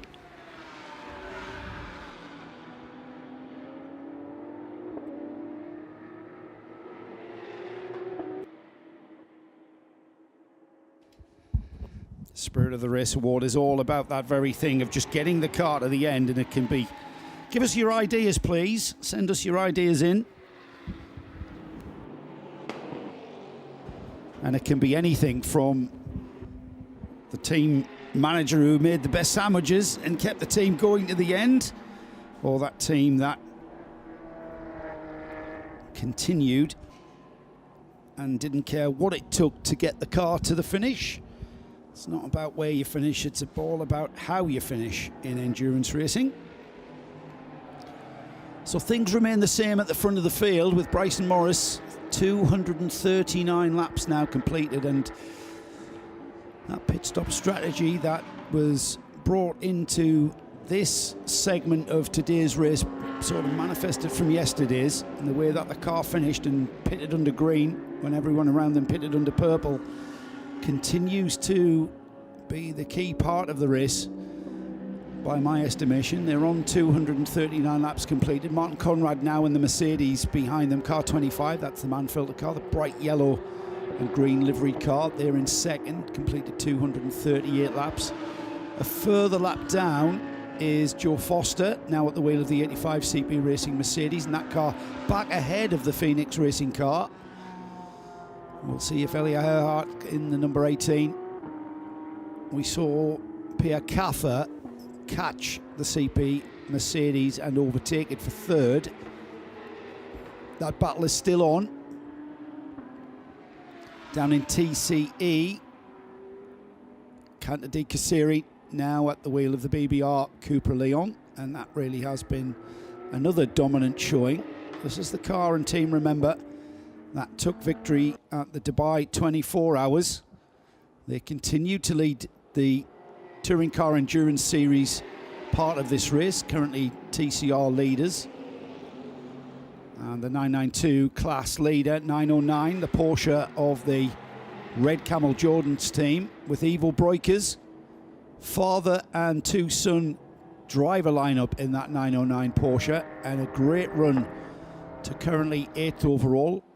Our good friend Paul Truswell taking on the role of team manager at that team for this weekend. He's been working with the team quite a bit as their strategist, but now he's been promoted, I think is the term, promoted to team manager. He's now looking after everything, and I think you'll find that the majority of his time he's trying to find drivers who aren't where they should be in readiness to get in the car. But it's a great drive from them, and considering the 992 Porsche is indeed a Carrera Cup spec car, to get that car 8th overall inside the top 10, and he's not the only 992 car to get into the top 10. The car that it's in contention with and racing to the flag with, Gustav Bergstrom now at the wheel of the HRT Porsche, as the Sonderlock Audi has been delivered back to its pit. Extensive rear damage on the Sonderlock car, dropping down to 12th at the moment. Olivier Estevez having that coming together with the Earl Bamber Porsche at turn 1, but the team now, the Sonderlock team, now can see just what extent that car is damaged. And Olivier Estevez remains in the car, in the driver's seat, on the flatbed, just being lowered off. Di Binks is down there, Di will be able to have a look at that car with the team. We'll get a bit early for the team to give us an estimate of just how long that is going to take and what component parts are going to be required. But that car, I think, certainly out of contention. Dropped to 4th place now in GT3 AM, and will continue to drop down the order. It's remained cloudy here at Mugello most of the day. Ambient temperature has barely gotten to 13, 14 degrees. It remains around the 12, 13 degrees mark, which is a lot cooler than it has been all week. And the forecast, the weather forecast, no rain is the forecast I saw, but it is going to remain cloudy. Just over 3 hours remaining in this race. And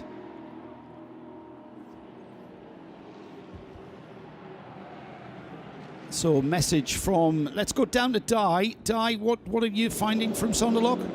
Just been in to talk to the team. Olivier's just jumped out of the car, but he needs to have a moment, doesn't want to talk right this moment. But the car is going to be straight into the garage, and it won't continue in the race. There's too much damage to the rear, as you quite rightly pointed out earlier, Joe. So the team are just taking it off the back of this lorry here, and they will take it into the back damage so they can work out exactly what it is. But they said at the moment it looks too bad, it won't continue.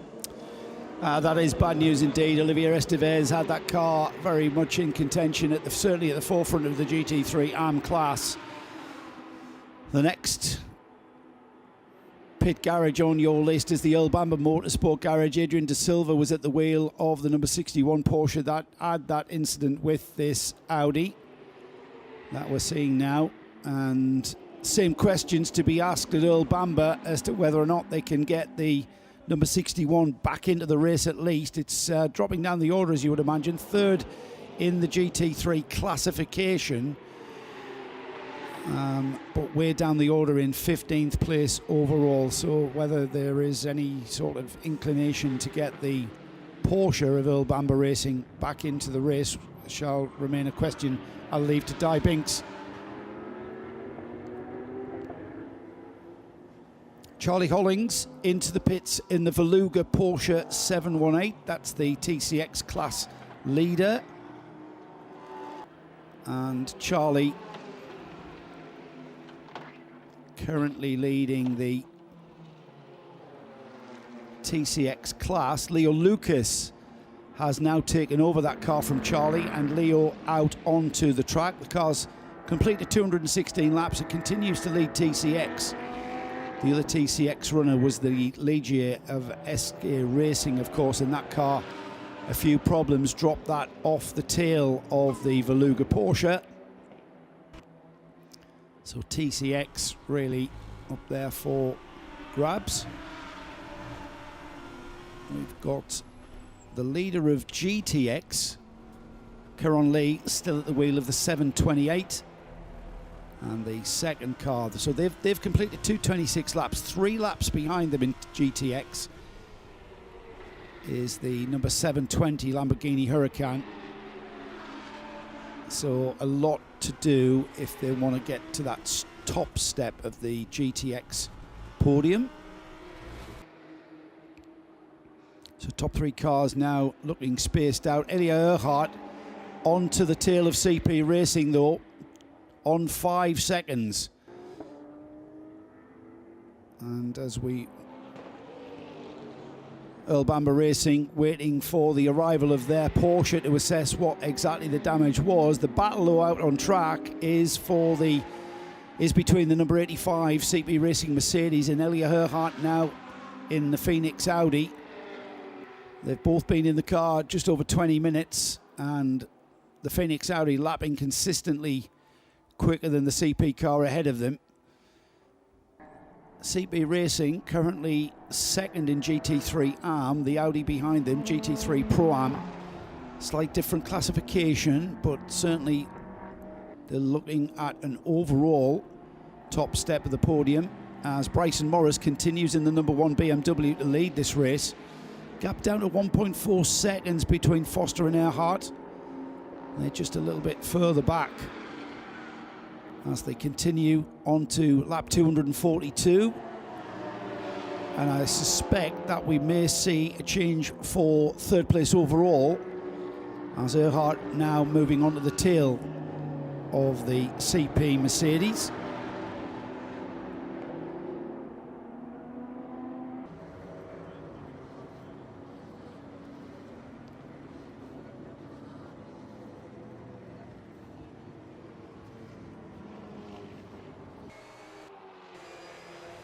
Into the pits has gone the Orchid Racing team. Second in the 992 ARM, 4th overall in 992. That's the Porsche Cup class. Fabio Sprague in the Orchid team, into fueling. As Bryson Morris continues on, he's completed 244 laps, just gone through. Car collection, the Audi car number 34. It had a bit of a disappointing start to this second segment of the Mugello 12 Hours. They've been a stalwart team in the 24H series over the years.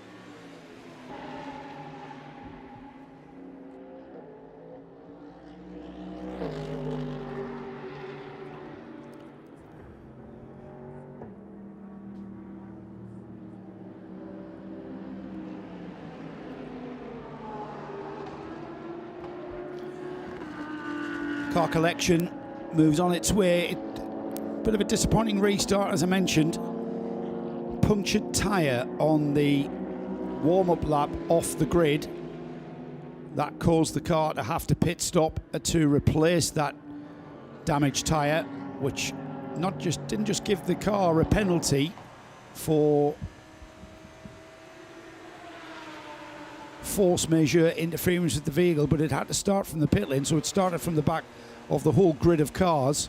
So it's been a bit of a recovery drive from there on in. Elmer Grimm currently at the wheel of the car. It's currently 4th in GT3 ARM and 14th overall.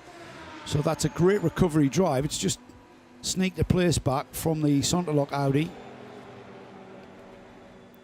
And just waiting for the arrival of the Earl Bamber Porsche, and then we'll get an idea if we're going to lose yet another car from this instant-packed Mugello 12 hours.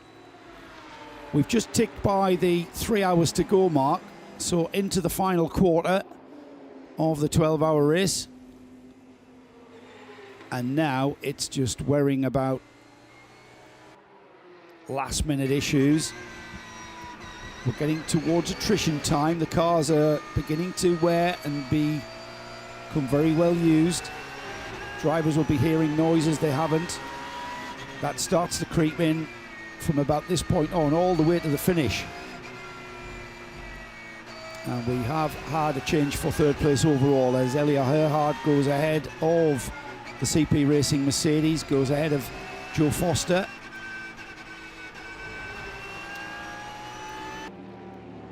Behind Joe Foster now in 4th place is Andreas Galzinas in the Jutta Audi. He's completed 240 laps and he leads the GT3 class from the Kessel Racing Ferrari, just behind him on the road, showing 1 lap down. I'm not sure if that they are on the same lap. We'll keep an eye on that. David Fuminelli now at the wheel of the number 8. They're in 6th place. Karina Gosner in the MP car. That's the car that was started this morning by David Gosner. It's dropped down the order by dint of taking on a few penalties for various infringements. But Karina now lapping in the 1:53s. Then in 8th place overall, we've got the leading 992 Cup car, the 909, just making its way through traffic now as Ivo Breukers at the wheel of that car now. Good run from the Red Camel teams. They're still getting to grips with this Porsche. Bit of a stalwart team to the series. We're renowned for some very strong finishes in the TCR class a couple of years ago. Moved into the Porsche last season and really getting to grips now. They weren't very happy with the handling of the car out of qualifying. But a few setup changes were much more to the liking of all 3 of the drivers. Ivo Breukers, father of Luke and Rick. And of course, Rick with a rich history of race victories. Dubai 24-hour winner, Daytona 24-hour winner. And indeed, Sebring 12 hours.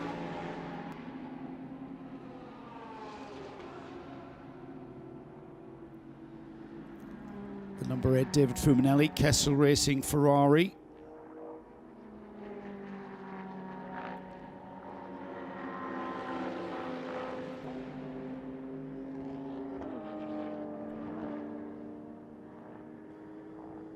Continues to lap.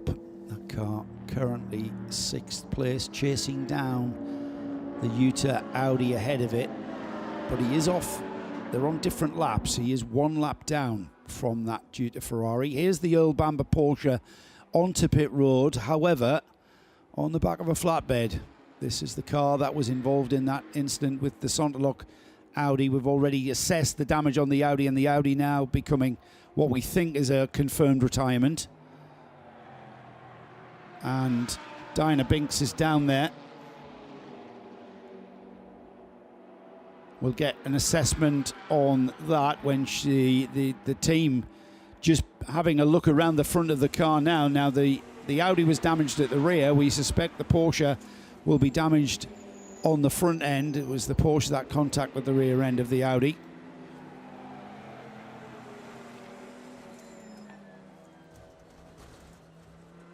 And as soon as Di has given the team a chance to assess the damage, we'll get a bit of a report coming through to see just whether or not that car will continue. In the spirit of endurance racing, they'll be doing their best. It's currently 3rd in the GT3 class. and dropping down the order, though, unfortunately, being static on the pit road, of course. Let's head down to Di and see. Di, what have you managed to speak to the team?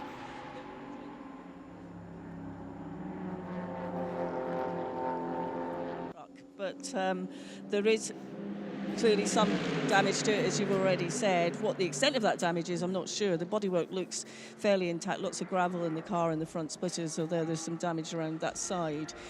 Once the car is off, they're just taking it off now. I will chat to the team and see what they've seen once they've been able to have a proper look around it. But visually, it's not looking as bad as we first thought. So. Yeah, it looks quite intact, doesn't it? It's hardly showing any bodywork damage on the front end. So I'm not sure what the cause or effect. I know you can't see it at the moment, but they are just pulling it off, although they are struggling to get it off the flat back. I think that's just the gravel in the front splitter that's just making it stick. So they're pushing it off, and it sounds bad, but as I said, bodily-wise, it's not looking too bad at this point. But I will double-check with the team once they get it into the garage when they've had a better look round. One of the trickiest things to get race cars that have got very little ground clearance off flatbeds and the like. And when flat clearance, as you say, Joe, and they're really having to be quite careful.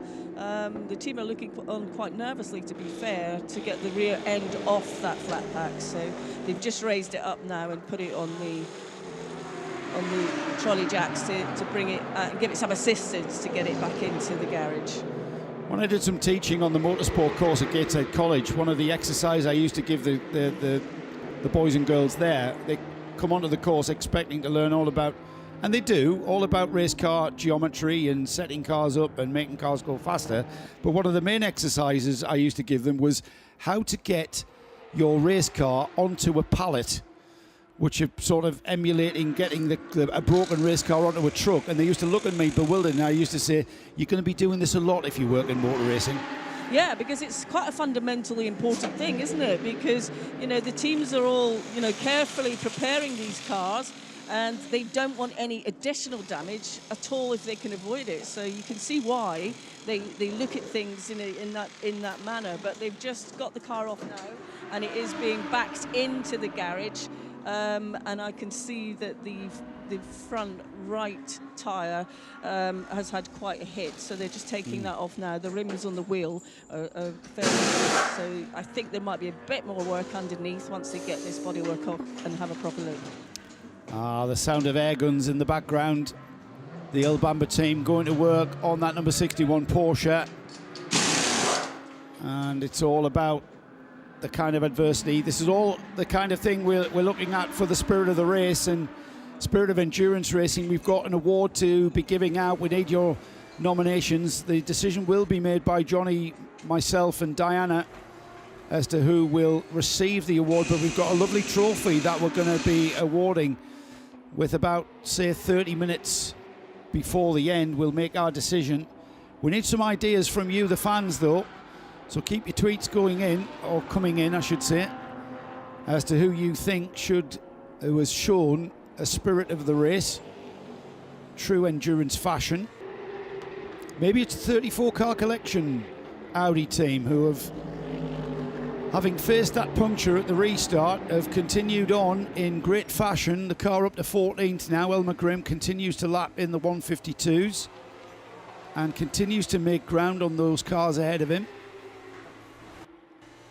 Maybe it's Harry Hilders and Gijs Bessem. They're out in the NKP by HRT. Now, these two drivers like the look of the 992 Porsche. They were in their 991 at Dubai and wanted to continue with a 992. However, the team that they normally run with, Baskuten Racing, couldn't get their hands on a 992 version of the brand new car in time. So Harry Hilders and Gijs Bessem using this as a bit of a research mission. Maybe it is indeed the Baskuten Racing, Baudard by Baskuten this weekend with the brand new Bentley Continental, new to the 24H series, certainly not new to GT3 racing. But that car brought here by Bob Herbert and Marcel van Berlo, car owned by Bob Herbert, and it's great to see Bob bringing that car out. He's scheduled to do the whole European season, but that car, brand new to Baskuten, problems with the ABS. They got their head around that. They got their head around a car they've only really been in possession of for 2 weeks. So to get their head around that, they've continued on and learning all the time. So we're on board with Ivo Breukers, 1.1 kilometre of straight here at Mugello, as we absolutely flat chat in top gear, just go over the brow, looking for the braking point, looking for your marker on the left, get on the brakes, down the box, turn the car in, hit your apex there, further around the corner than you'd think. You come out to the left, get the car across to the right because you've got a left-hander followed immediately by a right-hander, and then it opens up towards another left and right sequence of bends, and then we go into Casanova out of this left-hander into the right, and then this downhill section really does pull the car in. The right-hander's called Casanova, and it's an acceleration zone, just a little lift there from Ivo, and then getting the car through that left-hander, and here is the most perhaps challenging sequence of bends in the whole of motorsport. It's called the Arrabbiata 1, and that leads into Arrabbiata 2, and Arrabbiata 2, a little bit of a lift to let an Audi through over the brow, and then heavy braking into the right-hander at Scarperia, the left-hander at Pelagio. Bit of a straightaway, you can really pick up a bit of speed through the gearbox now, and then heavy on the brakes again for Corin Chow with a right-hand hairpin. All downhill sections this, getting towards the end of the lap now, and through the left-hander at Bondetti 1, Bondetti 2. It's an acceleration zone, absolutely flat chat through there, and then the final turn, and perhaps the most important turn of the whole course, Puccini. It's a 180-degree constant radius left-hand turn, and you need to be maximised and optimised coming out of this corner, because the speed that you pull out of this corner you will use all the way down this 1.1 kilometre straight past the pits, completing one lap of the Mugello track. And what a beautiful place to be in March.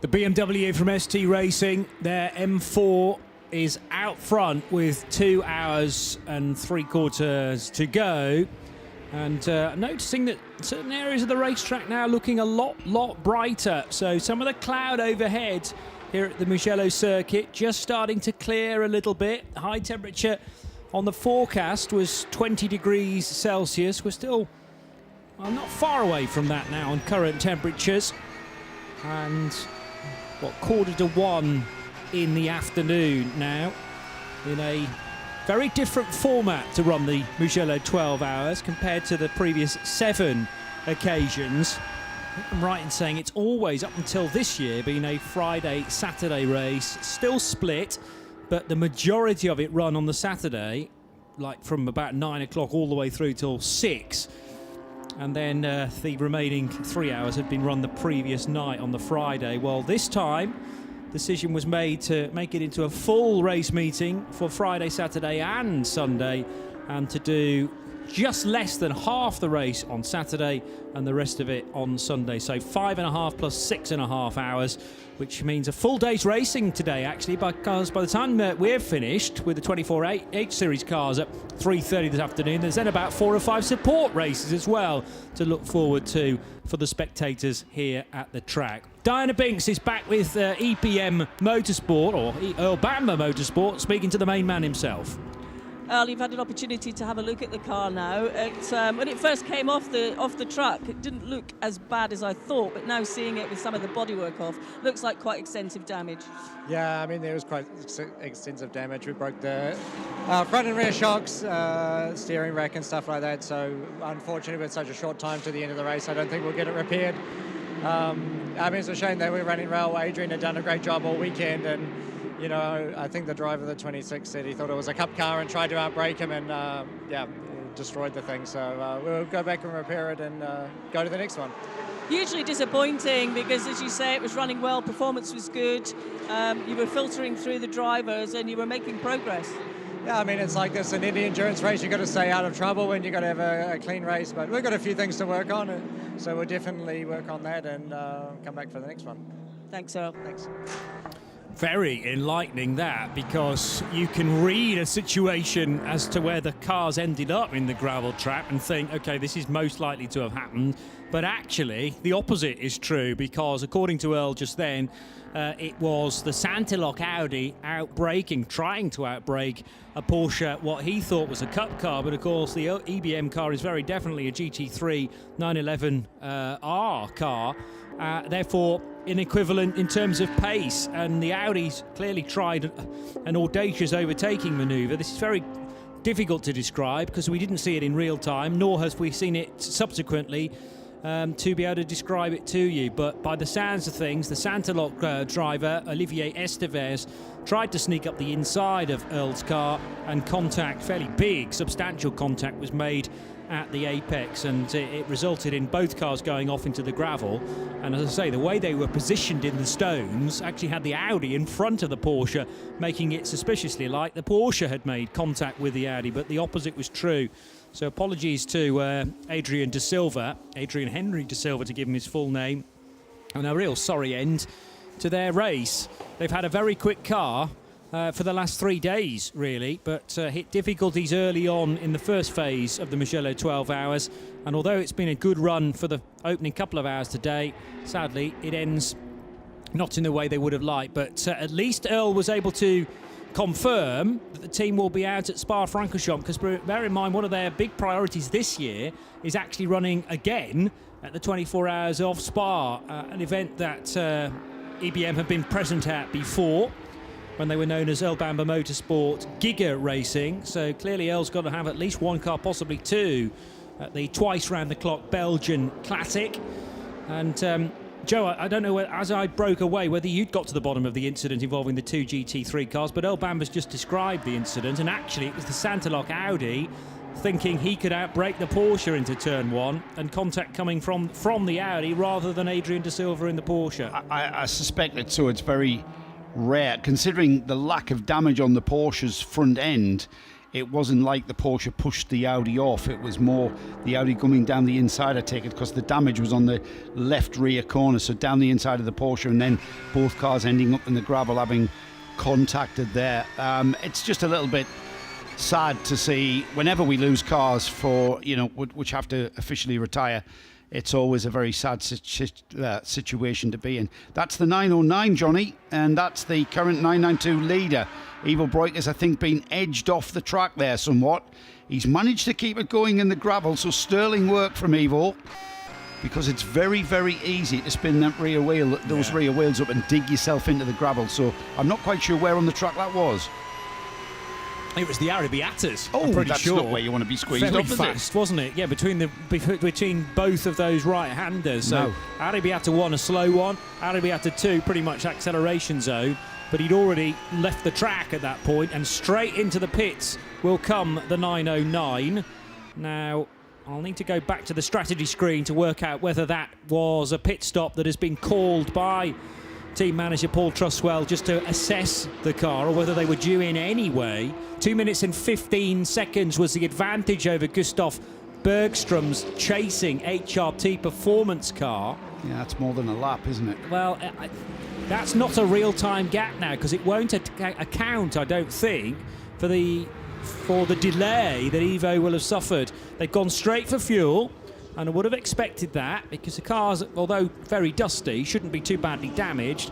They'll get some fuel into it and then potentially do a driver change, because Ivo surely coming towards the end of his driving duties for the day, and he'll be handing over to either Luke or Rick. There's nothing, we've got no information that we can establish whether or not Ivo was knocked off the track or eased off the track, and there was certainly nothing apparent which we could see from the TV cameras around the circuit. There's nothing apparent damage-wise on the car, and when we picked it up, the car was just basically in the gravel trap. It's quite a way in the gravel trap, just coming out of the second Arrabbiata, and the car just making its way possibly the full length of the gravel trap, and then easing itself back onto the track and back onto the black stuff, and then Ivo choosing or maybe being told to come straight into the pits. The only apparent signs that he'd been off track was the fact that the tyre, the sidewalls of the tyre, completely full of dust, gravel-coloured dust to be precise.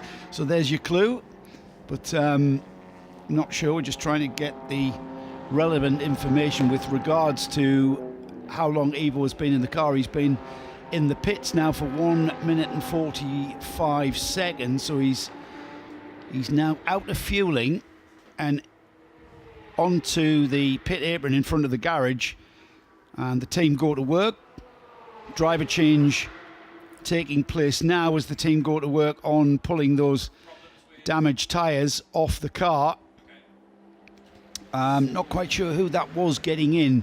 It's Rick getting in. It's Rick getting in, okay.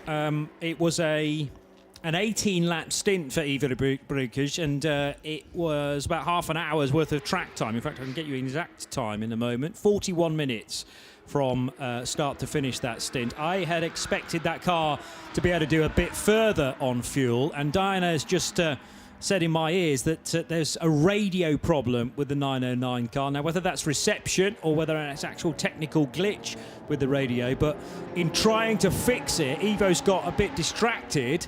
This is the word from the team, and hence the reason that he had the moment at the Arrabbiata sequence of corners. So decided to come in and get fuel anyway, for fear perhaps of missing a radio message, or whether there was an intermittent suggestion that he needed to pit. But bear in mind that Luke Breukers, his younger son, did a 23-lap stint prior to that, and we have seen Rick go as far as 32 laps. I mean, fuel consumption for these Cup cars should be a little bit better than a GT3, actually. So that was a much shorter stint than expected, and a much shorter stint that normally a Porsche Cup car can do. So they'll weave that into the strategy. It does mean they've lost the class lead, though, and that's what I thought. Gustav Bergström going through, because he stays out for the time being. And Gustav Bergström has done 20 laps and counting in his number 929 HRT Performance Porsche.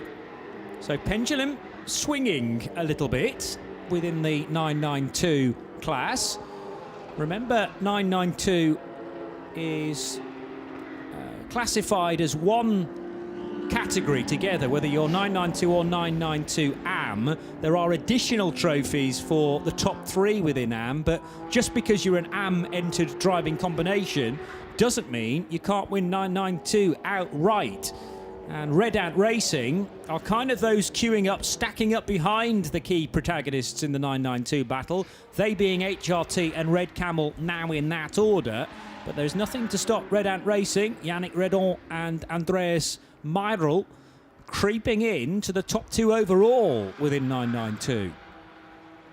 It's all to play for there. It's very, very tight, Johnny, isn't it? We've had the, by dint of that pit stop for the 909, we've had a change of leader in the 992 class, but like you say, the 992 AM class very, very close together. They're on around 248 laps to 245 laps, so within the space of 3 laps there's about 5 cars in that group, all battling for overall honours and class honours, so something to keep an eye on. TCR as the overall lead in the Touring Car Endurance Series. That's BBR. We haven't spoken about them for a little while.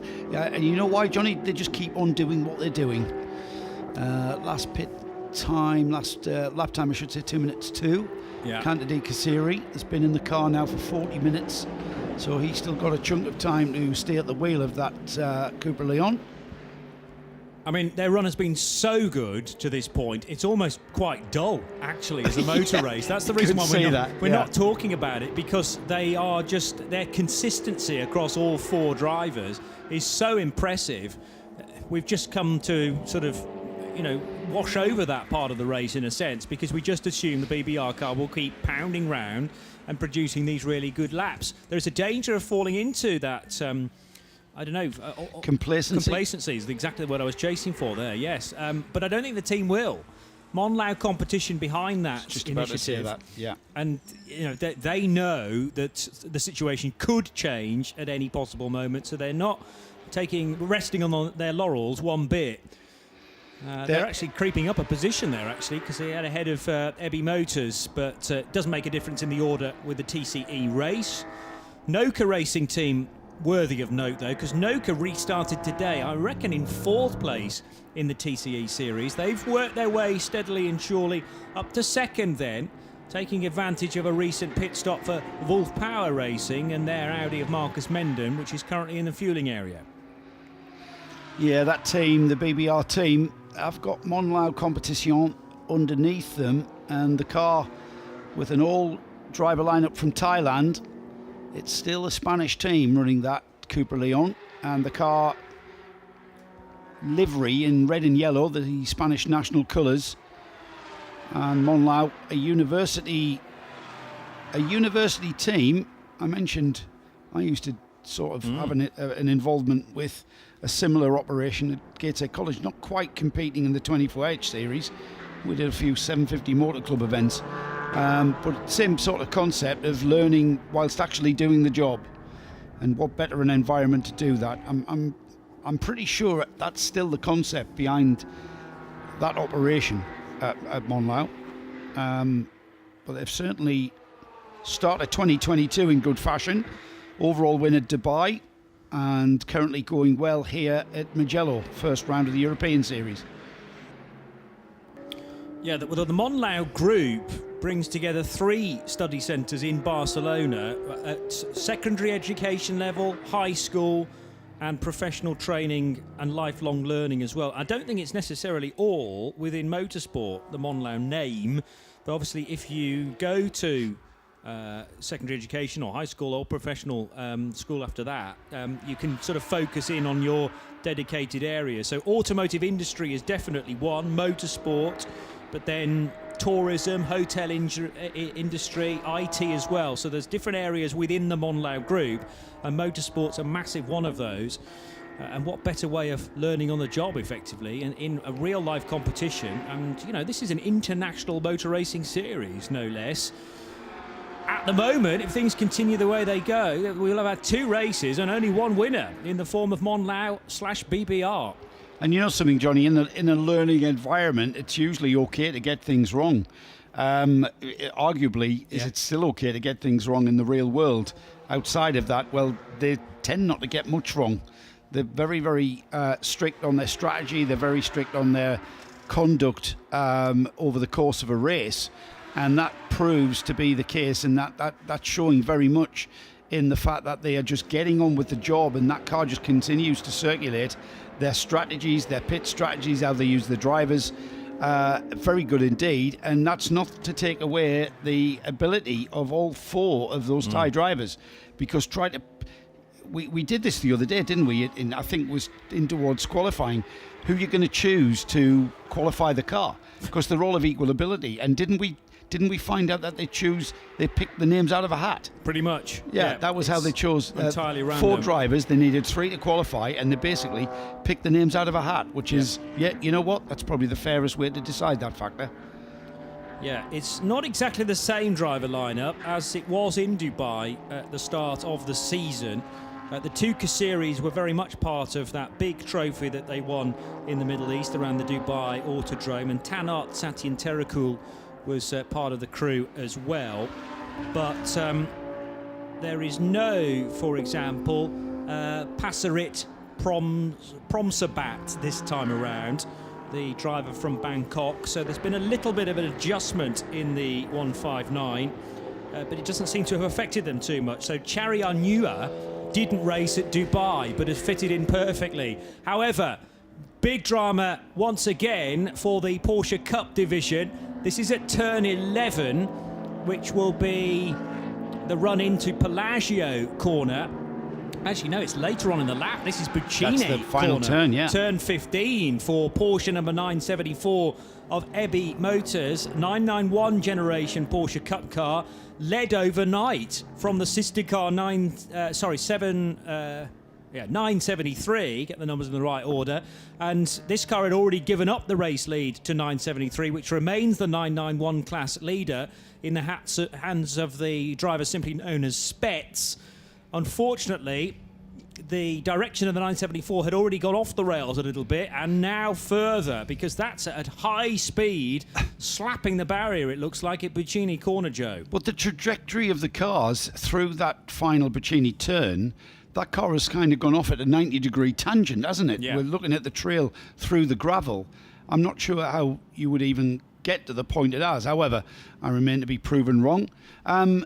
Word is Alexandre Motet in the Orchid Racing team, that's the Porsche 714 GT4, currently in second place, is back in the race. Kevin Payne just highlighting to me that it spent 90 minutes in the pits, and that car back into the fray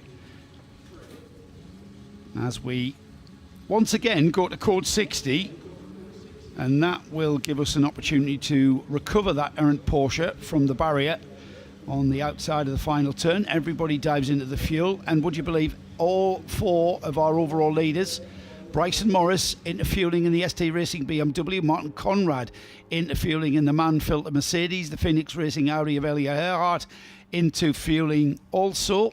And is that Earhart moving off the pumps ahead of Conrad? They're a lap off the Conrad Mercedes. Joe Foster in as well in their Mercedes, and they've just got a 37-second deficit to the Phoenix Audi. So if he can get in and out of fueling a little bit quicker, that's Earhart on the pit apron first out of all of those four cars, from what I can see. So remember, under code 60, only 50% fuel allocation can be got in that refueling stop. Yeah, and is that much use at this time of the race? Because we're actually only 27 minutes away now from teams thinking about their final driver in the race, assuming that they've had the suitable amount of rest period. We haven't spoken a great deal about rest period, but remember that between each of your stints, you need to take half of your previous driving stint as rest. So if you've just done a 2-hour stint, you have to take an hour off before you can get back in the car. We're back to green, and one man that was heads up to that fact was Rick Breukers. He was not going to be asked twice at Biondetti corner there, despite having two slower cars in front of him, including the Ebby Motors 973, which is the leader in the 991 class. But as soon as he was given the instruction that it was back to green, he could overtake, and he wasted no time at all, well before the braking area at Buccini, to pick off those slower runners. Now, was that team manager Paul Truswell in his ear to give him the heads up as to when we were about to go green, or just the Rick Breukers experience? He may be a young man, but he's got quite a lot of experience at the top level of sports car endurance racing. Here he is scything. He's on a mission, isn't he? He's scything through that slower traffic in amongst the TC class runners, the BMW M2s of the Hofer Bonk Motorsport team. Meanwhile, at the front, Samantha Tan has now taken the wheel of the number one BMW for the first time today. Sven Herberger, out of all of those four top runners, was the first in and out of the pits. That is followed by Samantha Tan. Joe Foster out next. And now we see Martin Conrad in the MAN Filter Mercedes, the last of those four cars out onto their outlap. We'll see how that pans out. Herberger in the number 18 Phoenix Audi showing a gap of 1 minute 5 now to Joe Foster behind it on the road. We'll see what that actually pans out to be next time by. First lap out of the pits. The Jutta Racing Audi, they're on 257 laps, just off the same lap as the CP Racing. Kessel Ferrari, a further 2 laps down in 6th, and then Karina Gosner into fueling. It's showing on the timing screens for MP Racing. So they were late to the party, late to the refueling party, and that's going to cost them.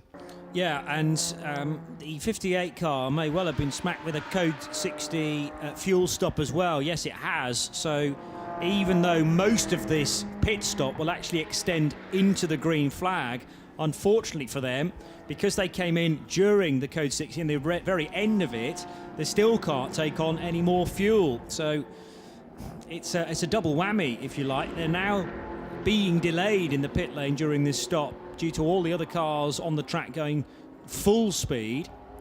The ideal situation, of course, is you preempt the Code 60 before it actually goes purple, get in the pits so that you can take maximum fuel and you lose as little time as possible, because most of the Code 60s to this point, both yesterday and today, have run to at least 5 minutes. There was one exception to that at about 1 minute and 40. The marshals cleared an issue on track very swiftly indeed. We've had 4 Code 60s today. There were 9 in total yesterday in the 5.5 hours we had. And MP Racing's Mercedes has now left the fueling area, with Karina Gosner working her way into the pit lane properly and actually pitting beneath our feet with MP Racing. Yeah, will she stay in the car or will she get out? I think she's due to get out, isn't she, Johnny? And just further down the pit lane, I'm not sure she is, you know. Let's just have a little look to see whether this has been a single stint so far. She is at the end of a double, Joe. So She must have. I'm literally, Johnny, leaning out of the window. You are. I'm a little worried that you're going to take some of the screens with you as well, because it's a long way down. Not literally out of the. I'm not outside. No, you're not. But there's a tapered front to our commentary box with this window at a very sort of genteel 20-degree angle or so, but it means that we can lean out a little further from the edge of the building. Porsche Lorient Racing in more strife. 912, one of a couple of brand new 992 generation Porsches that they brought to the party this weekend. And Frédéric Lelièvre is the driver in the 6th placed car in the 992 AM division. But Lelièvre is now being spoken to by the marshal, maybe a bit of advice as to what to do. He's in a relatively safe position right now, is Frédéric, but if he stays there for too much longer, we may have to go into another caution period. I think sensibly, though, he approached this scene knowing that the car was by no means on full song, and went over to the right-hand side to find the marshal post. There's a little bit of smoke possibly coming out the back of that car, but it's going to rejoin 21st position in the GT part of the race, and a little bit smoky, as Ivo Brokers' car was not too long ago. 912, though, is back in the race. As we head to the pits, and Diana. I've just caught up with Bryson Morris, who's just out of the number 1. 2 hours in out there. How was it? It was really good. With the new tires today, right at the back, grip was amazing, and obviously those slowly fell off. But it's just all about managing traffic, and if a car is faster, just let him go. It's a long race. Just be patient, and it'll come. So far, there's been a great balance in the car. Everyone that's got out has been very happy. It seems like you have good pace and are very comfortable. Yeah, the car is definitely good. We had a few issues on practice, but we got that all figured out, and it feels really good, nice and hooked up today. You enjoying it? Sorry? Are you enjoying the challenge that this is bringing you? Oh yes, it's definitely cool, having all the slower cars to pass. So it's definitely challenging. You've got to be aware at all times, because sometimes they don't see you. So it's definitely a big challenge, but it's really fun right now. How technical and how physical is it? It's definitely more physical than the GT4. You've obviously got more aero now. In this track, it's just fast, sweeping, heavy braking, so it definitely hurts the neck a bit. But other than that, it's all good. Samantha's just jumped in behind the wheel now. Will she stay in to the end, or will Nick get back in? I don't think I'll get back in. I think Nick's going to be able to finish it off. So I think I'm just watching for the rest of the race. Thanks for chatting to us. Thank you. Yeah, Bryson Morris, a star right now, but potentially, very much on the rise, because he's not been racing for that many years. 2020, his first season in Formula Ford 1600 in the US. And since then, he did his first ST racing event with the 24H series in a GT4, in the GT4 BMW last November as part of the Sebring 24 Hours. But he'd been racing in F4 in the US with a team known as Crosslink and Kiwi Motorsport, did 8 or so races with them, and another season now with ST Racing. So again, an example, Joe, of, you're not long after, you're not long out of Formula Ford type cars, and already he's now into a fully fledged GT3 car. And this seems to be the modern way of going racing. I think a lot of younger guys and girls are realizing that there's a finite number of seats within single-seater racing these days, and actually the better career option is to go GT and sports car racing. Yeah, very much, because you know what, and I think it's quite logical really, because with the majority of endurance sports car racing, there's more than one driver per car, so that immediately gives you the ability and the potential to fill the numbers. So yeah, I mean, a completely different car, a Formula Ford 1600, treaded tyres, very little grip, sliding the car around, floating the car around across the surface of the car,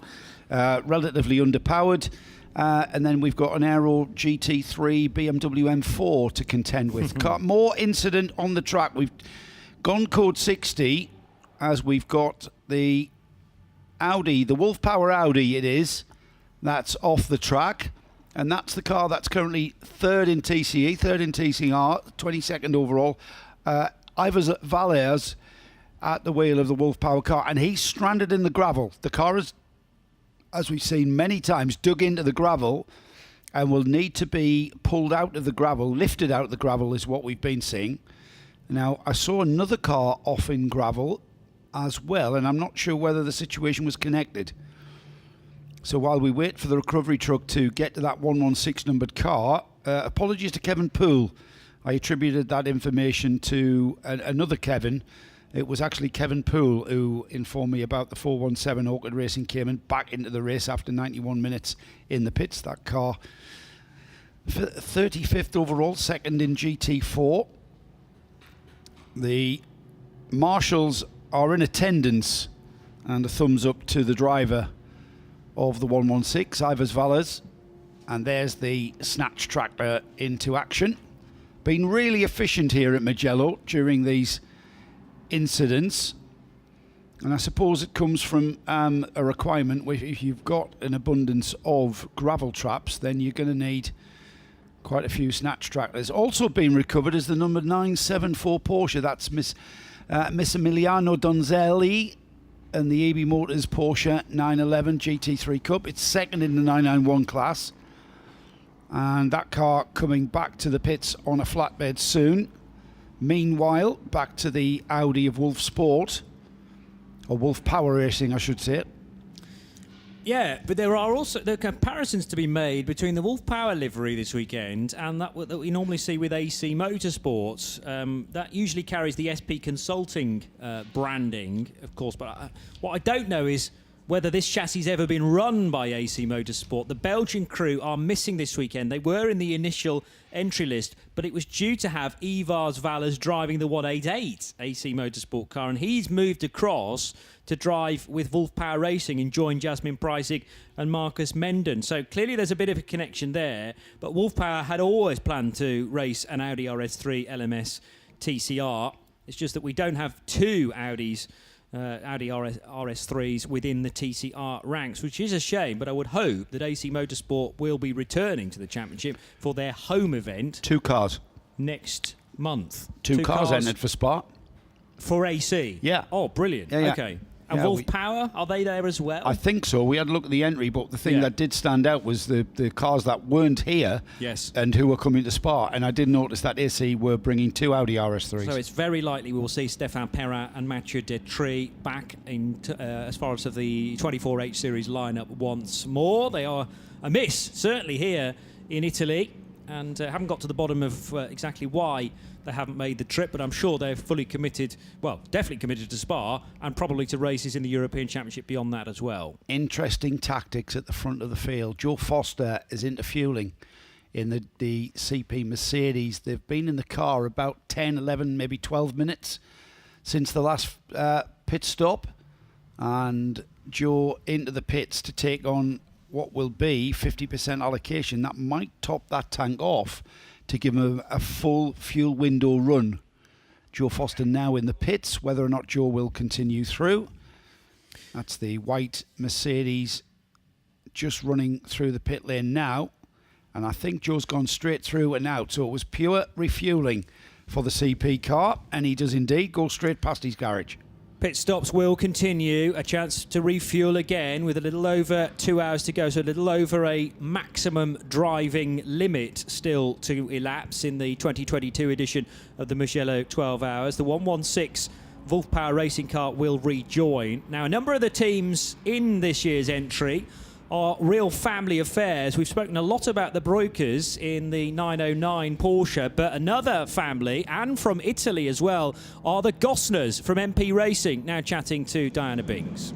I'm joined by Karina Gosner, who's just got out of the car, actually, so I managed to find her out the back there, Karina. As Johnny said, very much a family affair for yourselves. How was your stint, first of all? My stint was very nice. I love Mugello. It's such a nice track, a fast one, and I'm here with my family, so that's the best thing. We have a good team, MP Racing, and I'm loving it so much. Yeah. I did speak to your father and your brother on the grid, I recall, and your brother said he was going to take it relatively easy, but he did not. He was very quick at the start. If he says he take it easy, it's a lie. He always pushes. No, that's his character, yes. But no, nice, I will say. What's your race car like to race here at Mugello? How does it handle? The car is such a nice car, really stable in the curves, and a really fast car. So I love it so much. And how competitive is it between the three of you? I know you've got another driver, but between yourself, your brother and your father, how competitive it is between the three of you when you're away from racing? But I think my brother is the fastest one, yeah, I have to admit. But me and Thomas, we're always the same, so it's always funny to compare. It must be great to be with your father and brother and be at a racetrack and involved in this. Yes, of course. Very lovely. And you enjoying this event? I'm enjoying it a lot. I love Mugello, I love Creventic, I love my team. So I'm very happy to be here. Well, it's great to talk to you. Thank you, Karina. Thanks to you. Have a good day. And Karina and Thomas and David are not the full complement of the Gosner family, because Manuela Gosner is a regular in ACO rules racing. In fact, she's been a podium finisher previously with teams like Kessel and Iron Lynx in the past in the European Le Mans Series. So Manuela, when she can get the time away from her Ferrari Challenge European commitments and with the ACO as well, she'll race with MP Racing too. And sometimes we've had, 4 Gosners and Giorgio Sernagiotto, who's joining them this weekend at Mugello. All fiercely competitive. Massively so. Can you imagine a game of Monopoly in their house? Well, it takes 4 days to complete. and the board will invariably go up. Indeed, yes. A lot of the time, I think, it just gets thrown out of the window because they are so competitive. But as Karina mentions, whenever David says, I'll be taking the restart very easily, he's lying. He's straight lying, because it's pedal to the metal at every possible moment. There have been 1 or 2 questionable times, though, I have to say, during the 24H series. Ricard last year was not particularly glittering for MP Racing, but they are adjusting their driving style, I think, accordingly. And it's great to have them back, particularly at their home event. Their Mercedes is always beautifully turned out. And Father Thomas Gosner at the wheel of that car at the moment, heading into Luco and Poggio Secco corners at the start of another lap. 58 is currently in 7th position, 3rd place in GT3 AM, and they are effectively chasing, therefore, the CP Racing Mercedes and another Mercedes, actually. So certainly the dominant car to have in GT3 AM is the AMG GT3. The top 3 places in that class are all the 3-pointed star, the AMG GT3. First of all from Landgraf, then from CP Racing, and then this car, the MP Racing machine. That just proves that it's a great customer car, isn't it? You know, it's I'm not going to say easy to drive, but they are, a very, very. They're a proper race car. They'll, if you've got to treat them with respect.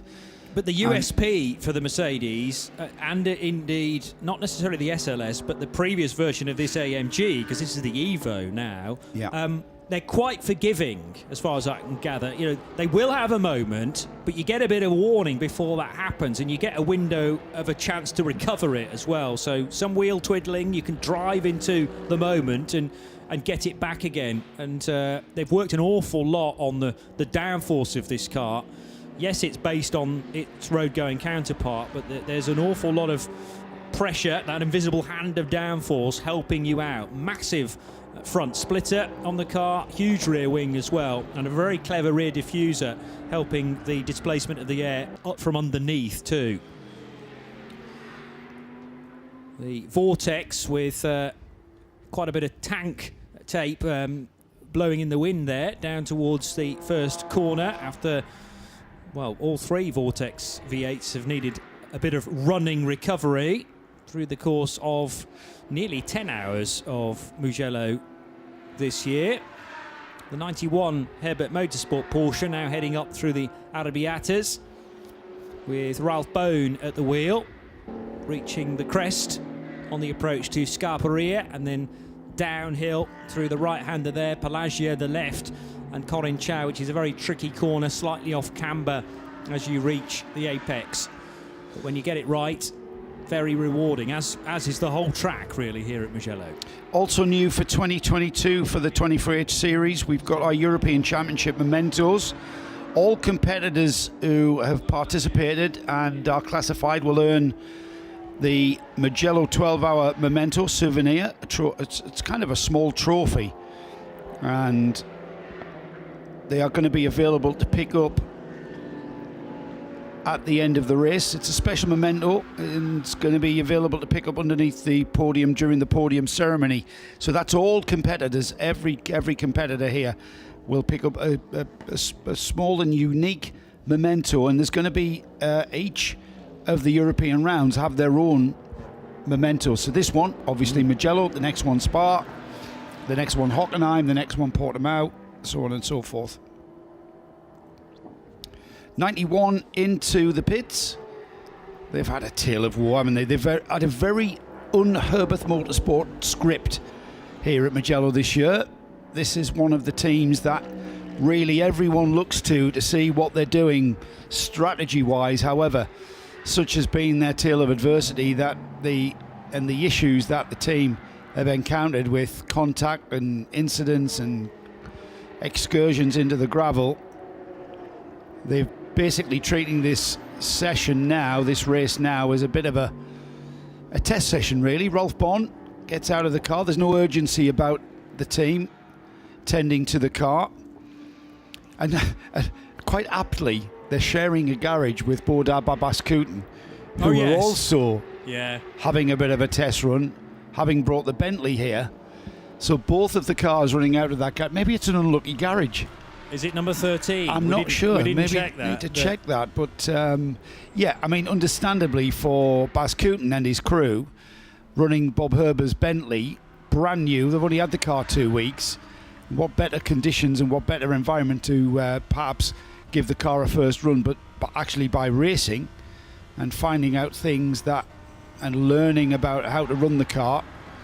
Herbert, however, they've just gotten to the point where they've thought, you know what?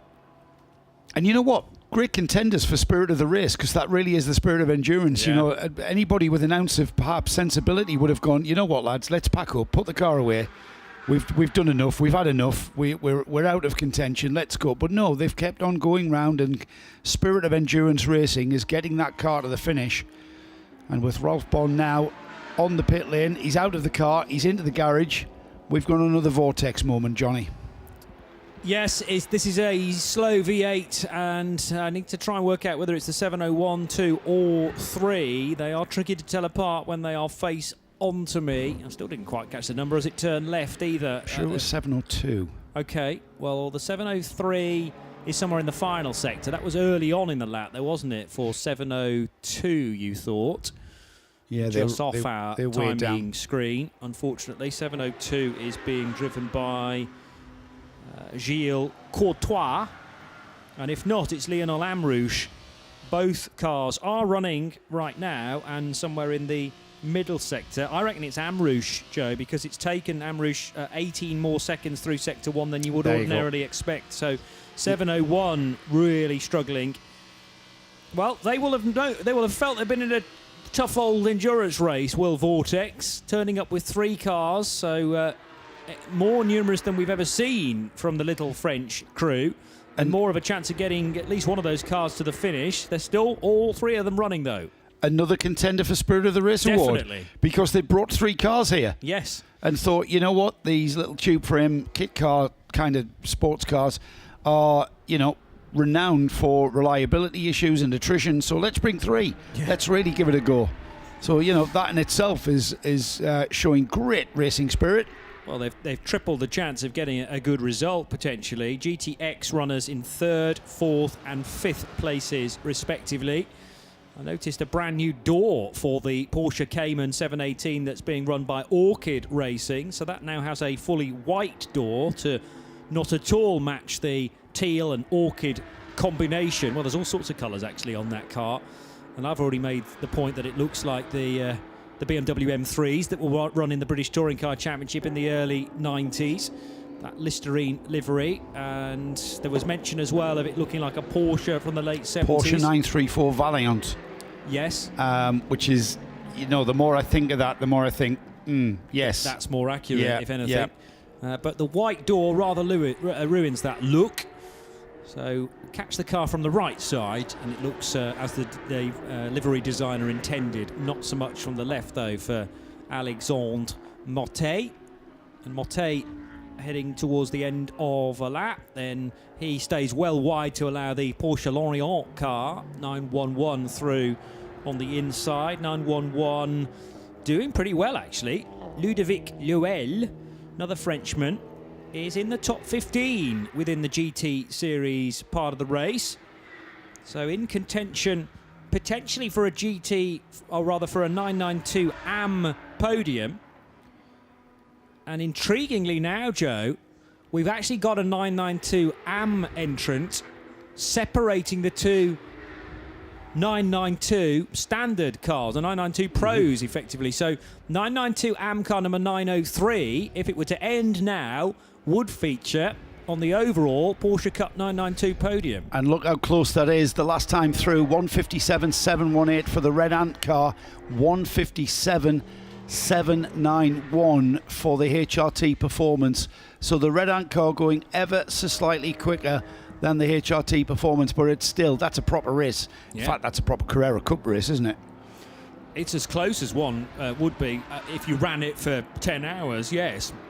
And I'm mightily impressed with how many cars we've got on the lead laps within classes still. Yeah. Really close at the sharp end within GT3. And remember, that scrap for the overall honours in the GT Series involves both cars from Pro-Am and from Am.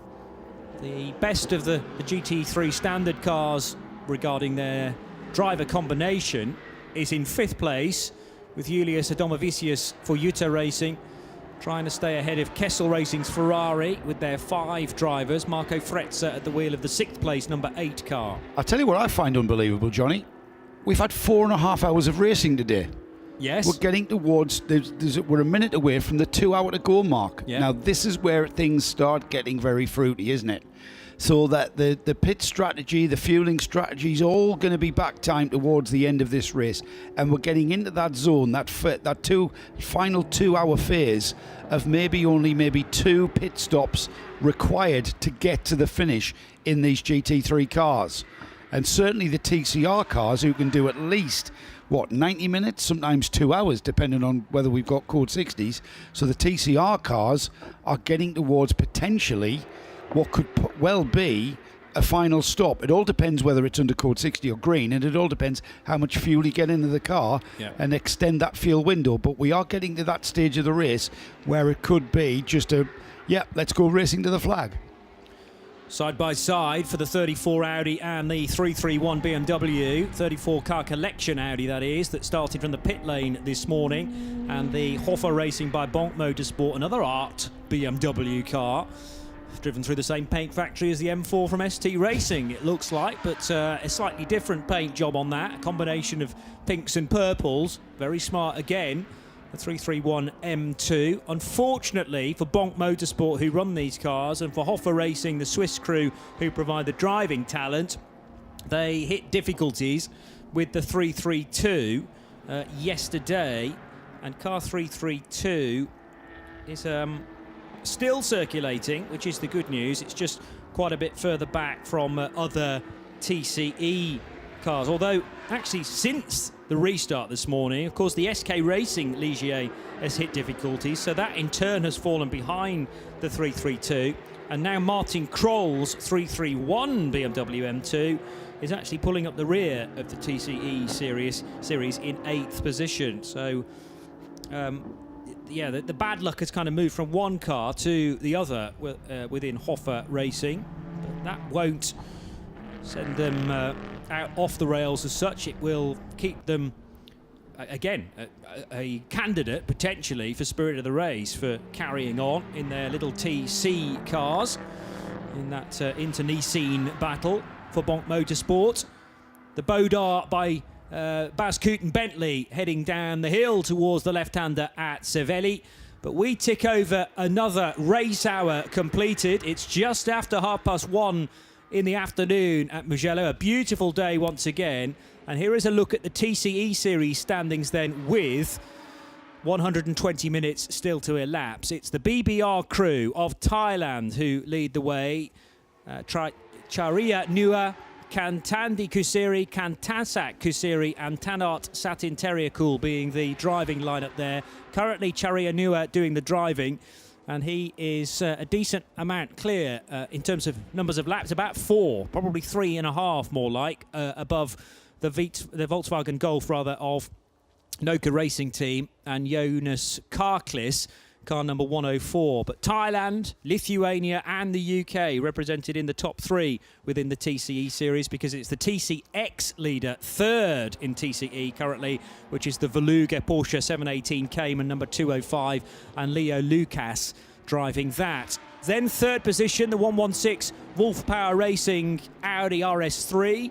And it's Ivars Valers, fresh, unfortunately, from his moment in the gravel at Buccini corner. But the car no longer shown in the pits. So that might be a bad sign, actually, because the car was brought back to the pit lane.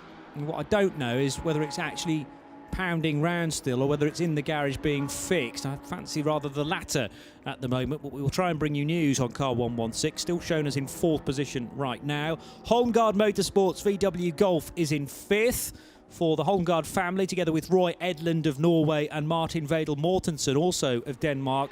6th position, the Hoffa Racing by Bonk Motorsport BMW M2 CS racing car, with its 365 brake horsepower. Car 332 leading its class in 6th position in the TCE race. Then the SK Racing Ligier JS2R of France, number 215. And finally, car 331 still in the running, again for Hoffa Racing by Bonk Motorsport. In the GT Series race, remember 2 races in 1 again here at Mugello for 2022. It is the ST Racing crew, the BMW M4 GT3 that stays out front. Samantha Tan now enjoying a stint or 2. Canadian driver joining fellow Canadian Nick Whitmer and Bryson Morris, who admitted to Di not too long ago that his driving duties were done for the day. But a really good foundation he has provided for the other 2 crews. So I reckon probably Samantha Tan for the rest of this stint and maybe a little bit more, but she won't be able to make the finish because she was put in prior to us reaching this 2-hour mark. And remember, it's a maximum drive time of 120 minutes, so we'll need a bit of Nick Whitmer towards the end. 2nd position is the 25 Manfilter Team Landgraf Mercedes in the Mamba colours, and currently Alexander Krakowina driving it. I'm sure Bernd Schneider will be being kept back for the closing stages of this year's Mugello 12 Hours. 3rd position, it's the Phoenix Racing GT3 Pro-Am entered Audi of Phoenix Racing for Sven Herberger. Then Joe Foster in the CP Racing Mercedes AMG 4th. 5th position for Julius Adomavicius for Jutta Racing and their Audi R8, which runs in GT3, as does the Ferrari behind from Swiss squad Kessel Racing and Marco Frezza. Then the MP Racing car, the family from Bolzano in the northern part of Italy, making the trip to Mugello this weekend, but very much at a home race for MP Racing 7th. Then in 8th place, the class leaders in the 992 Cup division for Porsches, that's 909 Red Camel Jordans.nl. In 9th position, Red Ant Racing. Now, they run in 992 Ab Pro-Am, but there's nothing to stop them being on the overall 992 podium. They're going the right way about it so far, the team from Belgium. They got ahead of 929, the HRT Performance crew of Germany. 11th position is the Orchid Racing team with their Porsche Cup car, 917, ahead of the second Red Ant Racing entry, number 904. Then, from the Netherlands, NKPP, a car prepared by HRT Performance, number 928. They are 13th in the GT series, followed by Car Collection Motorsports Audi, number 34, which is a GT3 car. Then Porsche Laureate Racing 911, back to the Porsche Cup cars, and the 728, the HRT, is the GTX class leader. 72, the Jutta Racing Junior Squad, an Audi R8 from the GT3 Pro-Am subdivision. Ebby Motors with the slightly older Porsche Cup car is running in 18th position, but leading its class for the 4 Italians.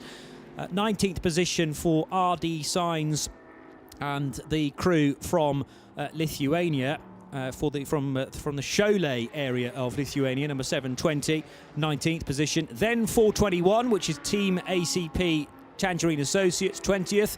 The second Porsche Laureate car, 21st. Bodar by Bas Kooten Racing Bentley Continental is 22nd. Santilot Racing's car is out of the running after big damage to the rear suspension. It was involved with in a crash at turn number 1 with the 61 EBM Porsche. And 24th is the first of 3 Vortex V8s, number 703. Then the 61 car, sadly out of the race as well, as Earl Bamber admitted to us. The highs and lows of motorsport, eh? Last weekend he was winning the Sebring 12 hours in Florida. This week turning to team management, but sadly his car won't reach the finish. Herbert Motorsports Porsche has had equally a nightmare event, sadly, but hopefully both Porsche crews are getting their bad luck out of the way nice and early on in the season. 974 is the second Ebby Motors car, running as the older spec Porsche, 27th. Orchid Racing's GT4 Porsche leads its class in 28th. 2 more Vortex V8s, 29th and 30th, 702 ahead of 701. Then the retired JR Motorsport BMW. That was a gearbox problem that put pay to the M6 GT3. And Villi Motorsports Porsche by Ebby Motors 955 sadly could not take the restart this morning after a crash yesterday. So an hour and 52 minutes to go, but we've had 4.5 hours of true entertainment so far here in Tuscany.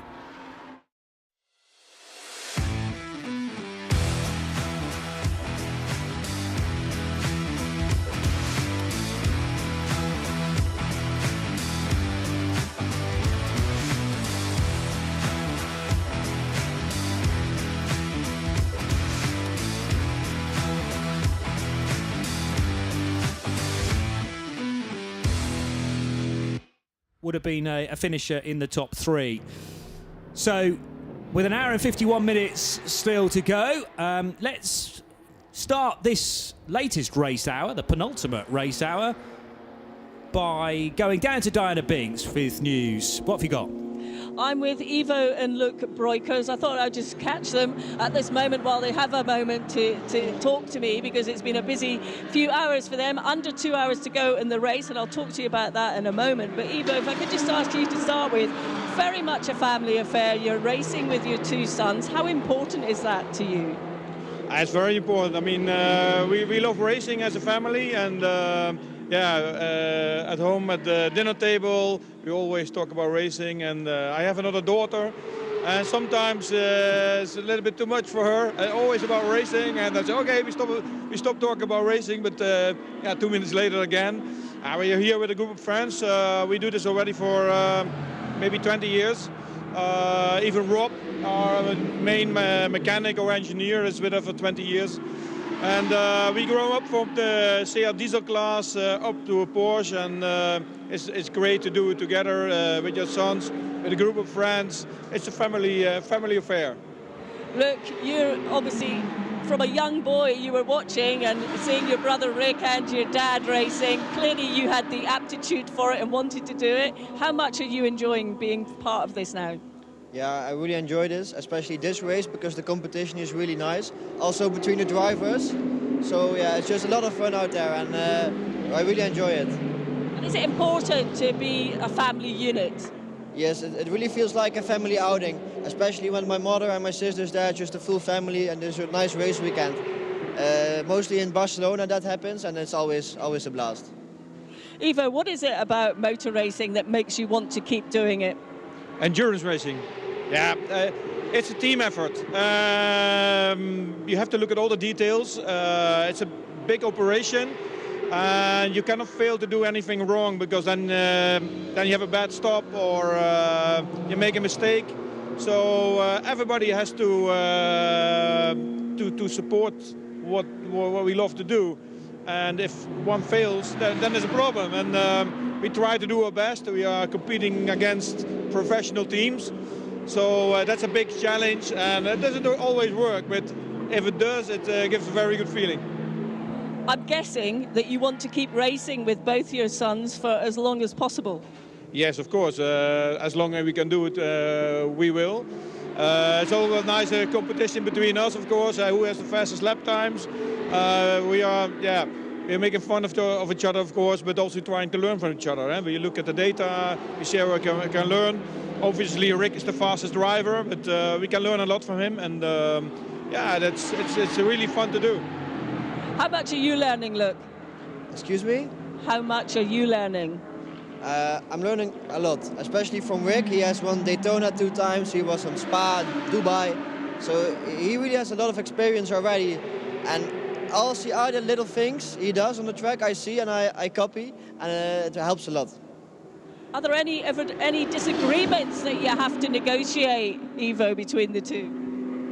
Competition, you mean? There is some competition as well. Usually I'm fastest in the beginning of the weekend, the first day, but usually he catches up during the weekend and he ends up a little bit faster than me. But it's not only about being fast, especially not on this track. You have to manage the tires. So we try to help each other as much as possible. And how much are you relishing the challenges of this Mugello circuit? Wow, it's a fantastic circuit. I mean, not only the circuit, but also the environment, of course. It's always good to be in Italy. The weather is fine, the track is fine, the competition is fine. So it's really a difficult track. It's a technical track, and this extra thing that you have to watch your tires makes it not boring at all. And we are enjoying. And look, finally, what knowledge have you accrued during this weekend here at Mugello? Sorry, one more time. What knowledge have you learned from your time on the track here at Mugello? This track is really with the long corners and late apexes. So this weekend I learned a lot from getting on throttle at the right time, because not too late, not too early. I looked at the data with my brother, how he does it, and I was getting closer and closer, and now I'm getting also more confident on the rear. So that's the thing I learned the most this weekend. Well, I'll let you both get back to it. We've got under 2 hours left in the race to go. Thanks very much, guys. Information about that 909 car. I've just been speaking to Ivo and Luke. They've been issued a penalty, 10 seconds, for not respecting refueling regulations. I'm not exactly sure what the infringement was, but with a 10-second penalty added, that's not really going to be a massive concern. They're a lap ahead of the Red Ant contenders. It's a battle of the red beasties, isn't it, Johnny? That was a question. What would win a fight in a fight, a red camel or a red ant? Well, I think if the ants were outnumbering the camels, I think my money would be on the ants. The camel on both Ivo and Luke's suits looks very angry indeed, and I just wonder whether that's because it has had a fight with, or rather been attacked by several red ants, and in a way that's what's happening, because there's 2 red ant racing cars queuing up to usurp the red camel car. So we'll wait and see what happens in the remaining hour and 3/4. But what happened a couple of seconds ago for Rick Breukers, who has to be at the wheel of the 909 now, down towards, this is the first sector, plenty of curb being taken at Materassi. There is some traffic in front as well, but look to be relatively clean there for Rick. Can pick off the BMW from Hoffer Racing in the braking area for Casanova corner. And some corrective steering there as he caught a bit of curb through the left-hander at Savelli. But he's encountering there the 72 Utah Racing car. Not sure who's at the wheel of 72. Oh, no, now I know. It's Aldrius Nick Vikas. And clearly the speed not quite there for the 72. Also dramas potentially for Alexander Rakovina, who goes over the curb at Scarpa rear corner a couple of minutes ago. And I think that actually had contact, Johnny. Well, it's the Veluga the car. 205 looked to be trailing fluid. And yes, there is a line of something on that front right corner. So no surprise that car 205 for Leo Lucas and Veluga leading the TCX category, let us not forget. I think that's coolant, isn't it? Coming out the front of the 205 Porsche. And that was by making contact, or the Manfilter Mercedes making contact with that right front corner. Radiators in the front of that car, as far as I'm aware, Johnny, and there's definitely coolant flowing from the front of that car. The car now being ushered into the garage backwards. So Veluga, who have got a very, very strong lead in the TCX class, they're currently 23rd overall, and the second of the TCX runners, they're on 229 laps. The Veluga car's 249 laps. So they've got a 20-lap lead. That is going to just disappear while that car remains static in the pit garage. Leo Lucas in the car at the time, and that was really unfortunate there. Alexander Rakovina just coming into contact with that little Porsche Cayman, and that's resulted in the Cayman having to pit. Yeah, and just one of those incidents that you're going to get naturally around Mugello, where there's a lot of single apex, or rather single racing line corners around this place, and whether you're in a GT3 car or, in the case of Leo Lucas, a TCX car, you're fighting for the same bit of real estate with every twist and turn of this place, and it doesn't take much confusion or thinking you're being ushered through the corner by the other car and then that turns out not to be the case, where unavoidable contact can happen.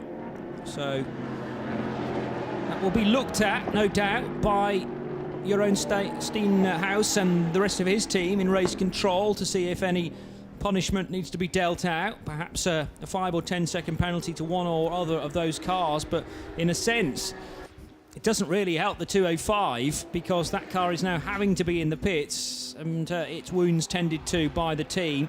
They've elected to push it into the garage so that more personnel than the 5 that can cross the white line normally just to change tyres and to help out with the driver change. You can get far more members of the crew sorting that car out once it's in the garage. The one thing I noticed here at Mugello is that it's not one car per garage, though, a lot of the time. No, sharing garages, yeah. So if you're sharing a garage with a crew that are also suffering dramas, space is incredibly tight, Joe. Yeah, absolutely. If you've got 2 cars in there getting repaired, then yeah, you do have a bit of a dilemma. I've kind of come to the realisation that Alexander Rakovina in the Manfilter Mercedes was in a bit of a hurry up there, squeezing down the inside of the Veluga Porsche, and that's because Sven Herberger is catching them. 12.6 seconds the gap between second and third now. We'll keep an eye on that Manfilter Mercedes being chased down by the Phoenix Racing Audi. Let's find out how bad the situation is at Veluga then, and exactly what's broken on the 205. Let's hear from the team boss with Diana. Benji, obviously that incident on track has resulted in the car coming into the pits and into the garage now. We could see some liquid coming out of the front. I'm assuming that's coolant. Is that the issue? Yeah, exactly. A little bit of contact for Leo in that stint there, and unfortunately we think it's burst the right-hand front radiator. It could be a clip or something minor, which is why we're going to have a look at it. But if the radiator's burst, that's quite probably an hour and a half's job, so it could be the end of the day for us. Yeah, we've sort of got about an hour and 40 minutes, I think, now on the clock to go. It's disappointing. Well, we'll wait to see. Hopefully it isn't that, and you can get back out on track, because basically you've been running really well. This is a brand new car. You've only had a number of days before we got to this event, and the performance was, impressive. No, exactly right. Yeah, so we got the car on Wednesday. So yeah, it's a testament to Porsche and Manthey that they build such a good car that we can just pick it up, put a setup on it and go racing. And yeah, we were up to third in TCE overall there, which is what we were kind of aiming for. So yeah, boys are going to have a quick go at it now and see where we get to. Well, I'll keep across it with you if you don't mind. That'll be great. But obviously, thanks for chatting. No problem. Thank you. Joe and I have just had a chance to witness what we thought was contact heading into the right-hander at Scarparia corner, but actually couldn't see the Mercedes and the Porsche touching there. So whether it happened prior to that run into the top section of the circuit, approaching the third sector, it's very difficult to tell, or it was an issue already starting to manifest itself. But I mean, there's been bits of contact here and there throughout the course of the race. And this is, again, potentially one of those moments where the TCE race interferes with the GT race, and one of the perils of running both together. Well, one of the joys, actually, of running both together on the same circuit at the same time. But unfortunately, for that TCX runner, they've come a cropper from it as a result. And thankfully, Benji Hetherington and the rest of the crew at the Veluga Concierge, as they call themselves, are not giving up yet. And you shouldn't do, because there's over 90 minutes to go. And they've got a 20-lap lead, so they can hang on to that class lead. Yeah. Yeah. But yeah, I mean, when that came into view, the Mercedes was kind of alongside, so whether any contact to the front end of that Porsche, I'm not sure. Whether there was something before they came into our view, that's what Johnny's just assumed there. We'll wait and see, but there was certainly something that happened to the Veluga Porsche to have caused that. I'm noticing the TC class cars, Johnny, appearing on the first page of the timing screens. We've got the first of the TC runners now in 30th place. That's the both cars entered by Hofer Bonk. Michael Mayer is in refueling. Martin Kroll is in refueling. They've been kind of circulating together, having a great time here at Mugello, racing those BMW M2s.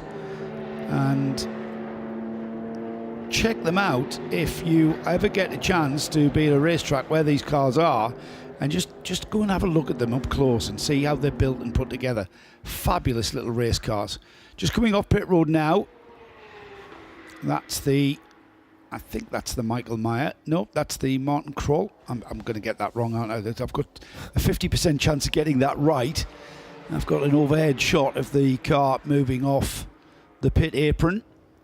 Into the pits has come the Ferrari number 8, Marco Frezza, now in the Kessel Ferrari. That car's running 7th overall, 2nd in the GT3 class.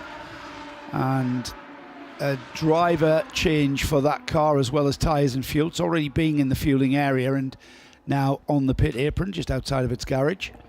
The gap between 2nd and 3rd, I mentioned a little while ago that the gap between the Manfilter Mercedes in 2nd and Sven Herber in the Phoenix Audi in 3rd was at 12 seconds. It's now at 8. So Sven Herberger is lapping consistently quicker than Alexander Rakovina in front of him. And that is a battle for the overall podium here at Mugello. So all to play for.